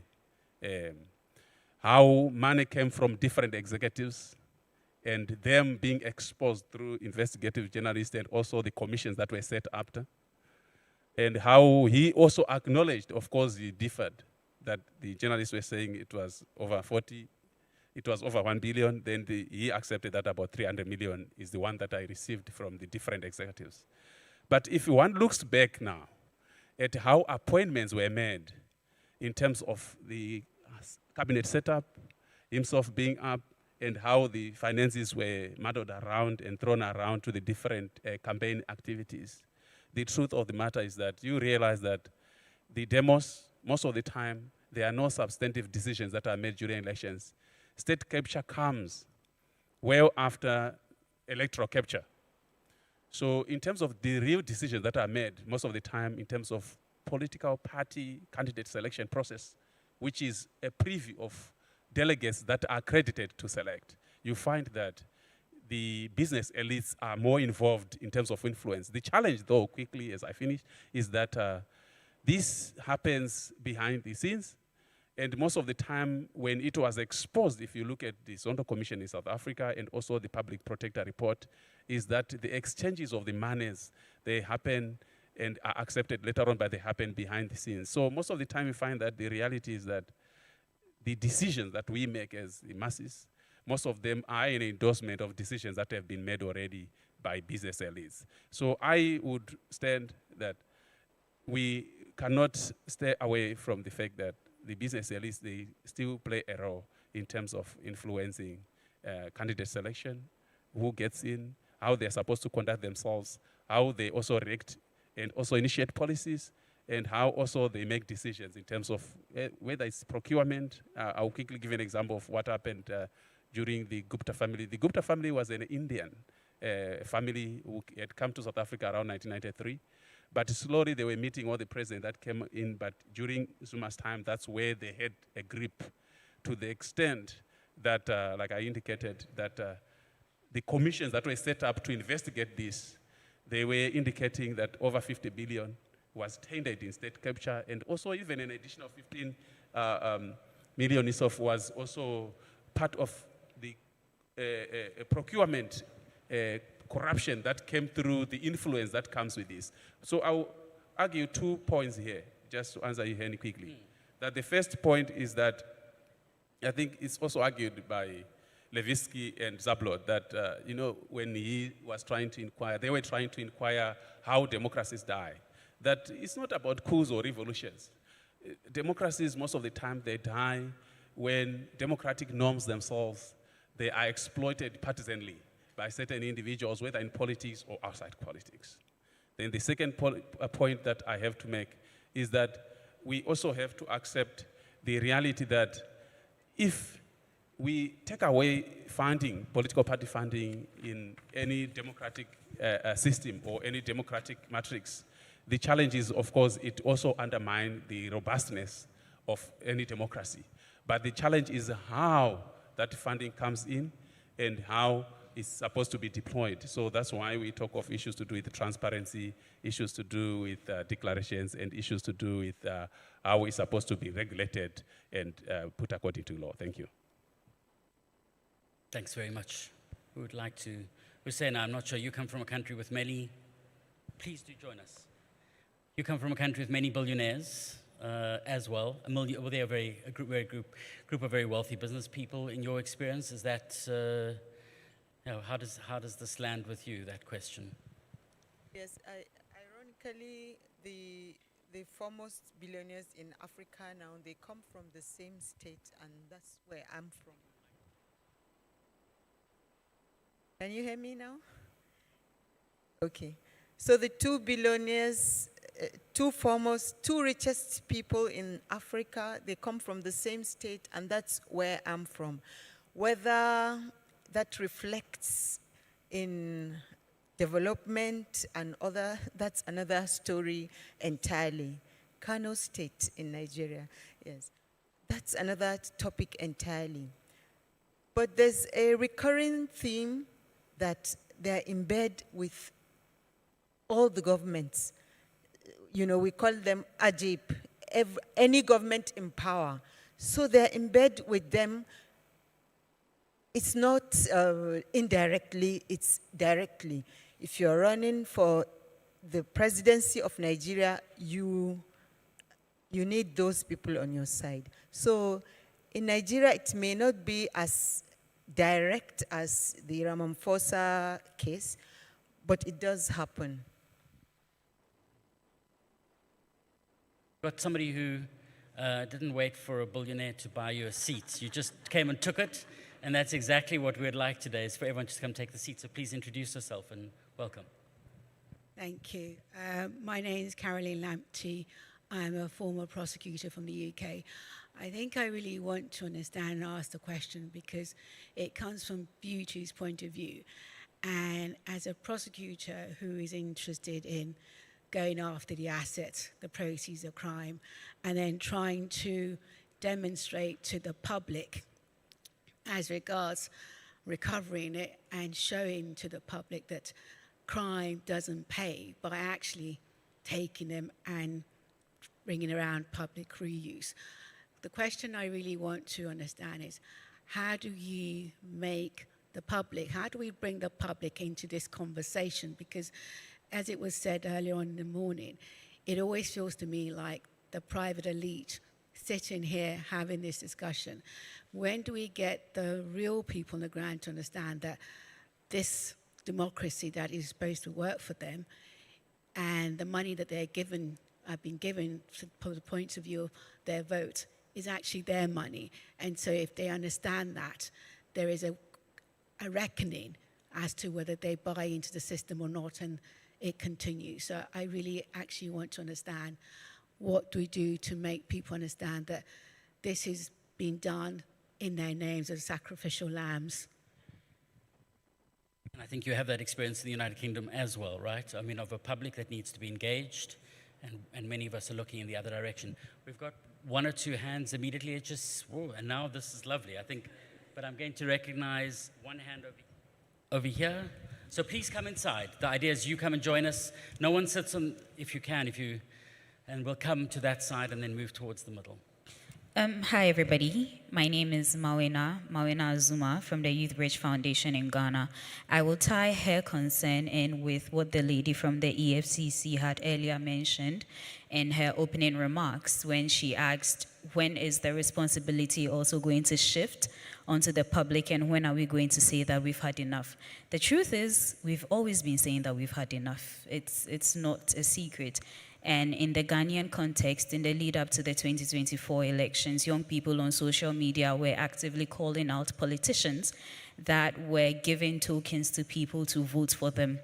But if we are considering the Ghanaian context in isolation, we will not be doing justice to the sub-region that we find ourselves in. In Nigeria, when young people wake up to call out injustice and demand accountability, they are faced by violence that has still not been accounted for.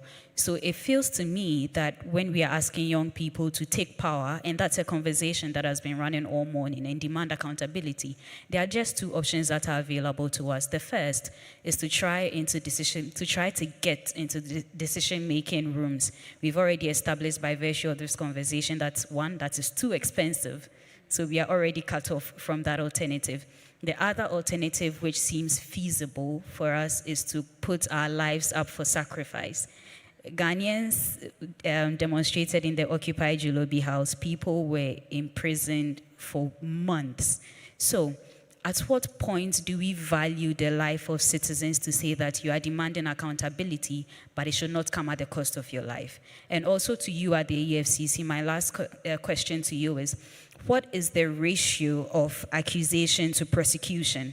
Because you had mentioned to us the most recent case that you've prosecuted, but truly, how many of these issues that citizens have raised have landed on your desks? How many have you seen to utter completion?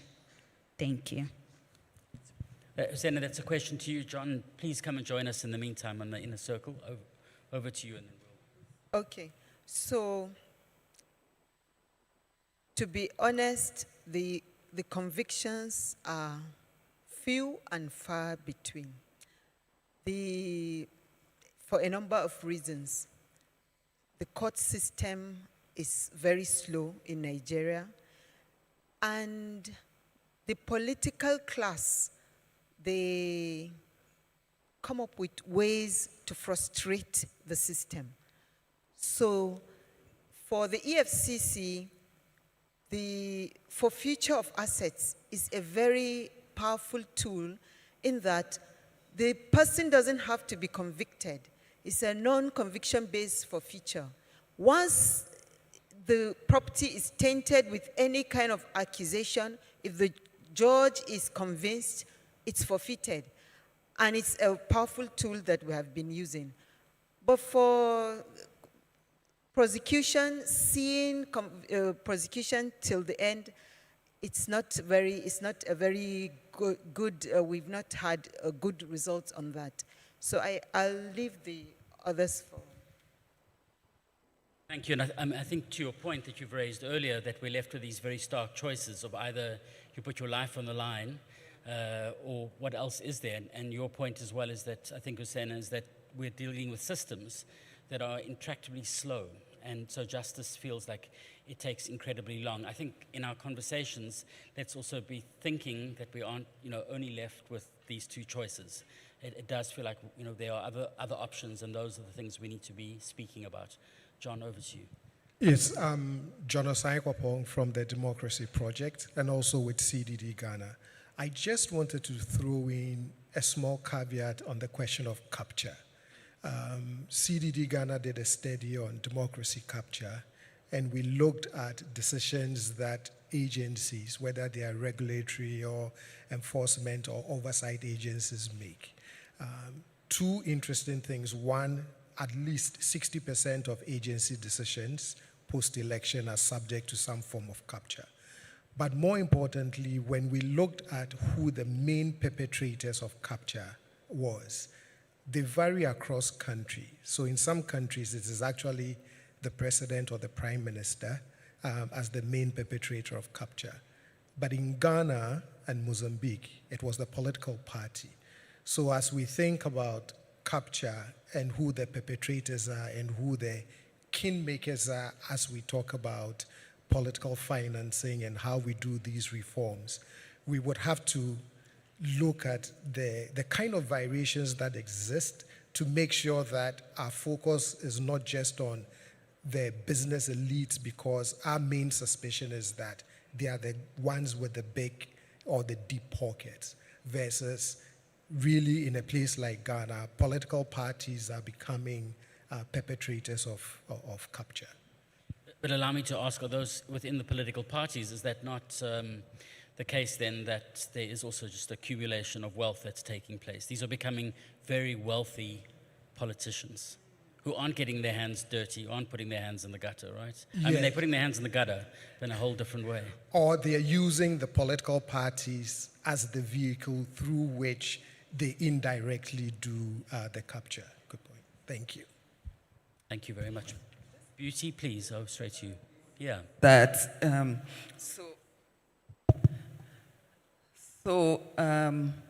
so we see the political parties, they become gatekeepers, and in terms of enabling who even enters, and then they are able to use some mechanism to even punish people they see as deviants in that space.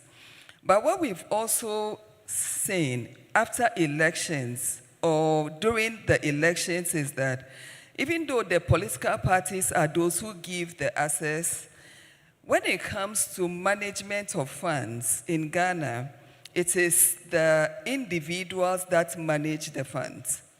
So, for instance, the president will have his campaign team. So every funding that anybody wants to support, they take it directly to the candidate and not the party.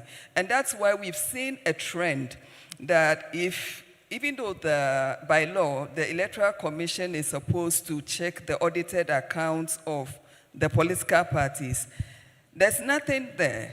In fact, what we see in those accounts are nothing compared to the kind of money that goes into elections, because the monies go to the candidates who are not held accountable under the Ghanaian law in terms of auditing or even showing how much they got for the elections and accounting to the people on that. So we need to look at the two. So there is that state capture or the power that the party has. There's also the power that the candidates also wield. And the candidates' power, once they win election, is extended. And sometimes the parties even complain, and because at that point, they have to wait till another election to assert their power. So in between, the candidates, for instance, the president, can take a lot of decisions that the party will not be able to influence. So whoever invested in the president is able to get the returns through procurement. And for Ghana, public procurement is like second next to the wage bill. So this becomes a cycle and a chain, and we are not able to hold people to account. Thank you. I think talking to the system, basically, that entrenches and perpetuates, right? Please introduce yourself. Thanks so much. My name is Evans Misati. I come from Kenya. I am currently serving as the chairman of the Political Parties Liaison Committee, which is a tripartite body that puts all the political parties in Kenya together to discuss free, fair elections. Now, in Kenya, we have some of the challenges. In fact, currently we are working with trying to see that there is the election management body gazettes the campaign financing regulations. This campaign finance bill was passed in 2012. Those of you who are Kenyans here can attest to me that in 2013, the members of parliament then they said, let it be implemented for the next one, the 2017. The 2017, they said, let the one of the 2022 implement. So Katiba Institute went to court, and now the election management body was mandated by a court order to ensure that they gazette by August next week.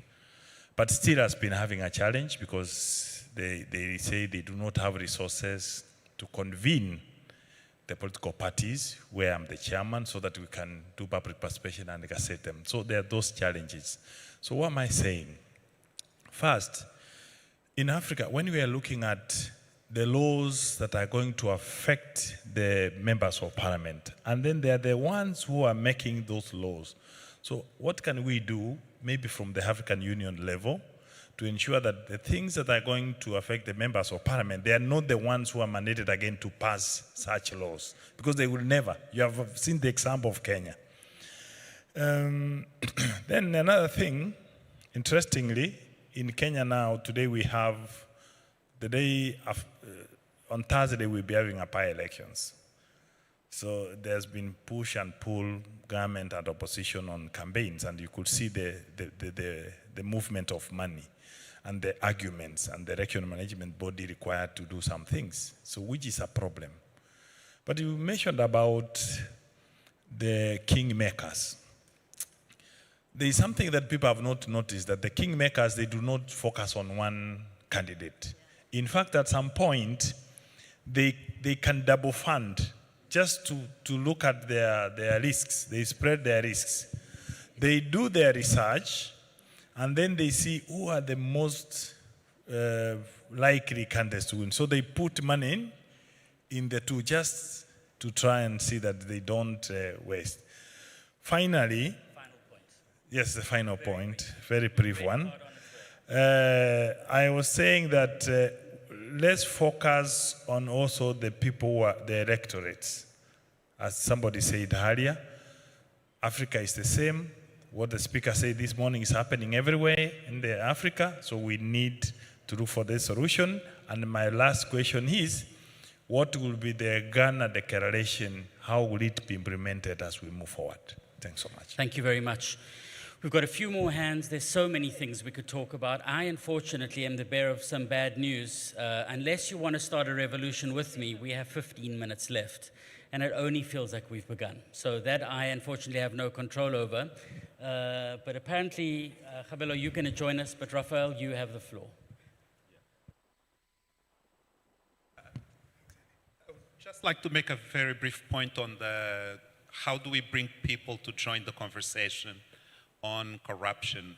And I think that is the fundamental question. Not really how many laws we pass or how we organize the political system at the top, but how do we bring people together to see the impact of corruption. I have a Nigerian friend who told me and taught me a lot about that when he said, in Africa we've glamorized corruption. And then the point is, how do we deglamorize it to ensure people understand it as something that kills, silently, but it kills.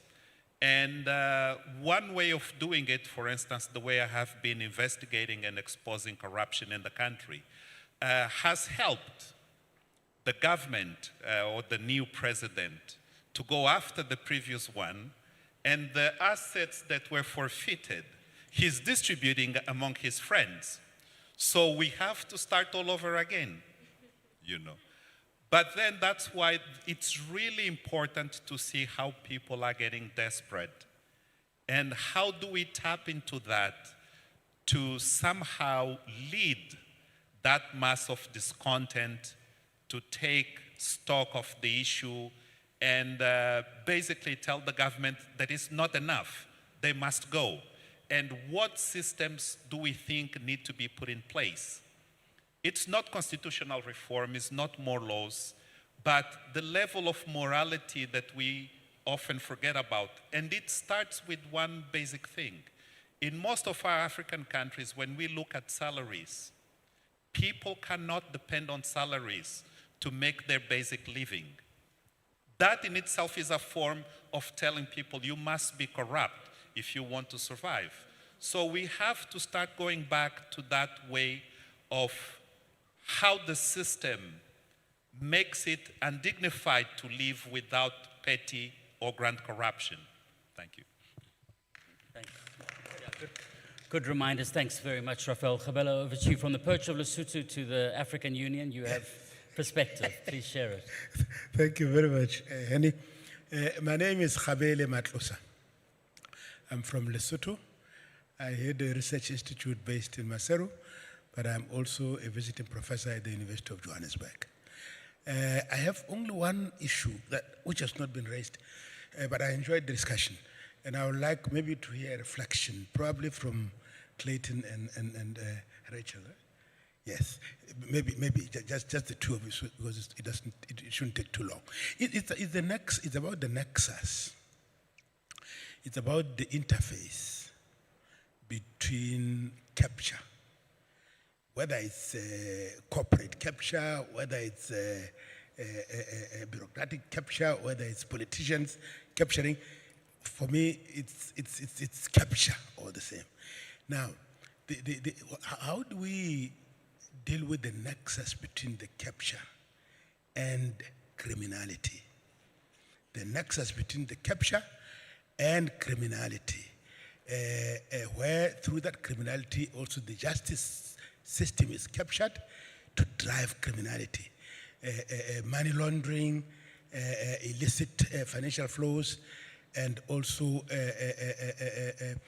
trafficking. So all sorts of criminality, most of which is actually cross-border criminality. So if we could just get that nexus, how that manifests. And also, just to end, how do we then prevent it?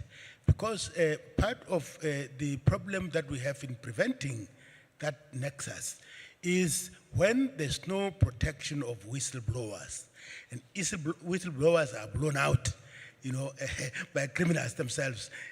So how do we get around that? Preventing the nexus, but also protecting whistleblowers. So I would like to have a reflection on that. Thank you.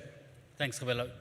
Rachel, can we pass to you to start? Kick us off there. Direct questions to yourself and to Clayton. Sure. Thank you so much for the question. The question of criminality is really difficult, especially because so much of it, as you mentioned, is transnational in nature, and it goes beyond, the networks go beyond Africa as well, right? So even an Accra declaration that brings African countries together will be insufficient, because we all know that that money is extracted through business deals with companies from all over the world. And so, I'm afraid I don't have a great answer to that, except to say, what others have already brought up, which is it really needs to come from the people and from civil society, I think, and from journalists and so forth. And on that note, I'll just say one more thing. I did look at this question of whistleblower laws in the paper that I wrote. And my findings, interestingly, were that countries that have adopted whistleblower laws are not any better off in terms of these issues. And so I think that speaks to what you were saying. It's not necessarily about the law itself, but the broader just context of the justice system and whether or not the laws are actually meaningful and enforced in terms of whether whistleblowers can really feel like they're protected or not. And it seems like the answer to that is right now they don't feel like they can be protected, even where whistleblower laws have been adopted. Let me continue there just to ask you, Rachel, before we come to you, Clayton. You've written a paper which focuses on the way in which, I guess, the politicization of bureaucracy, the way in which political parties deploy their people into positions who then serve the interests of the political party to accumulate wealth, power, and entrench themselves, right? I'm giving the kind of summary and how harmful that is. Can you, and I do suggest everyone reads it, but I mean, just going a little bit deeper from what Khabela was saying, how would you practically deal with this within the civil service? Because this is a problem in many of our countries. Yeah, so one of the main takeaways from the paper is that where politicians have more control over the appointment, the promotion, the transfers, and the dismissals of public servants, that they're more likely to, the public servants are more likely to participate in the extraction of money for political finance. So I'll give an example from right here in Ghana. Right now there's a proposal on the table to elect what Ghanaians call MMDCEs, sort of local authorities, mayors and county, local leaders, yes. And so, whereas they've in the past been appointed by the president, which everybody knows. So something like that reduces the amount of political control over the appointment of individuals who can then in turn award contracts. They can oversee all the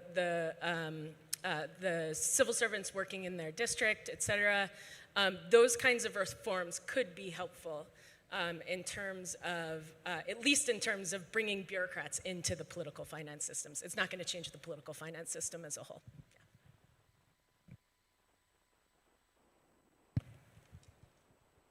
Thanks for that, Henny, and thanks, Habele, for asking those questions. I would say that it's very difficult to separate the two, capture and criminality. Why?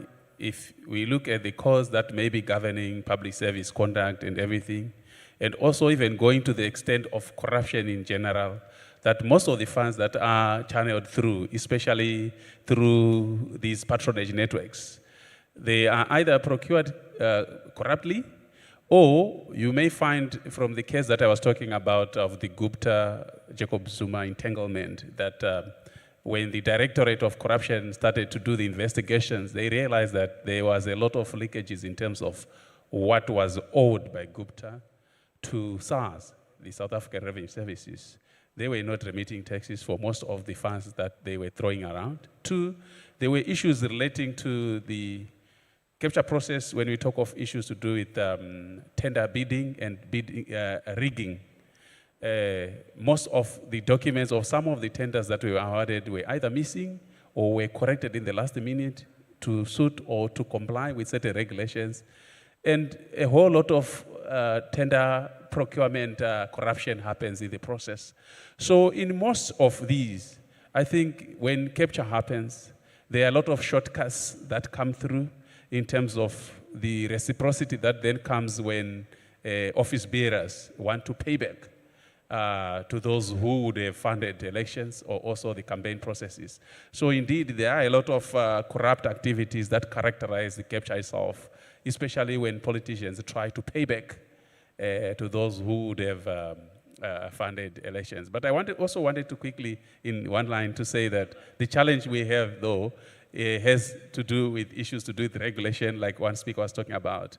We may come up with a lot of laws and regulations, but I have noticed maybe it's South African case where the laws are very solid, especially with the provision of the Political Party Funding Act. The challenge we have, even when we set thresholds and everything, is that there isn't much capacity to trace the flow of dark money, which happens behind the doors when we are sleeping. And even SARS itself, with all the South African Revenue Services, with all its abilities and capacities, is very difficult to trace that at times. So these are some of the issues that we need to talk about, but we'll talk about in the next round. Thanks. Well, lots to consider. I do want to say, I'm going to come to you just to say, I know in the South African state capture case, there was the ability quite often, not always in state institutions, but the bank themselves were able to trace their own involvement, and very often they wouldn't close down the bank accounts of those people who, the Gupta family you mentioned in South Africa, who were clearly implicated in corruption. So very often the power in this instance is in the hand of private players, but who have very little, unfortunately, interest in sustaining that democratic project at odds, I'd argue. Beauty, over to you, and then we're going to come. Quickly add in the issue of criminality. In Ghana, we have a big challenge with illegal mining, and which we popularly call galamsey. Why did we get here? It's because politicians started getting support or sponsorship from people who are doing illegal mining, and then politicians themselves became part of that. So at some point, even where excavators, over 200 excavators were seized, they vanished. Excavators, these are not, they are not. So they suddenly vanished and nobody has been held accountable. So that tells you that there is actually a thin line between the party financialization and criminality, because one becomes a protection of the other and the other becomes the engine of the. So we need to look at these two carefully, and also to also talk about the issue of the whistleblowing. Afrobarometer has clearly documented that citizens have limited trust or low trust in institutions. So even though Ghana, for instance, is one of the few countries with the whistleblowing law on the continent, in terms of attrition, we are not getting the traction in terms of its usage because there is low trust. Citizens are ready to go and blow the whistle to a media house, knowing that they would be protected by a media house, than to go to a state institution. And so it's also because of independence of the stem of the state institution to be able to assert their mandate. So this is, I see it as a tentacle of issues that we cannot isolate one from the other, but we have to look at a holistic approach in terms of addressing these issues. Over to you, sir. All right, so thank you so much for this opportunity. My name is Adebowale Oloromola, and I work for the Westminster Foundation for Democracy as the country director in Nigeria.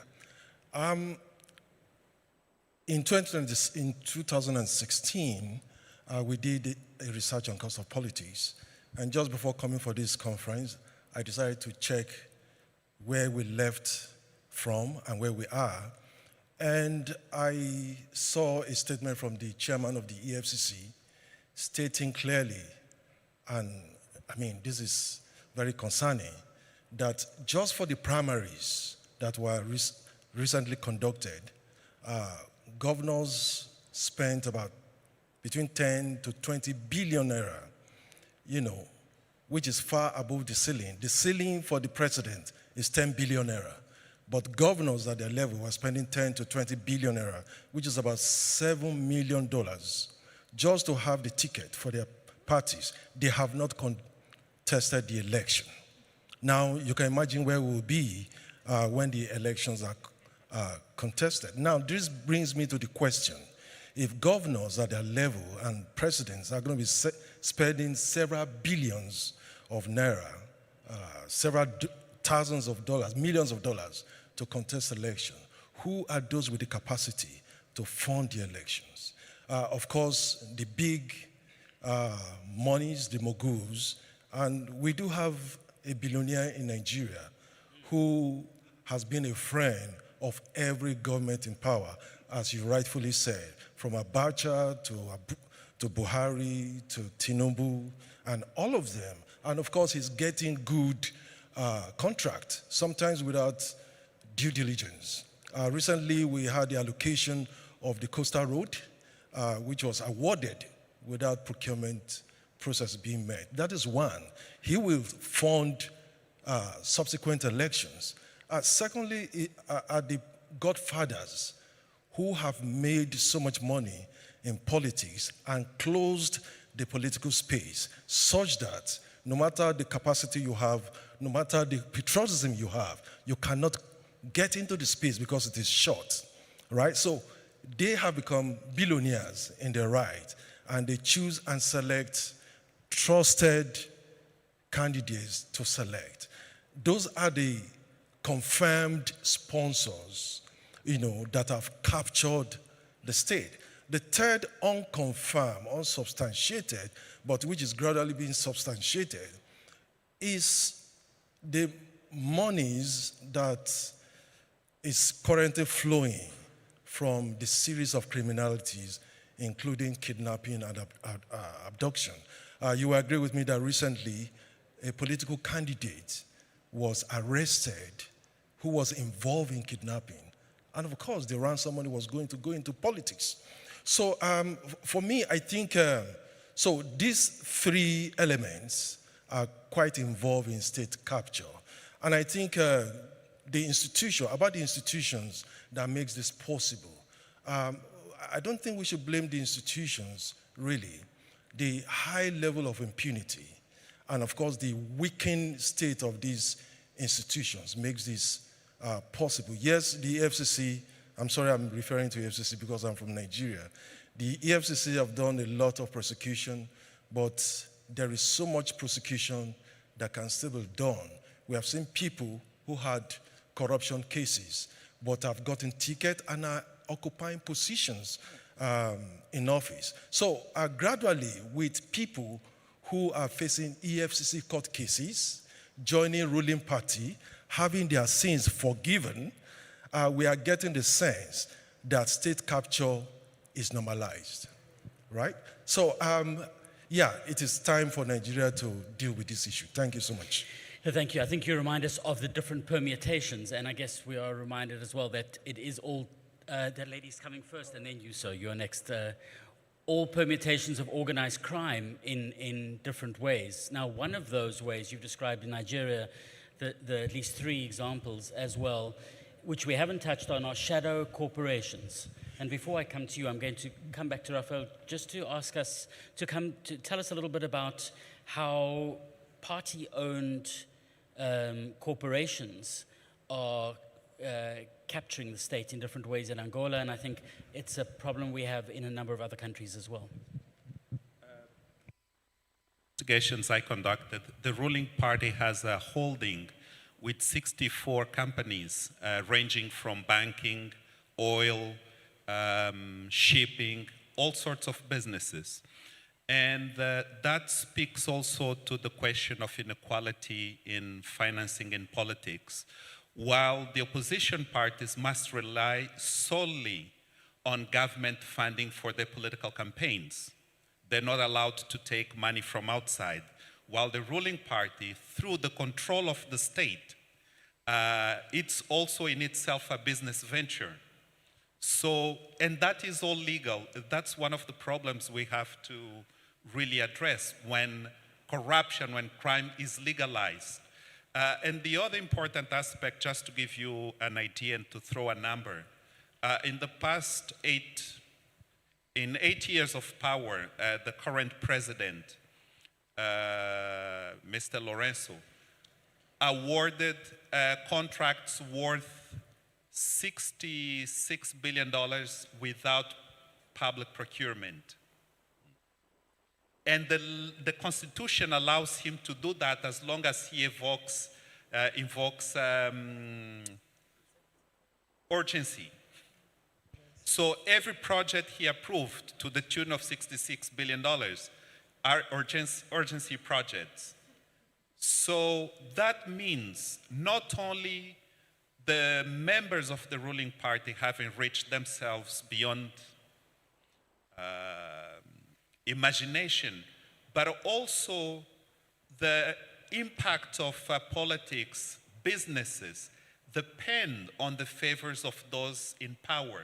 Contrary to other countries where, for instance, billionaires will influence politicians, there is the contrary, which means the centralization of the economic power in the hands of the ruling elite, the political elite, means no one else can do business unless authorized by the ruling party, which has been in power for 51 years now, nearly.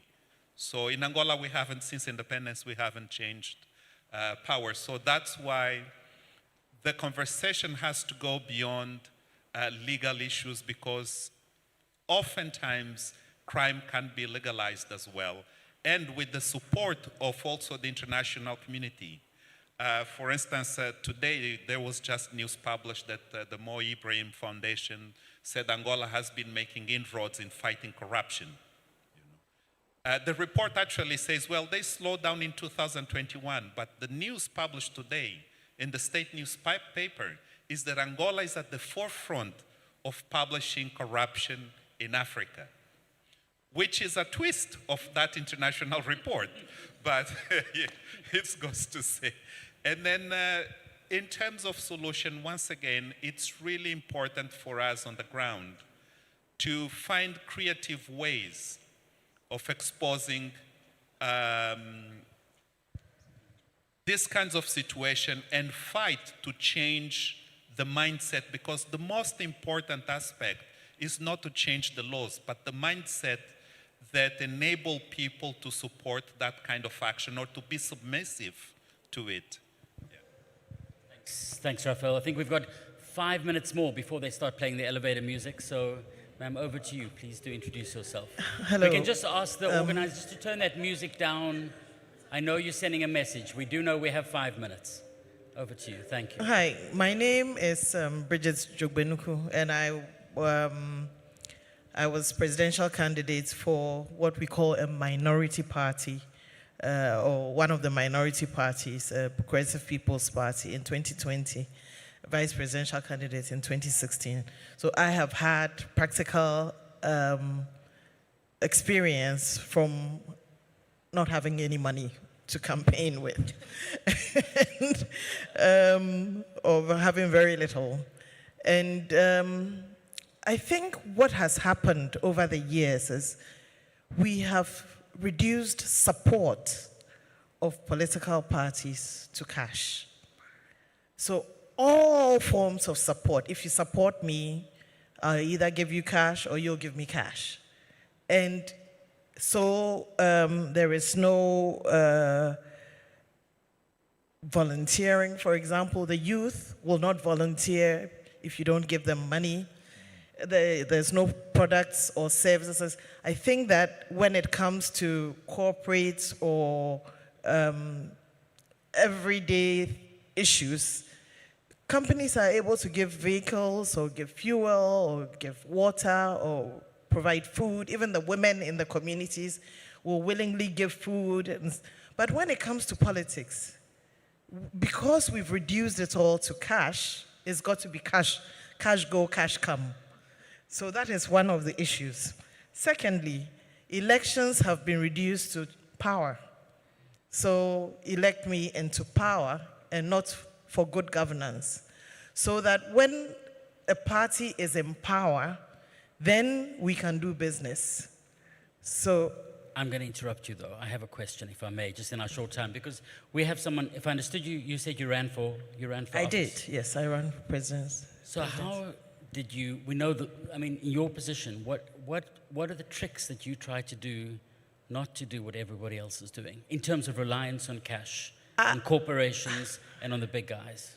Well, our founder, the founder of our party at the time, had businesses which have all been killed now.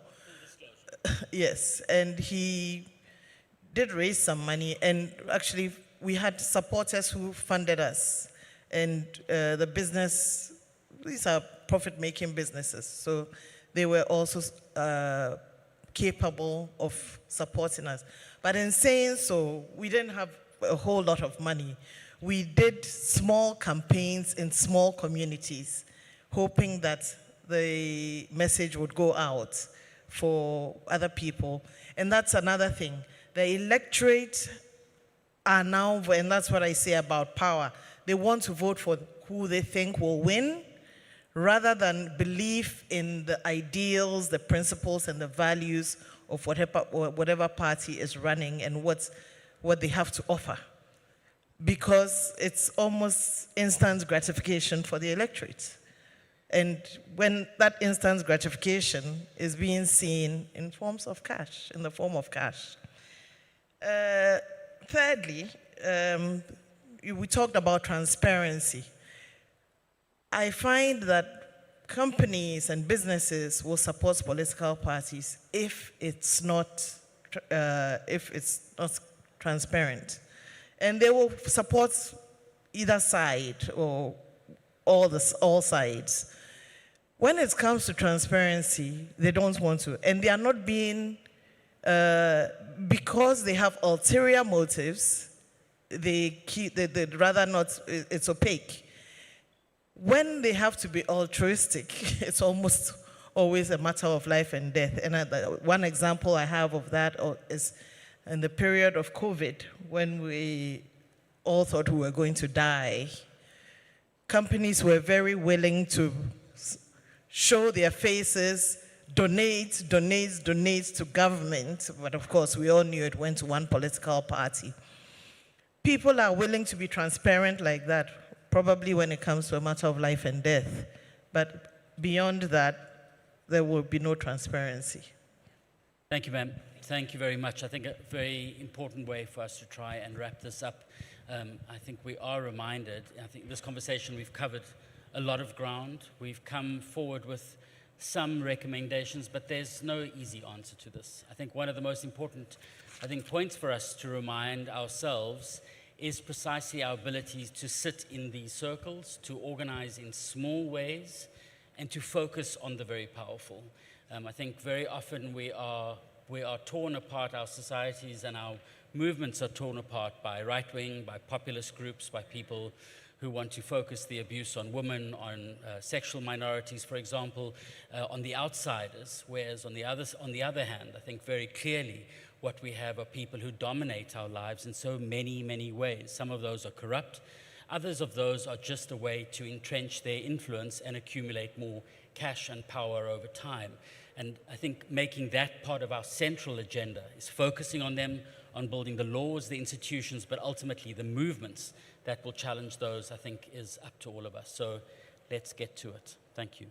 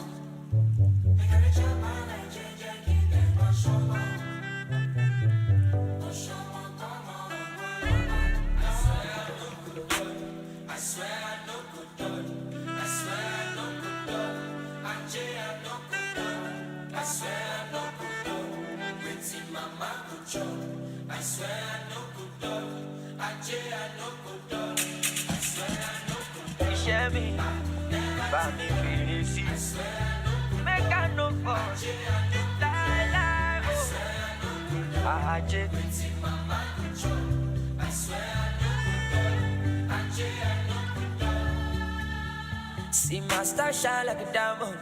Can you move son of diamond? A million SC. Bado Jackie diamond. Chibola uti jogo. Bulo best I was stubborn. Put them up with a poleko. Them will look at you.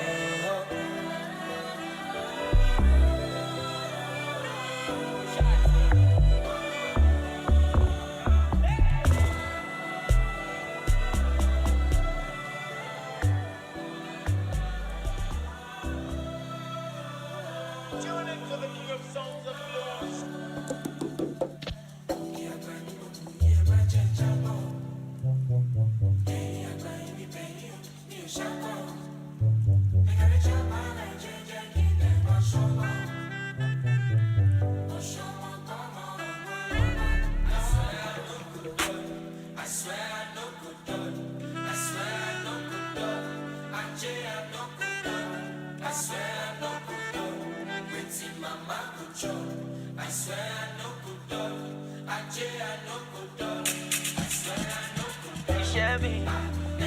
me feel see.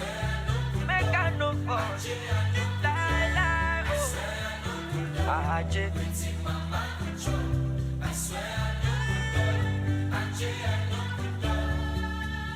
See my star shine like a diamond. Kini mo son of diamond.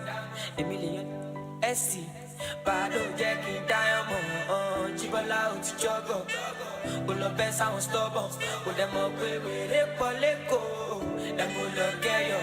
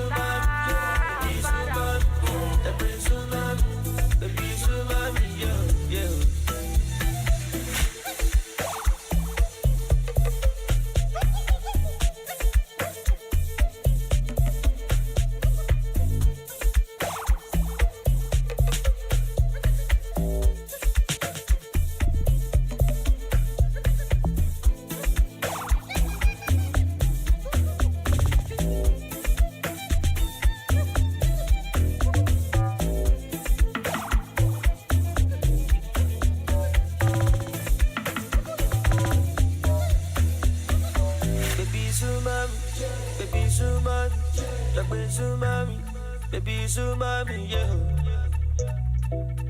Baby Sumami, baby Sumami, that way Sumami, baby Sumami, yeah, yeah. Baby Sumami, baby Sumami, that way Sumami, baby Sumami, yeah. Baby Sumami, baby Sumami, that way Sumami, baby Sumami, yeah, yeah.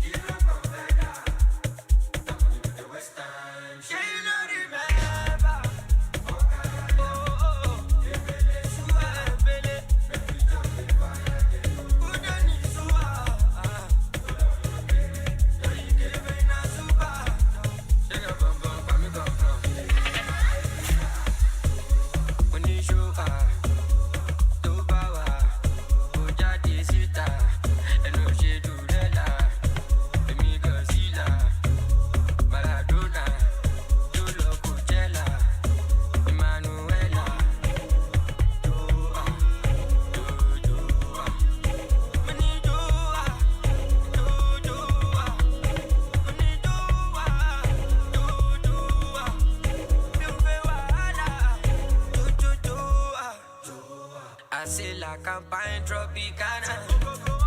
Me, I don't take the marijuana. Joanna, Jubadi, Biomogana. Onjo, Omlando, for me, Moyagbe, Los Goda. Nigga, even nigga think I give up. Me, I done the streets since when them sing on so. Akpala no be so, can see my team, them no be feeder. Premier League is not UEFA, small body, my engine bigger gun. Let go. When you show to power, Oja Desita, and no shade to Della, me concealer, Maradona, Julo Coachella, Manuela,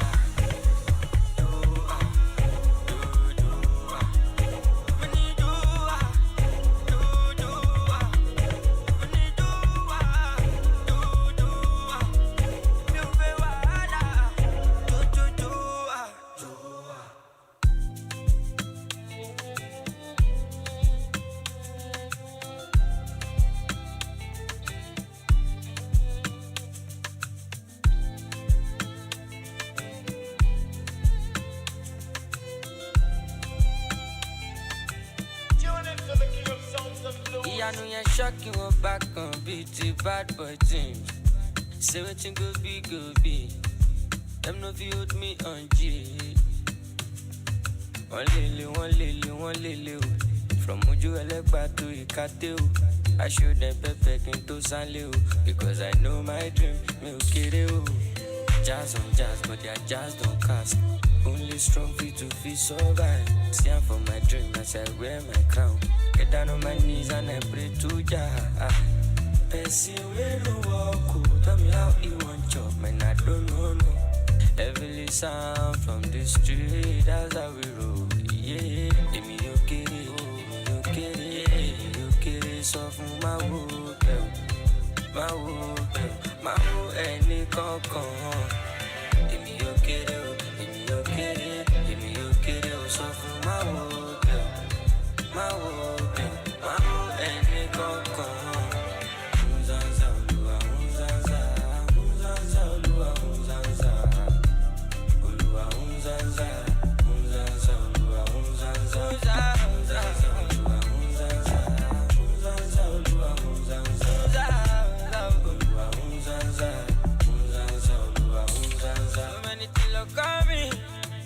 How many me I want to? So many friends they envy, but me I know they see them. I said the guy that they look at it now. Anybody want move my con?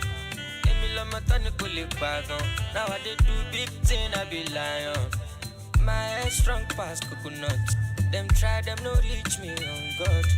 Anything where you wish me I wish you back. I'ma make a focus on my grind. Person we no walk, tell me how you want job, man I don't know. Heavily sound from the street, that's how we roll. Yeah, give me your kitty, so from my wood, any concon. Give me your kitty, so from my wood, any concon.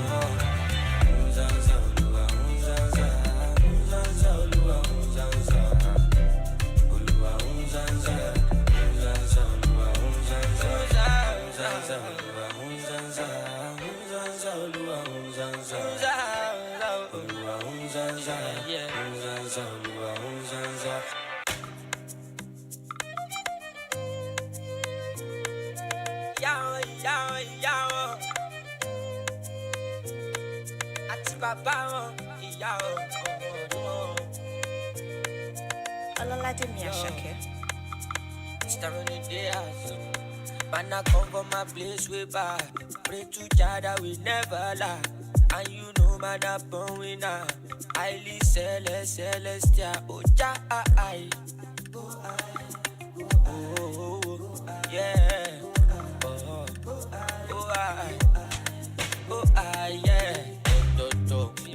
Toto shala waisha. Carry your own and no get stamina. Jo ma fe jo pa mina. Toto shala wa yesha. Carry on and no get stamina. Yo ma fe jo pa mi na.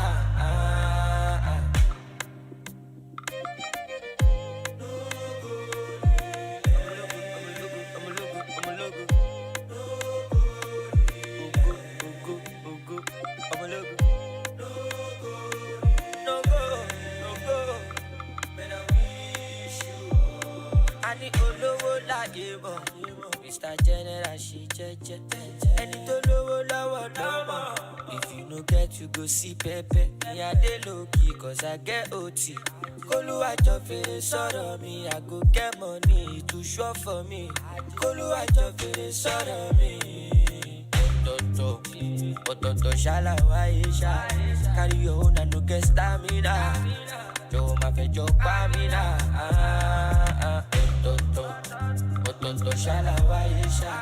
Carry your own and no get stamina. Jọ̀wọ́ máa fẹ́ jọ pa mí náà.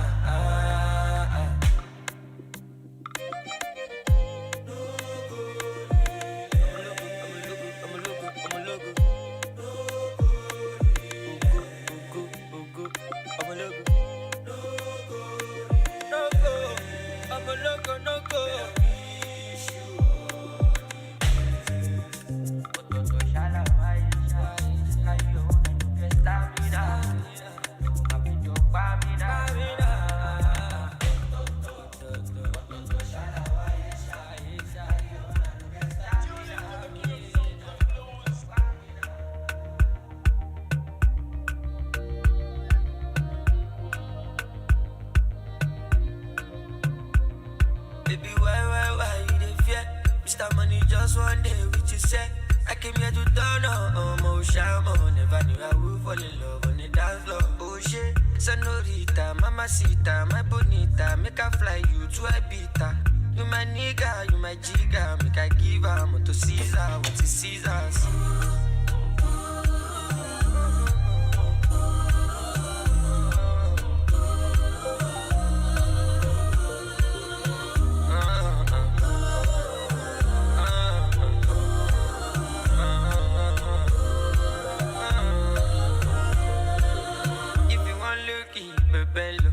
Sadi Satani in machine gun.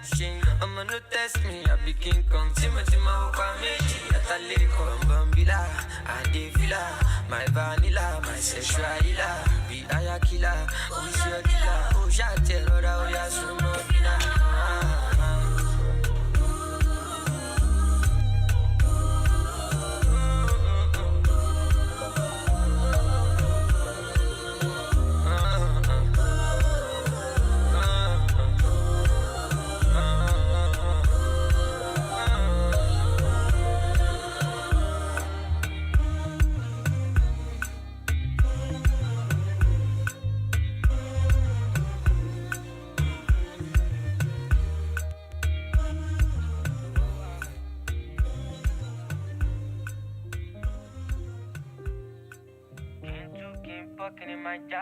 Yaro, my guy, I don't smoke claro.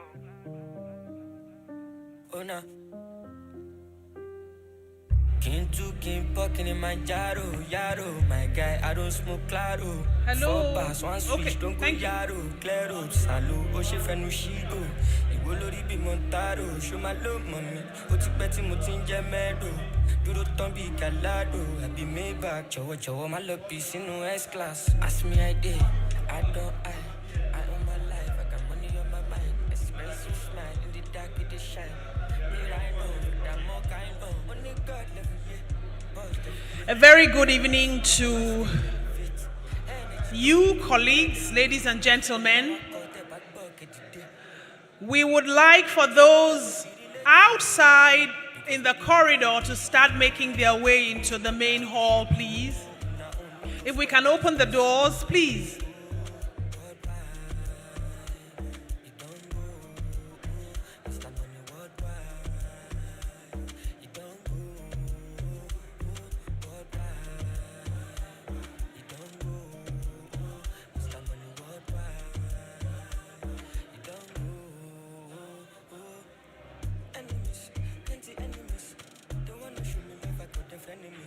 Say Mr. Money only for me, shell me. I hate I wanna go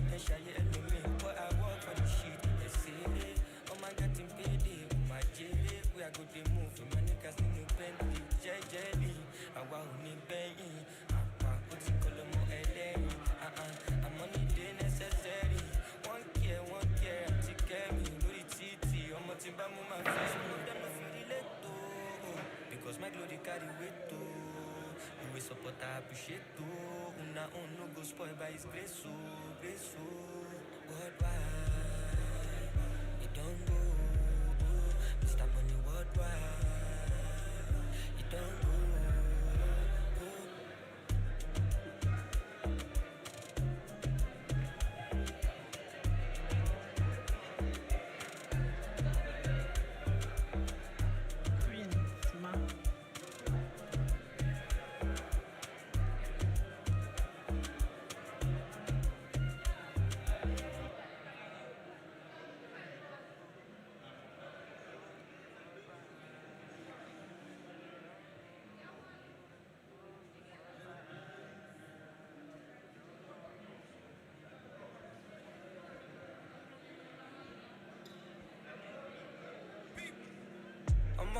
I'm a combo, this is my life, I ain't gon' lie, this is my shit.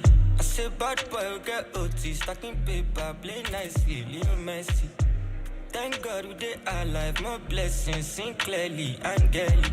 I know say anybody, person will see me, now I see. I be on and jow, living my life, me so. But give me that bad man, wow. Carry your wall, go foul. Baby, me go down low, down. She love bad man gangsta. Elle aime les vrais gangsters, ceux qui sont pas instables. Love street, love money, my life. Jeune africain, congolais ambitieux, je ressens comme un mine douleur malgré ta présence. Reçois quality vibe, my guy, mamacita, il me reste peu de temps pour toi. J'sais pas où je passais la night. Makala ou Marbella, Bella, près des îles ou des favelas, héla, héla. J'sais pas où je passais la night. Makala ou Marbella, Bella, près des îles ou des favelas, héla, héla. I'm a combo, this is my life, I ain't gon' lie, this is my shit.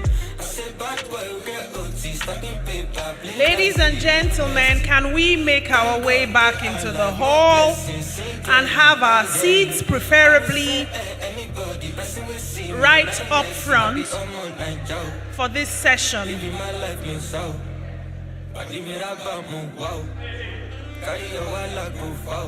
Baby, me go down low, down. She love bad man gangsta. Elle aime les vrais gangsters, ceux qui sont pas instables. Love street, love money, my life. J'sais pas où je vais passer la night. Ramakala ou Marbella, Bella, près des îles ou des favelas, héla, héla. J'sais pas où je vais passer la night. Ramakala ou Marbella, Bella, près des îles ou des favelas, héla, héla. I'm not where I wanna be, but I thank God I'm not where I used to be. I was fucked up, feeling like the devil had a hold on me. Mama crying when the rent due. You don't know the shit we been through. Was there nothing that I could do? Watch it rain on me. Took too much losses, we were down.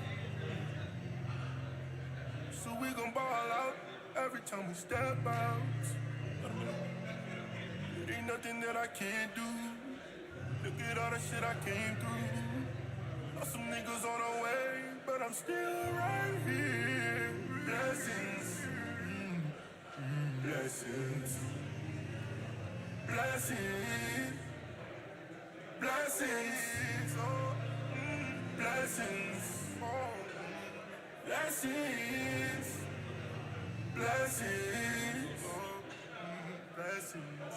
Ori mi, ori ginger mi, pussy Johnny church, àdúrà ní kí n ṣá mi. Ògòdèlè, gbogbo ẹ máa pa mí. Bọ́ṣẹ̀ wá mi lámẹ́, lọ́nà wá mi ní Germany. Jazzy ori standard mi, Jésù kò ní kábàárì, òun ní fádà mi. Nobody figures out me, Balenciaga, kò ní pa áza mi. Ọmọ Ọlọ́run tó fà pólì, Olúwa ló dá ewé àti egbò. My brother, nobody holy. God dey pay my money, but they tell me story. Mr. Money, my people live poorly.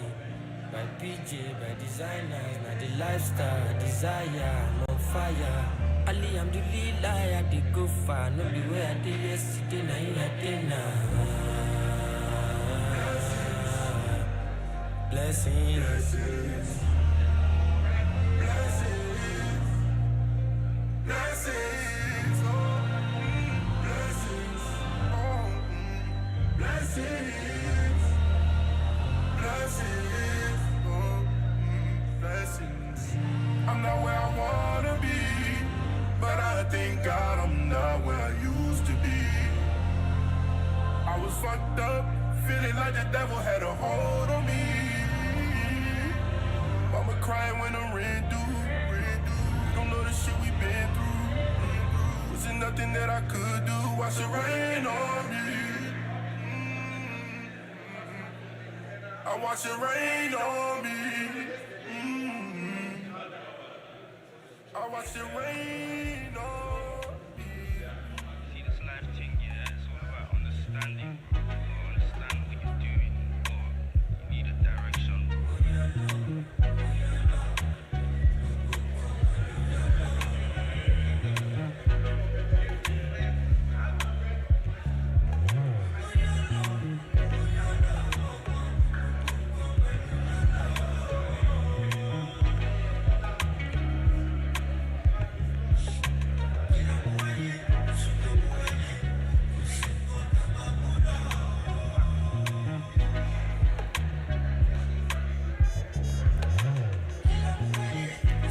Ladies and gentlemen, good evening.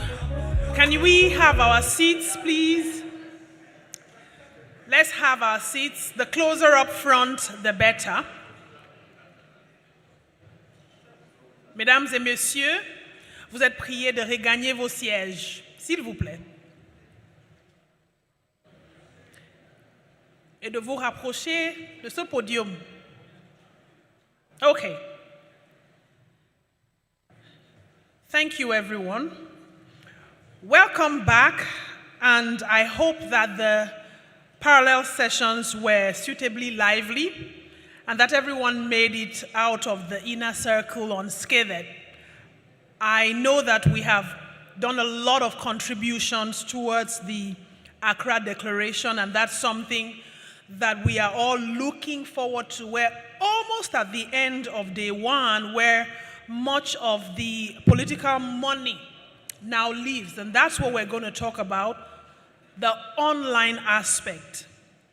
Digital platforms have transformed political finance, enabling opaque funding, micro-targeting, and disinformation, and new transnational money channels. But the same technology can be turned towards transparency, disclosure, and accountability. So there's no conversation without the impact of new technology and media on the political finance ecosystem. And that's this hour's question: which future will win?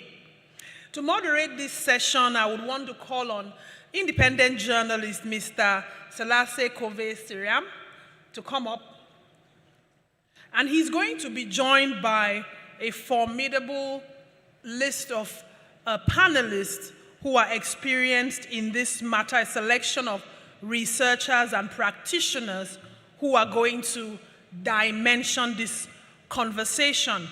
I want to call on Dr. Heather Tuinsma, who is at the University of Pretoria from the Department of Political Sciences. Dr. Heather?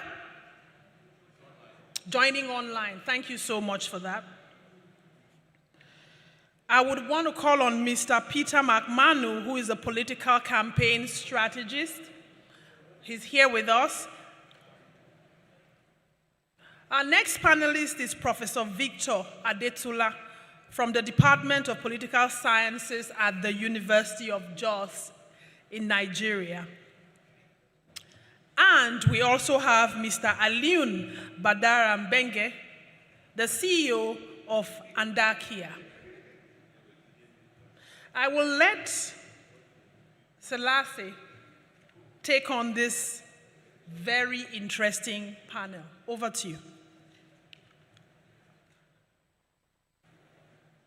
Yes, thank you so much, and good afternoon, everyone. Special thanks to everyone who's made this possible. I think this day has been quite wonderful, and we're learning a lot.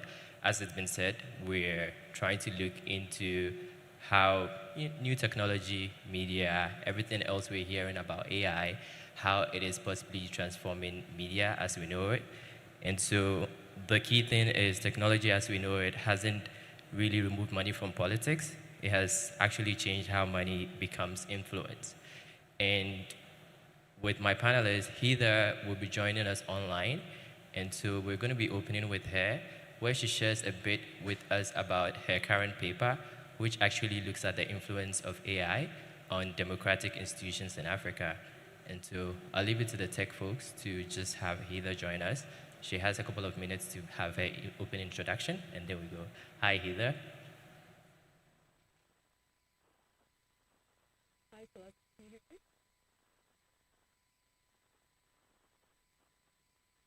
Hi, Celeste. Can you hear me?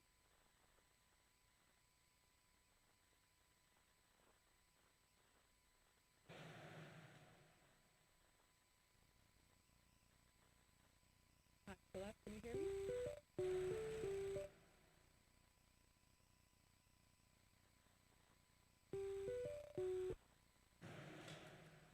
Sorry, I'm not sure if you can hear me or not. Sound check?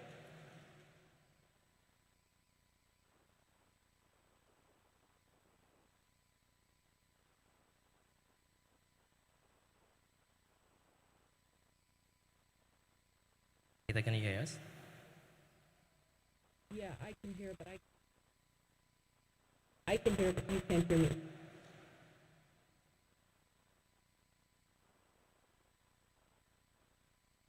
I'll take people.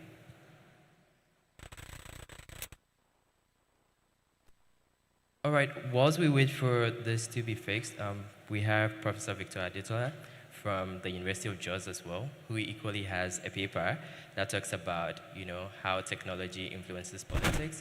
I mean, those are our two key academic papers that we have to discuss. To give us just your opening remarks whilst we wait for stuff to be resolved with Heather.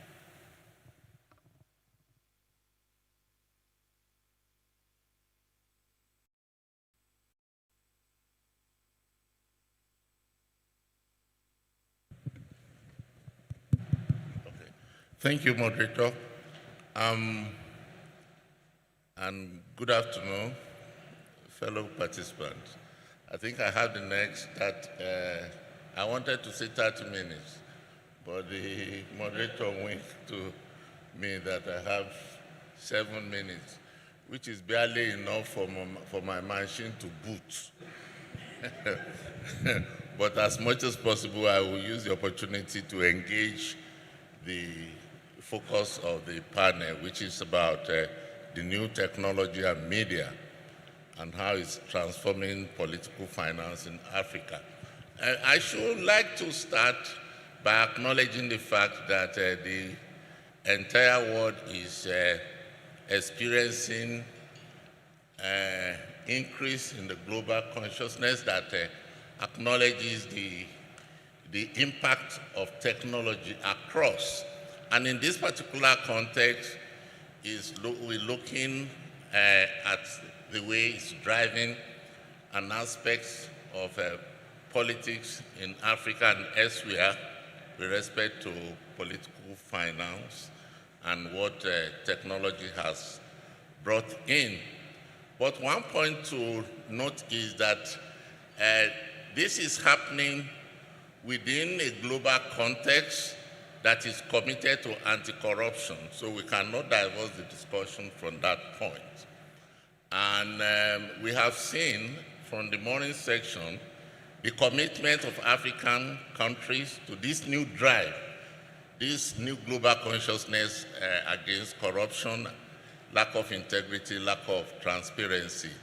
Be that as it may, that Africa, either as individual African countries or groups, are committed to this.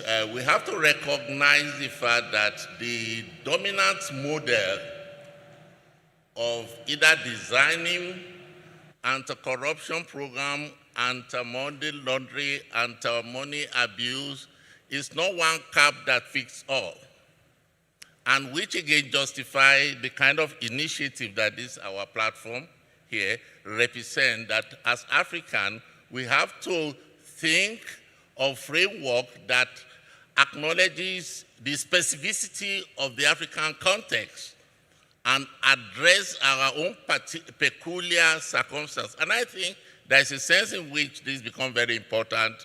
We listened to the Honorable Speaker of the Ninth Assembly of Ghana in the morning, even though with some jokes and drama, demonstrated the peculiarity of our context. But the serious point is that, look, we have to look beyond the existing model that has worked elsewhere and design the clothes that is fit for Africa in the struggle and crusade against the misuse of money and even the way new technology has informed it.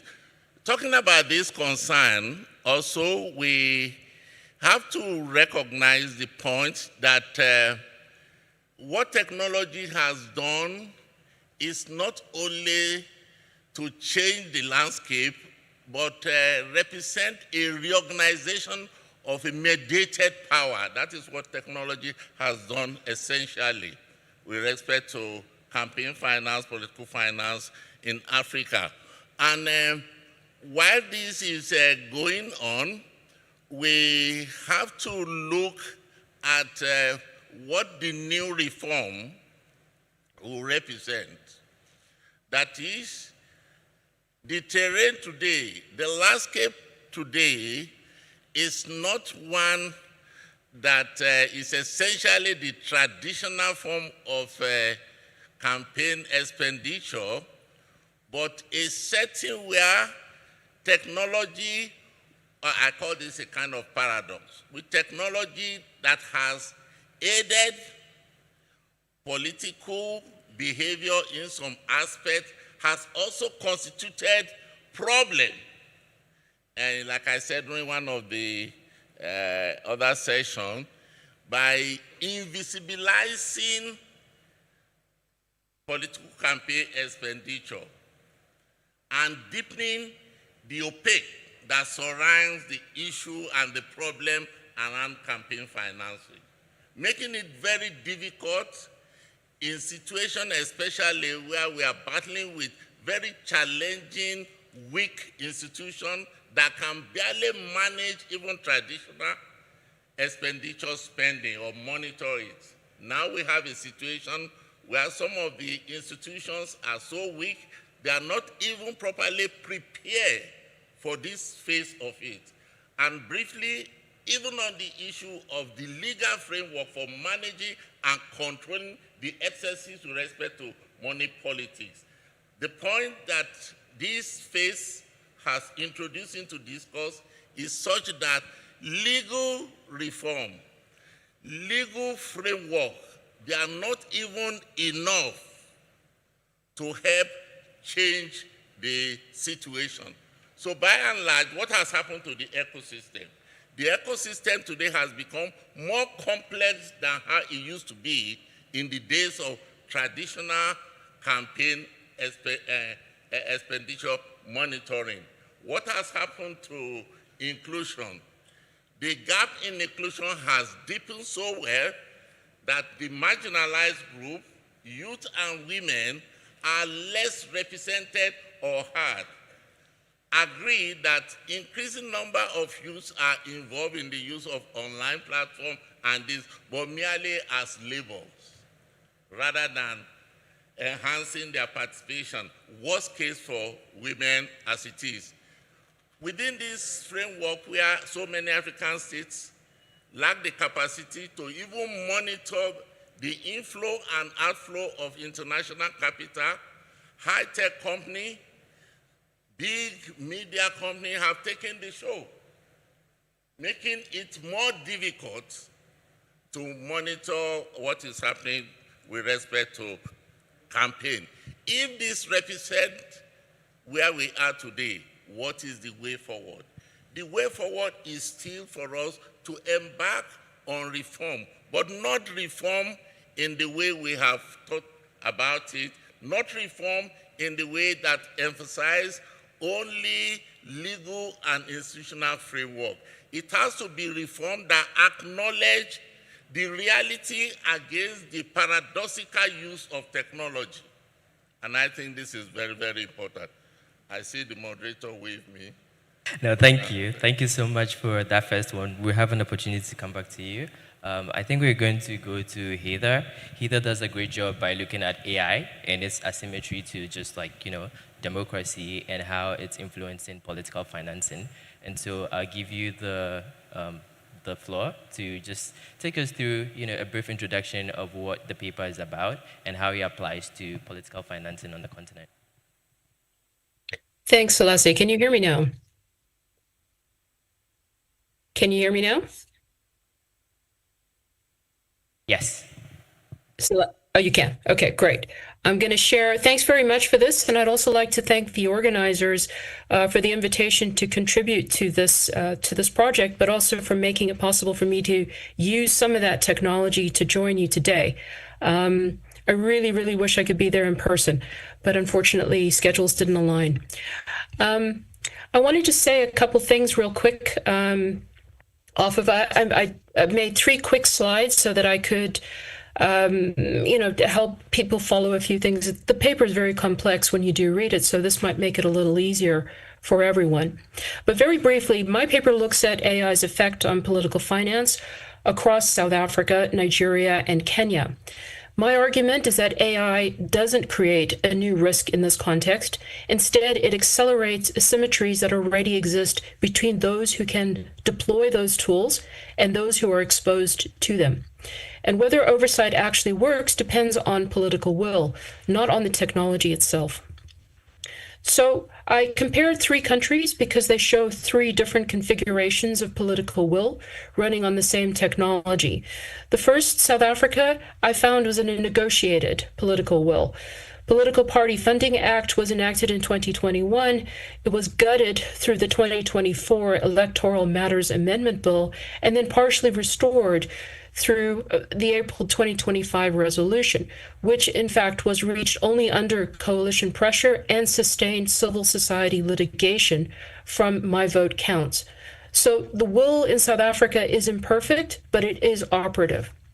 In Nigeria, political's will is absent by design. No one political party or candidate has been sanctioned for a campaign finance violation across 7 electoral cycles, and not a single complete financial report was filed with the INEC after the 2023 elections. So to my mind, that's not an enforcement failure, it's a record of decisions not to try. Kenya's political will is contested, I maintain. The Electoral Commission has tried twice to operationalize campaign finance regulations. The courts have backed reform, including nullifying the 2017 elections, but the legislature has blocked implementation both times. Political will exists here, but it's trapped.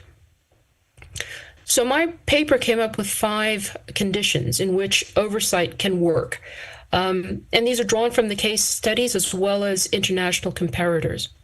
Condition 1 is a legal infrastructure that requires that digital and AI-enabled spend be declared and stipulated and enforced, proportional penalties.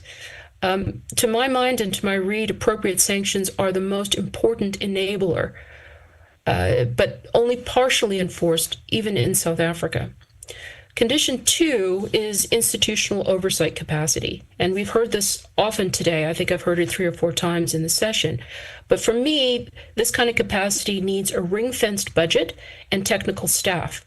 None of the 3 countries that I've studied here meets this condition at all. Condition 3 is civil society monitoring with a litigation mandate. South Africa has a litigation mandate actor in My Vote Counts. Kenya's Wayaga Africa has a real observation infrastructure, but an election observation mandate only, not a litigation one. In Nigeria, to my read, doesn't have either. Condition 4 for me is technology governance. That prevents vendors from being locked in, and a mobile-first disclosure that works in low connectivity settings. None of the cases meets this condition either. Where disclosure exists, the communities most exposed to AI-driven manipulation are often the least able to interpret it.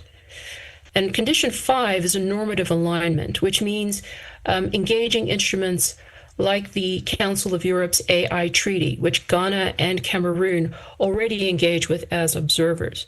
So to sum that slide up real quick, civil society capacity explains the variation between the three countries. Institutional capacity and technological governance are the universal gaps, and legal infrastructure is the enabler we can most directly strengthen. And just lastly, 3 things I'd like this audience to take from my research is, number 1, treat enforcement, not new law, as the binding constraint. Number 2, fund civil society litigation capacity as core infrastructure, not as an afterthought. And condition number 3 is build disclosure applications that the most exposed communities can actually use. That means mobile first, that can operate with low data, and can be used in multilingual environments. Thank you very much. That was my brief presentation, and I look forward to the discussion.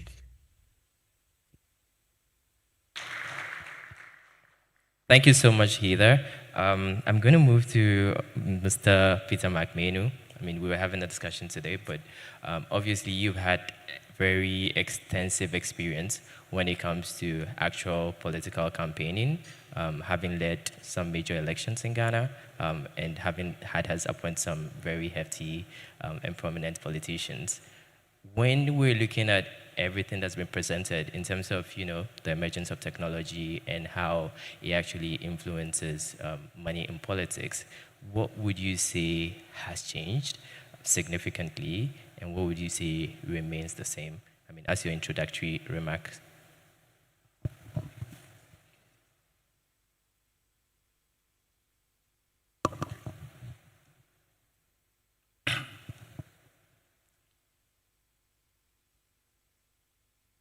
Thank you very much, Selassie, and good afternoon, everybody. Political campaign certainly involves political parties and individuals where you have independent candidates.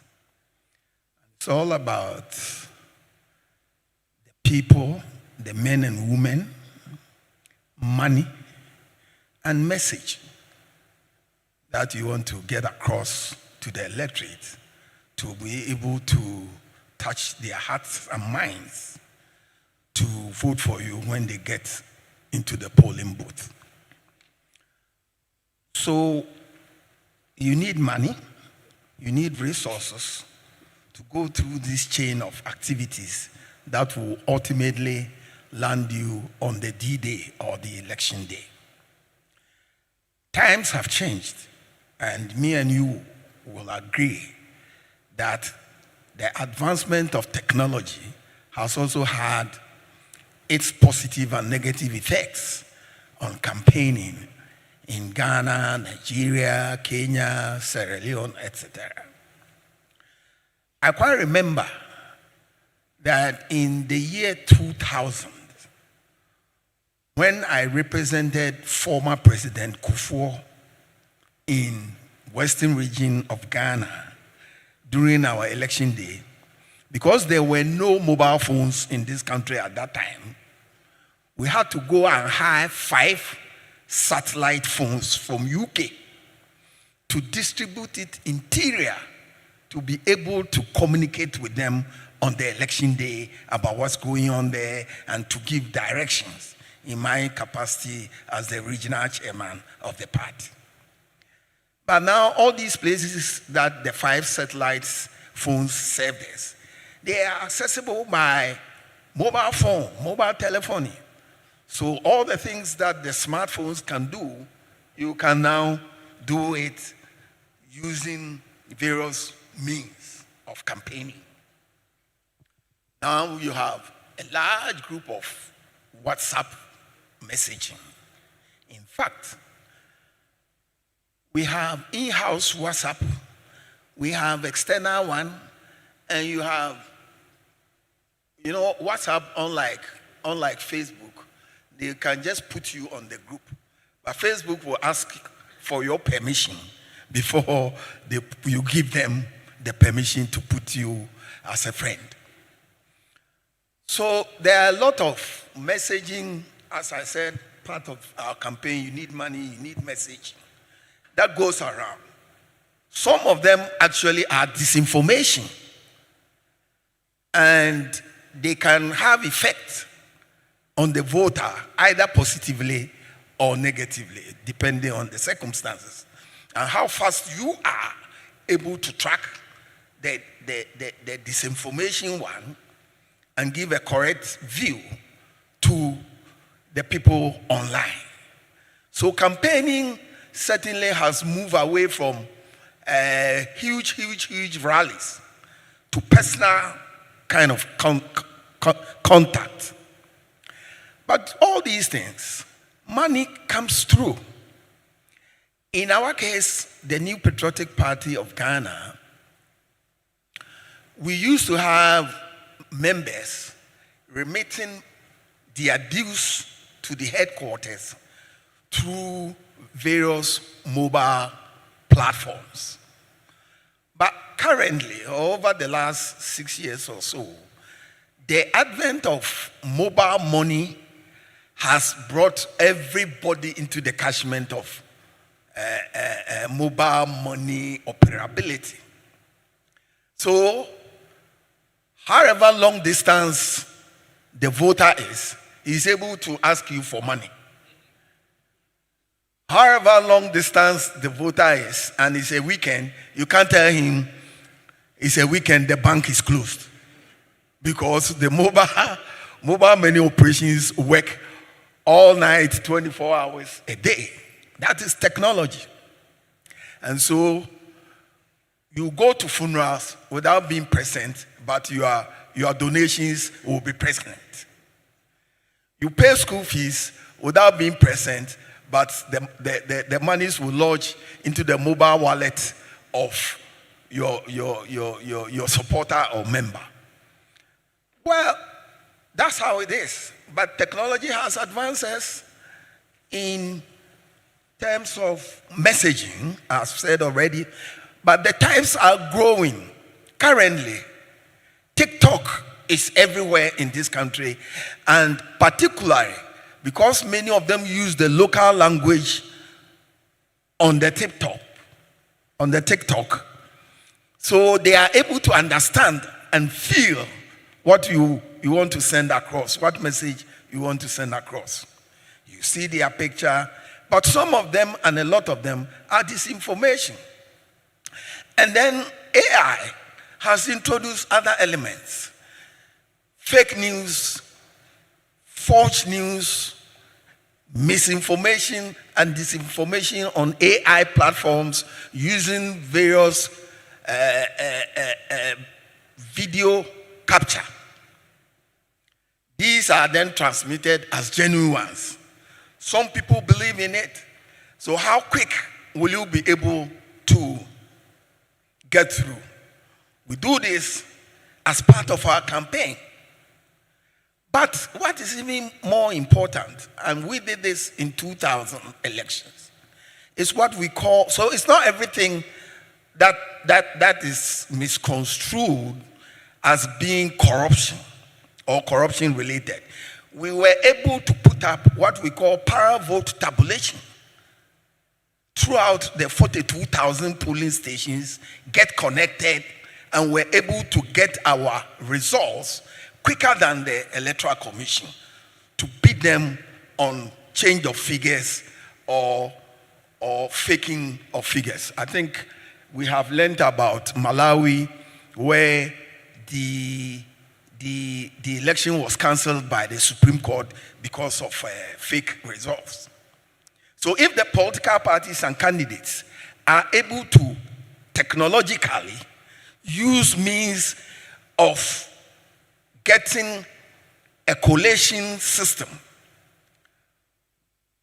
backed by genuine result forms from all the polling stations within a matter of 6-8 hours after the close of elections, you'll be ahead of the Electoral Commission, and they cannot then give you wrong figures. That is also meant to sustain our democracy. So when we were able to do that and we had our figures and we knew we had won, there was no way the Electoral Commission could change the result because we came out publicly, because they are bound under the law to provide a copy of the polling station result to post it at the polling station. This then brings in also another aspect of money, which is polling agents. So if you have polling agents in all the 40,000 or so polling stations, they are giving copies of the result sheet. What do they do with it? You have to find a technologically advanced means of them transmitting to you. And it involves buying laptops, transmitting,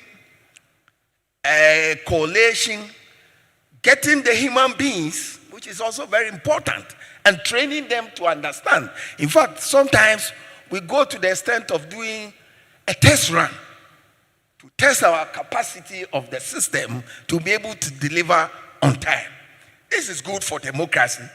So it's not every money that is spent, but it costs a lot because you have to buy at least 2 laptops per each polling station or district center to be able to network and get the transmission through ahead of the Electoral Commission. So we spend a lot of money in our political parties and in our campaign, and particularly on the D-Day. All these 40,000 or so polling agents I'm talking about, you have to feed them. Where are you going to get the money? So you need sponsors. You need people who buy into your idea and pay some monies. And now that mobile money transfers are easier, it makes them transferring money into your account quicker, easier, and traceable. But the question we face in Africa and Ghana is these expenditure patterns, how the monies are distributed. The law does not specifically state that. We have laws in Ghana on political party financing and campaign financing. But these laws are weak. And I think that it's about time that we improved upon it or reform it. And I'm happy that Ghana CDD is taking the steps to bring the reform agenda to the fore. And that is what we are doing now is part of it, but they have already done some meetings on it, and I think that I will entreat them to go ahead and remove the canker of corruption. But I want us to know that it's not every expenditure that should be termed as corruption. Because if you go and buy all these items I'm saying, and you make the election peaceful and results are accepted, that's good for the country. That is very good for the country. It brings peace at the end of it. Losers accept the results. Winners are happy because they have their result sheets from all over the country to point it out that they actually won at polling station A, B, or C. So some of the expenditures we should not classify as bad. But I think also that we have complained about the laws, the AU Commission on Electoral and the others. We have the ECOWAS treaty. But I think self-regulation we must encourage, and that this will demand an amount of education, because the voters out there, they want the money. They forget about its consequences on them, on their lives, on their free education, on monies that the government needs to get water roads to them. So the continuous education is important, because what we have found is that when people are poor, they are susceptible to taking money before they vote. But taking the money is a different scenario, and whether when he gets into the booth, he will vote for you is also a different scenario. Thank you for that. I'm really glad you mentioned like the bits about the things that we can't see. Obviously, technology, as we've seen it, has given us a lot of benefits, but underlying as well, there are issues. I mean, I'm going to just move to Alim because he is someone who has developed technology with AI to be able to help us, just synthesize and see where there might be issues. I mean, his company that's based in Dakar has been able to work with certain companies, with providing AI solutions. And that's something that he's helping translate into civil society as well.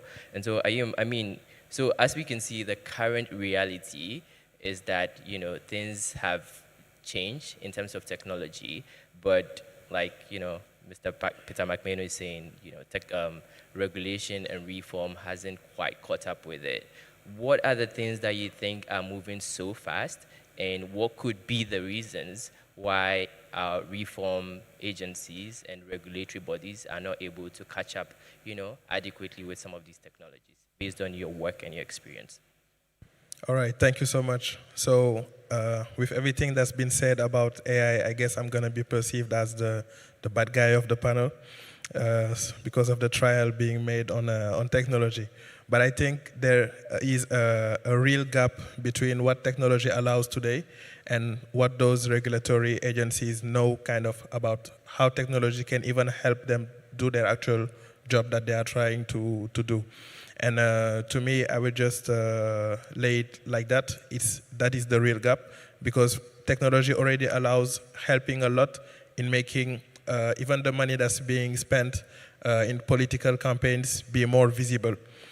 We might think about maybe tracking bank accounts, etc., but it's not necessarily that.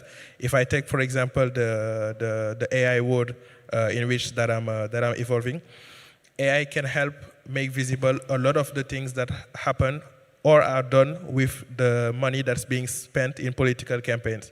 Because where is that money going? Billboards, ads online, communications on social media, may them be direct or indirect, radio, advertisement, maybe physical gatherings. And you have a set of tools, a set of assets that AI has that can help see those things, hear them. For example, there is something that we call image recognition that you probably understand due to the name, which is like kind of really, really obvious. And thanks to image recognition today, we can like see how many billboards of this party have been planted in the streets. If there's a gathering, we can have an estimate of how many people were in that gathering, how many of them are wearing the same T-shirt. And based on those estimates, we can have, even if it's still an estimate, kind of an approximation of how much money has been spent on this or that part of the campaign. So that's one point. Another point is, and that's what our company is specialized in, the understanding of African languages. So that's something that's been made possible by AI, which was not before AI. And to me, it's one of the biggest unlocks because it allows you also to have analytics based on what's being said on social media, what's being said about this or this party, how many ads are being shown, may it be on social media, may it be on the radio, even if it's said in Wolof, in Pula, in Ga, in Hausa, no matter what. And all of those put together help us have a better mapping of where the money is going. So the bricks already exist. Technology and AI already can help those agencies do better the job that they are trying to do, and that is like not really transparent today. What is lacking to me is the system that is putting all of that together. You have the eyes, you have the ears, you have any other sensory that AI can play, but putting all that information together and allowing, as Dr. said in her presentation, even people from the remote areas to contribute to giving information and making sense of all of that information is kind of what is lacking together.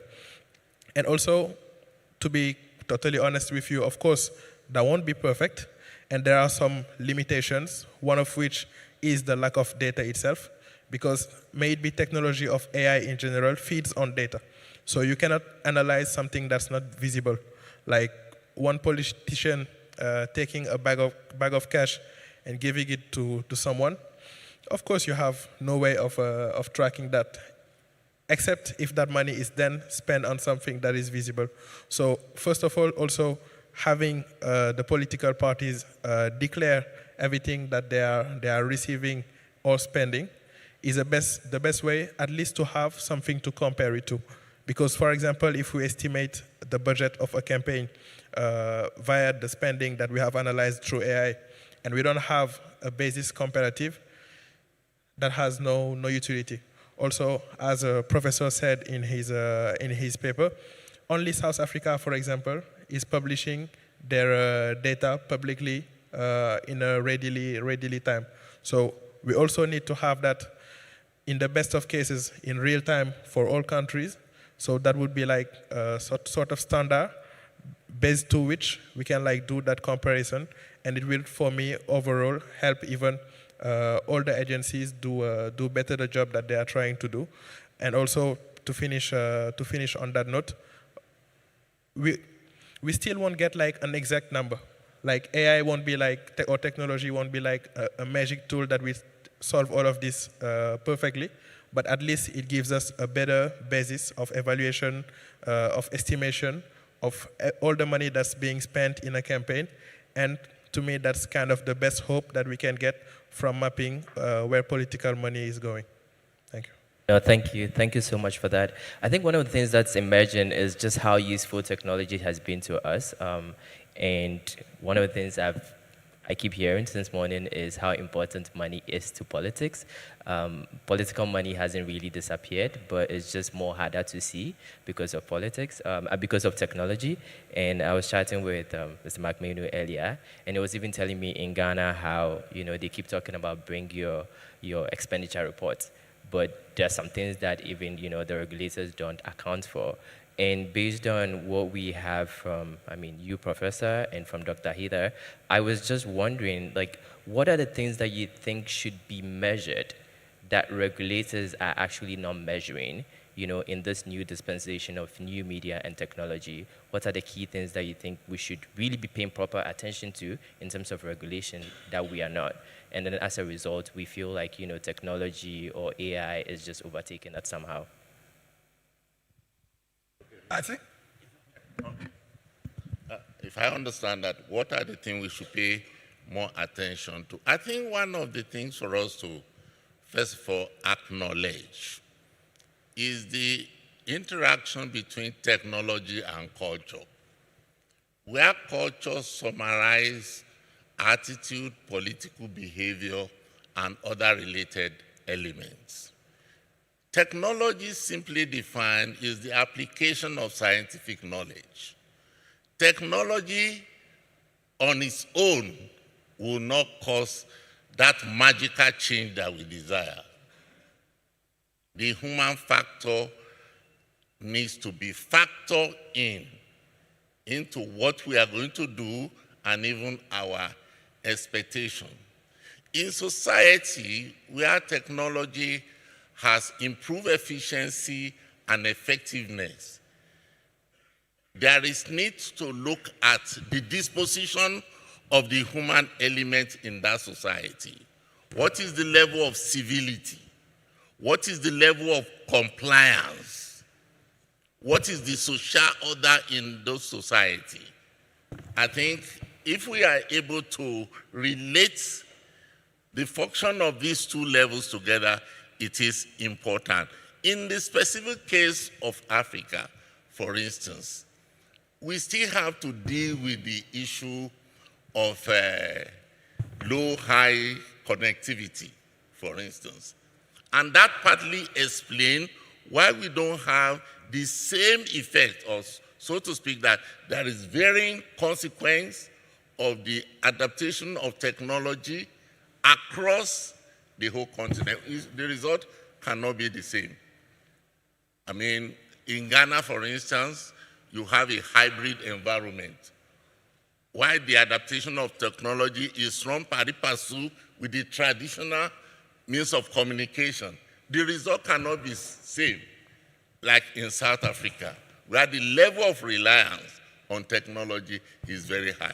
I think to sum that up is for each African country, while we acknowledge the possibility of generalization, but each African country to address its own challenges based on level of development, the social order, and other indices. I'm going to go to Dr. Heather. I don't know if she can join us. Yep, I can hear you. Okay, thank you. So, we keep talking about influencers, the emergence of influencers, everything else on social media that, previously reform and law hasn't properly measured.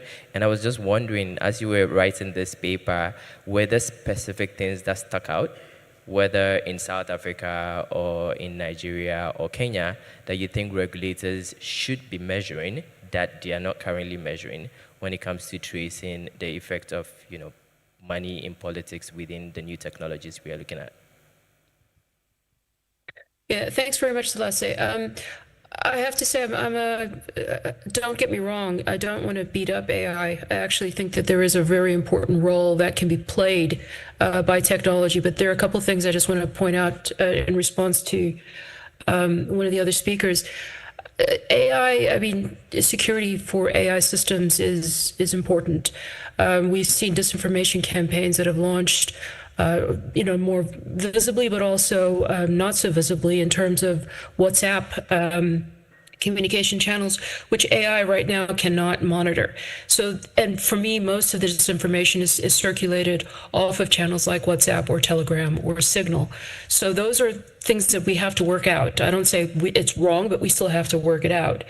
And for me, that is probably one of the most important things that we have to see about in terms of disclosure and money, because a lot of money is being put into creating content that may not be 100% factual, but at the same time, the people who are using that technology in rural areas who generally use WhatsApp to help them make decisions and do research on campaigns, they're not able necessarily to understand or report disinformation to a particular body.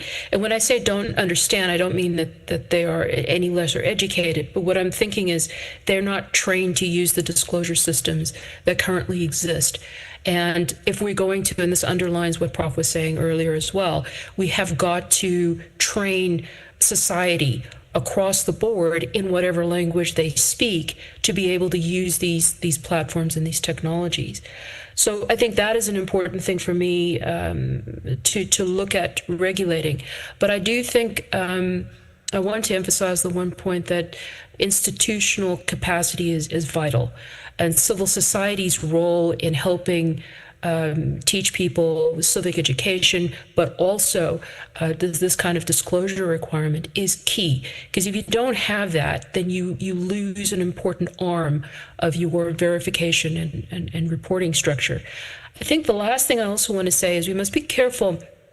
I studied individual case studies and then tried to come to an understanding across the three that I looked at.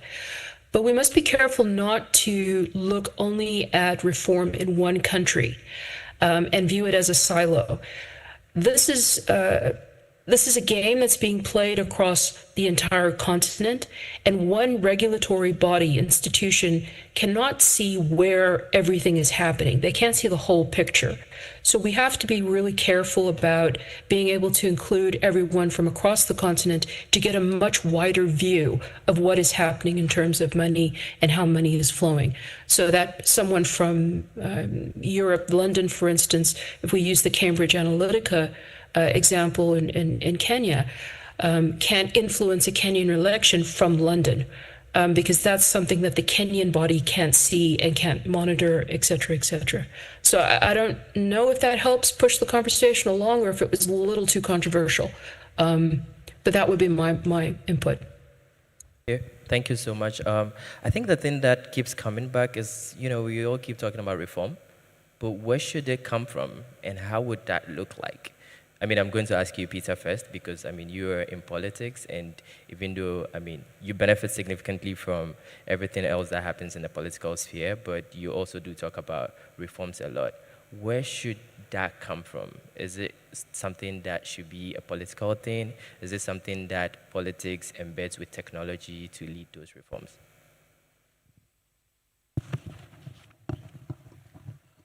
Thank you very much. I think that the reforms must start from a consensus point of view.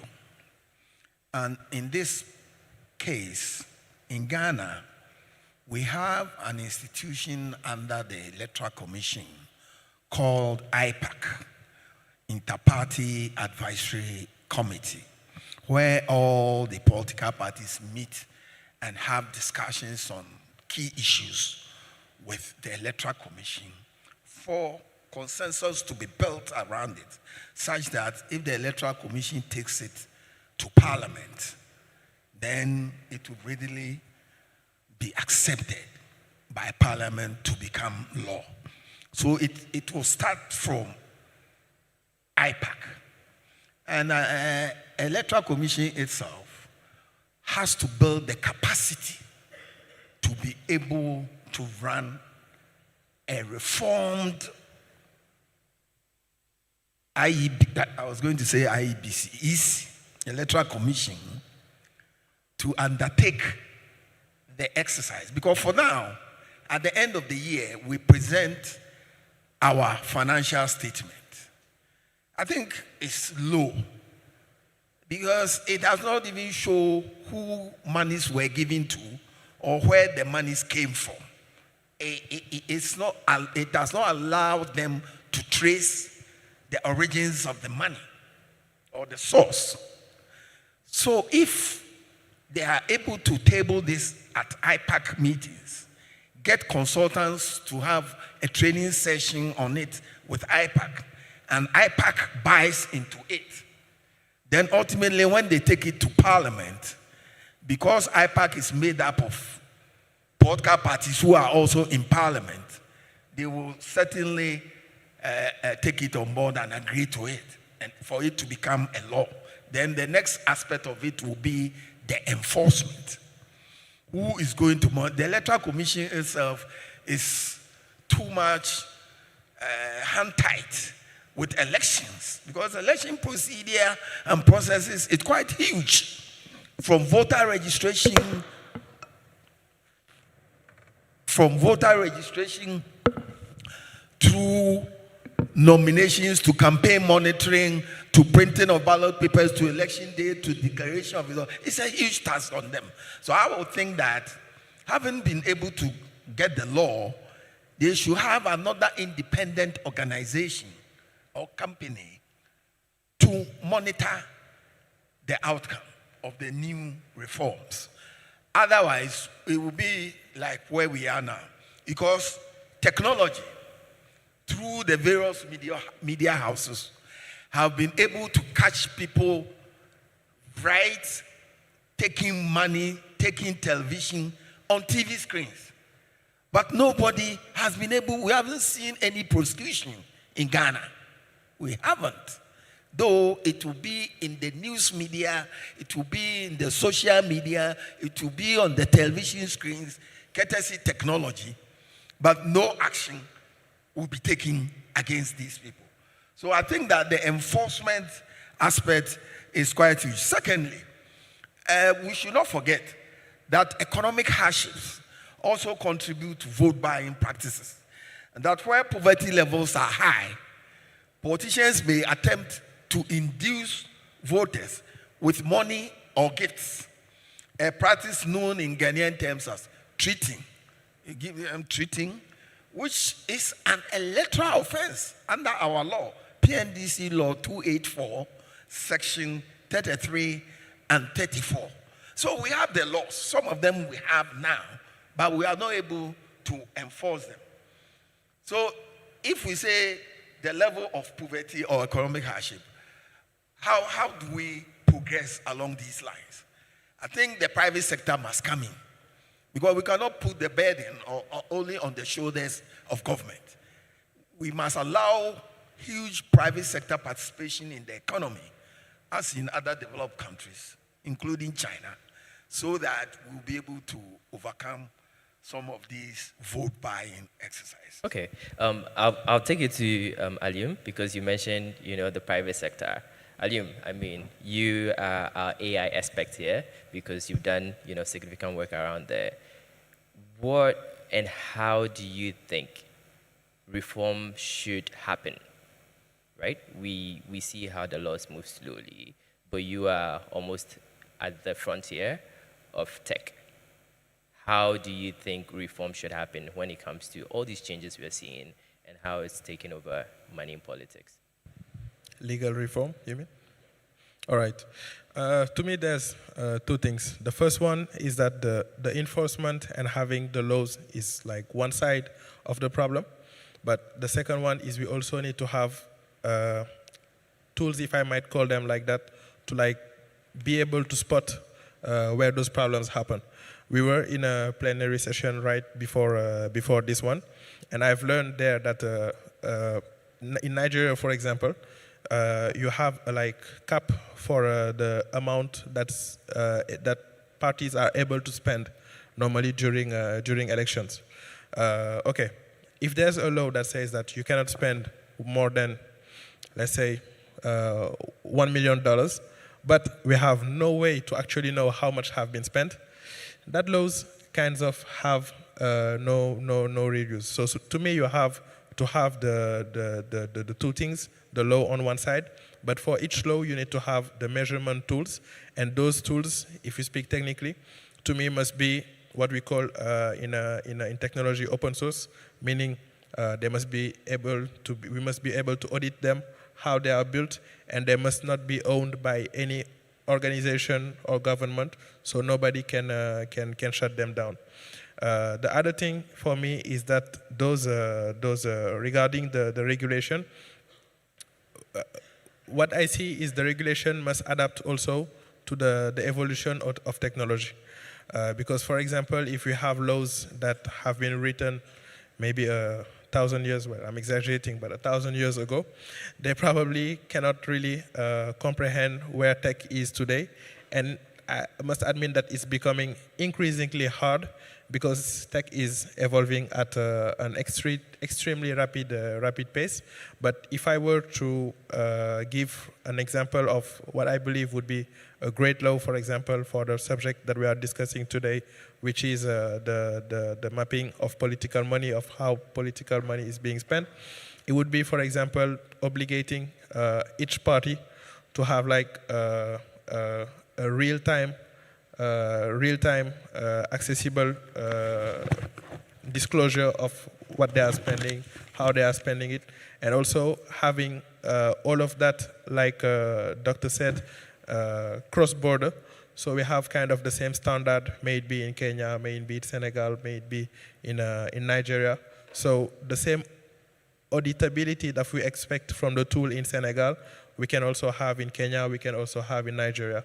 But it's an increasingly difficult question because tech and AI itself is evolving way quicker than the legislators can actually create laws. Yeah, thank you so much. I mean, I have so many questions, but we're running out of time. And so I'm going to welcome 2 questions from the audience. And so, yes, I'm just going to take it based on the hands I see.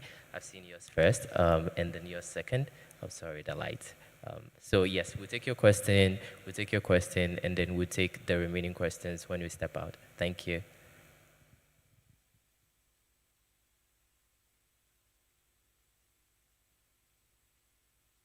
And can we pass the mic to them? His microphone is not working. Deactivated.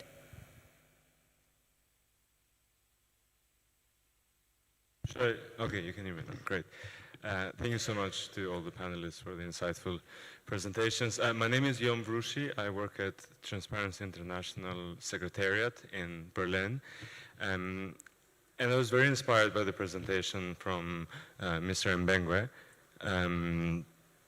we have a few Transparency International chapters that do what we call civic monitoring of political finance. So they typically estimate campaign costs. They might go to the field and see, you know, how many people are there, or estimate airtime, estimate social media costs and so on, and then compare how much has been put in the official reports of political parties and then compare that to what they have estimated.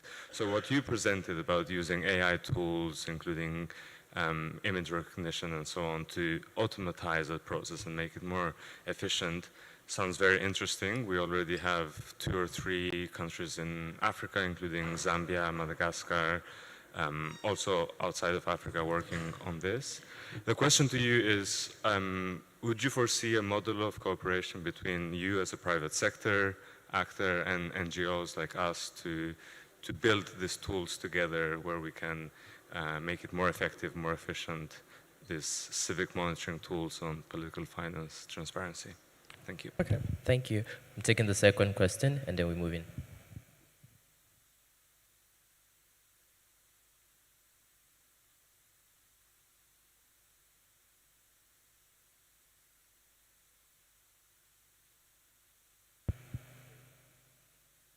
Activate his mic.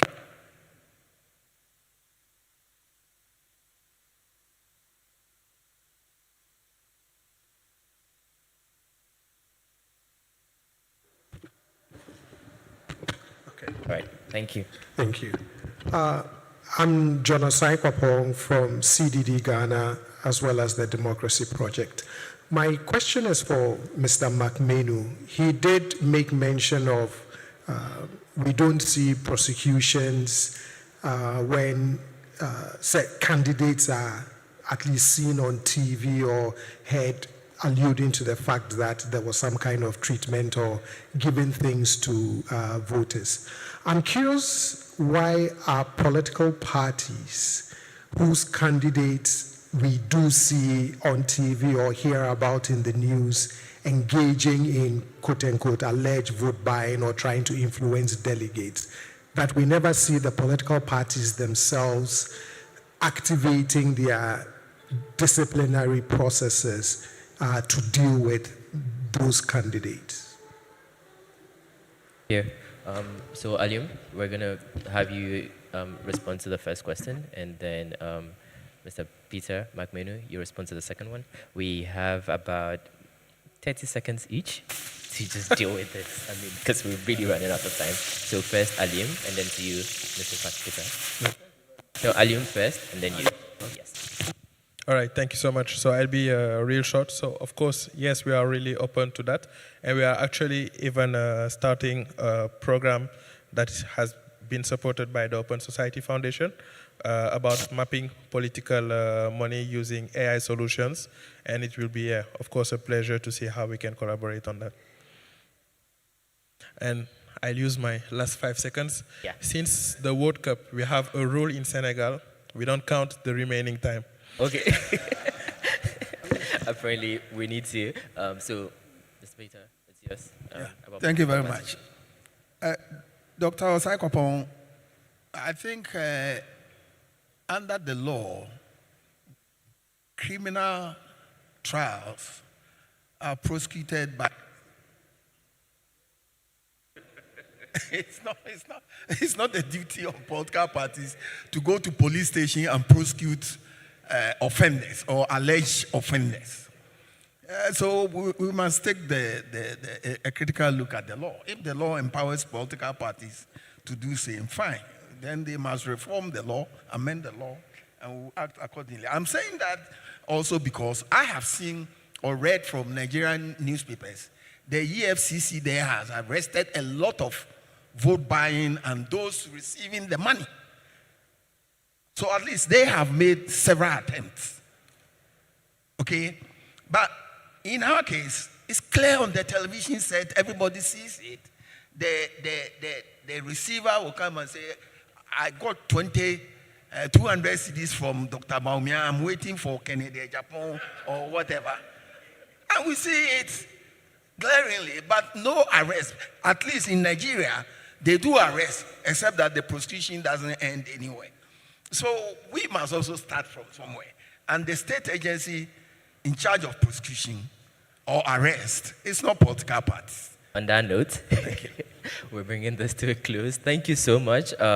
Clearly, this has been an enlivening conversation. We could go on and on, but we need to respect our time. And so we're going to go off. But if you have any questions, please, you could catch any of my wonderful panelists. On behalf of the conveners of this, I want to say thank you so much for joining us on stage and then helping this. Dr. Heather, thank you so much for coming all the way from Pretoria, South Africa and joining us with technology. We really appreciate that. Thank you to everyone. Thank you. Thank you for your round of applause for them. Thank you so much, Selassie, for moderating that session. And ladies and gentlemen, that brings, I think we will have a quick panel photo shoot if the camera, thank you. Let's have a quick picture of the panel. Thank you.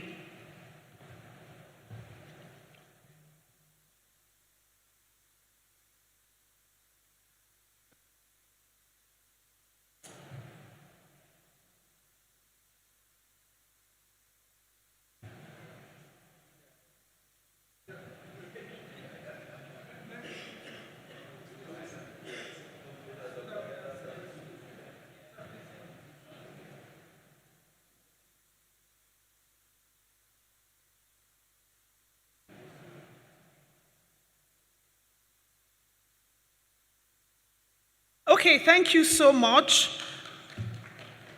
Thank you for that round of applause. And that brings, thank you so much.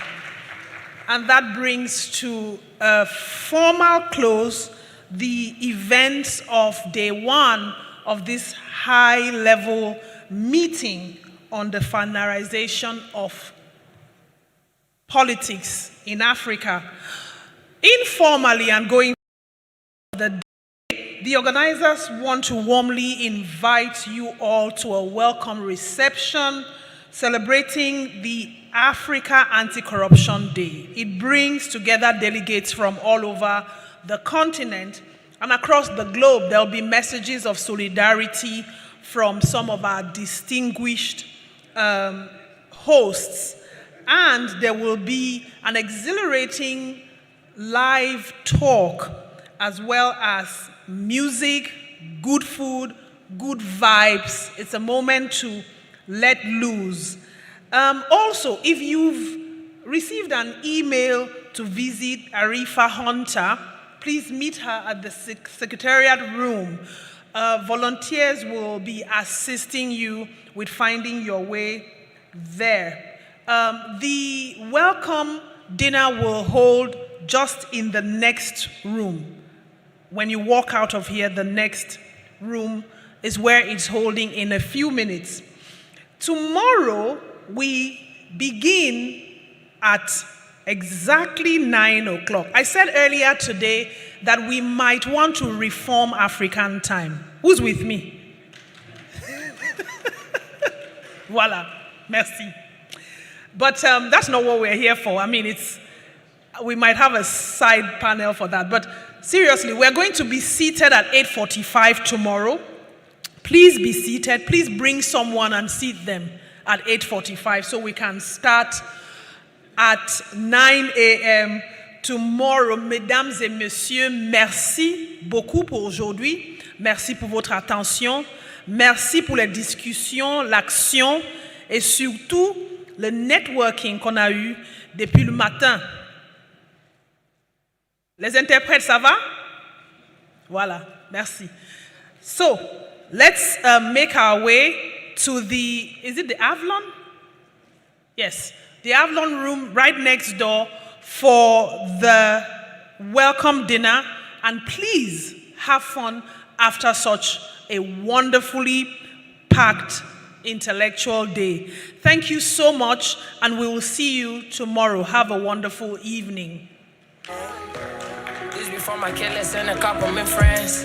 This one for Khadija for the family bands. Now me home Timmy, now me home to say.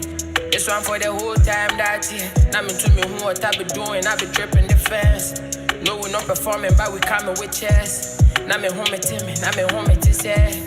So we get the chance to put the family first. Suro right your hoe, I know no coming home first. We been can't tell my miss any abani. Chile my miss any the abani. We miss a me mana money. I play one to miss a me mana money. Ya mean to me no, ya mean to me nah. To me no, ya mean to me nah. To me no, ya mean to me nah. Yeah. Hoping I tell my miss any abani. Tell my miss any abani. Oh, miss a me mana money. My brother want to miss a me mana money. Ya mean to me no, ya mean to me nah. Mean to me no, ya mean to me nah. To me no, ya mean to me nah. Many killers on the road, spiritual bastards, 1 minute go.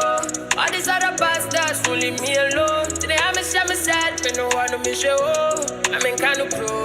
They can't care if it's okay, you know if it's imagine. Yeah, man, they cause war if you all know if it tries. Damn it, so damn it, I can't have a see many questions, everybody. This one for my killers and a couple of my friends. The family best. I'm around the Echo Pada was a common need first. Now the boys on the road, oh, grown up. Through, yeah, for the family first. Stay ready, calculated, keep it coming, me safe. I be selling to the sellers, I be serving the chef. Holy scriptures for the power, see the showers we bless. If I be 3 myself and for them, now me can't be safe. Obin can't tell my miss any abani. Tell my miss any abani. Oh, miss a me mana money. I play one to miss a me mana money. I mean to me no, I mean to me nah. To me no, I mean to me nah.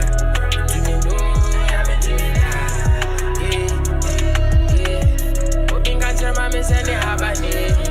Tell my miss any abani. Oh, miss a me mana money. I play one to miss a me mana money. I mean to me no, I mean to me nah. To me no, I mean to me nah. To me no, I mean to me nah.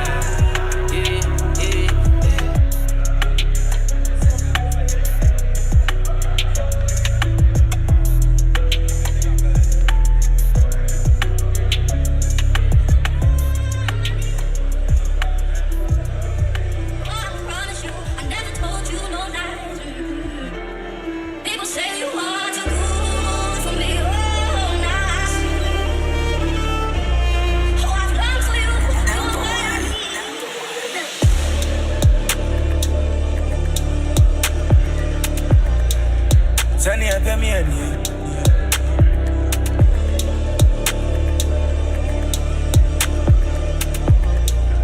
Sunny, I pay me any.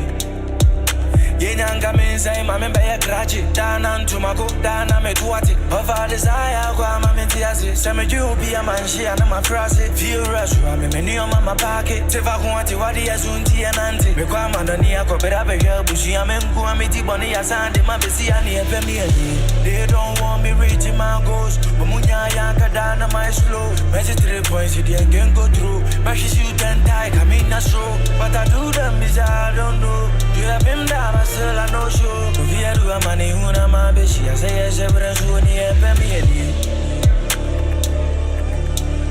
ni epe mi ani o go vie ni epe mi ani o go vie ni epe mi ani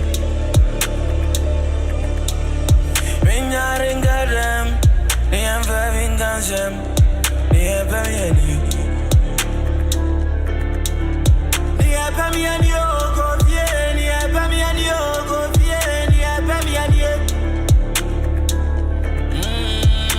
Bemi and you go bien, Bemi and you go bien, Bemi and you. Menyaring kadem, near Bemi Gazem, near Bemi and you. Can't you see how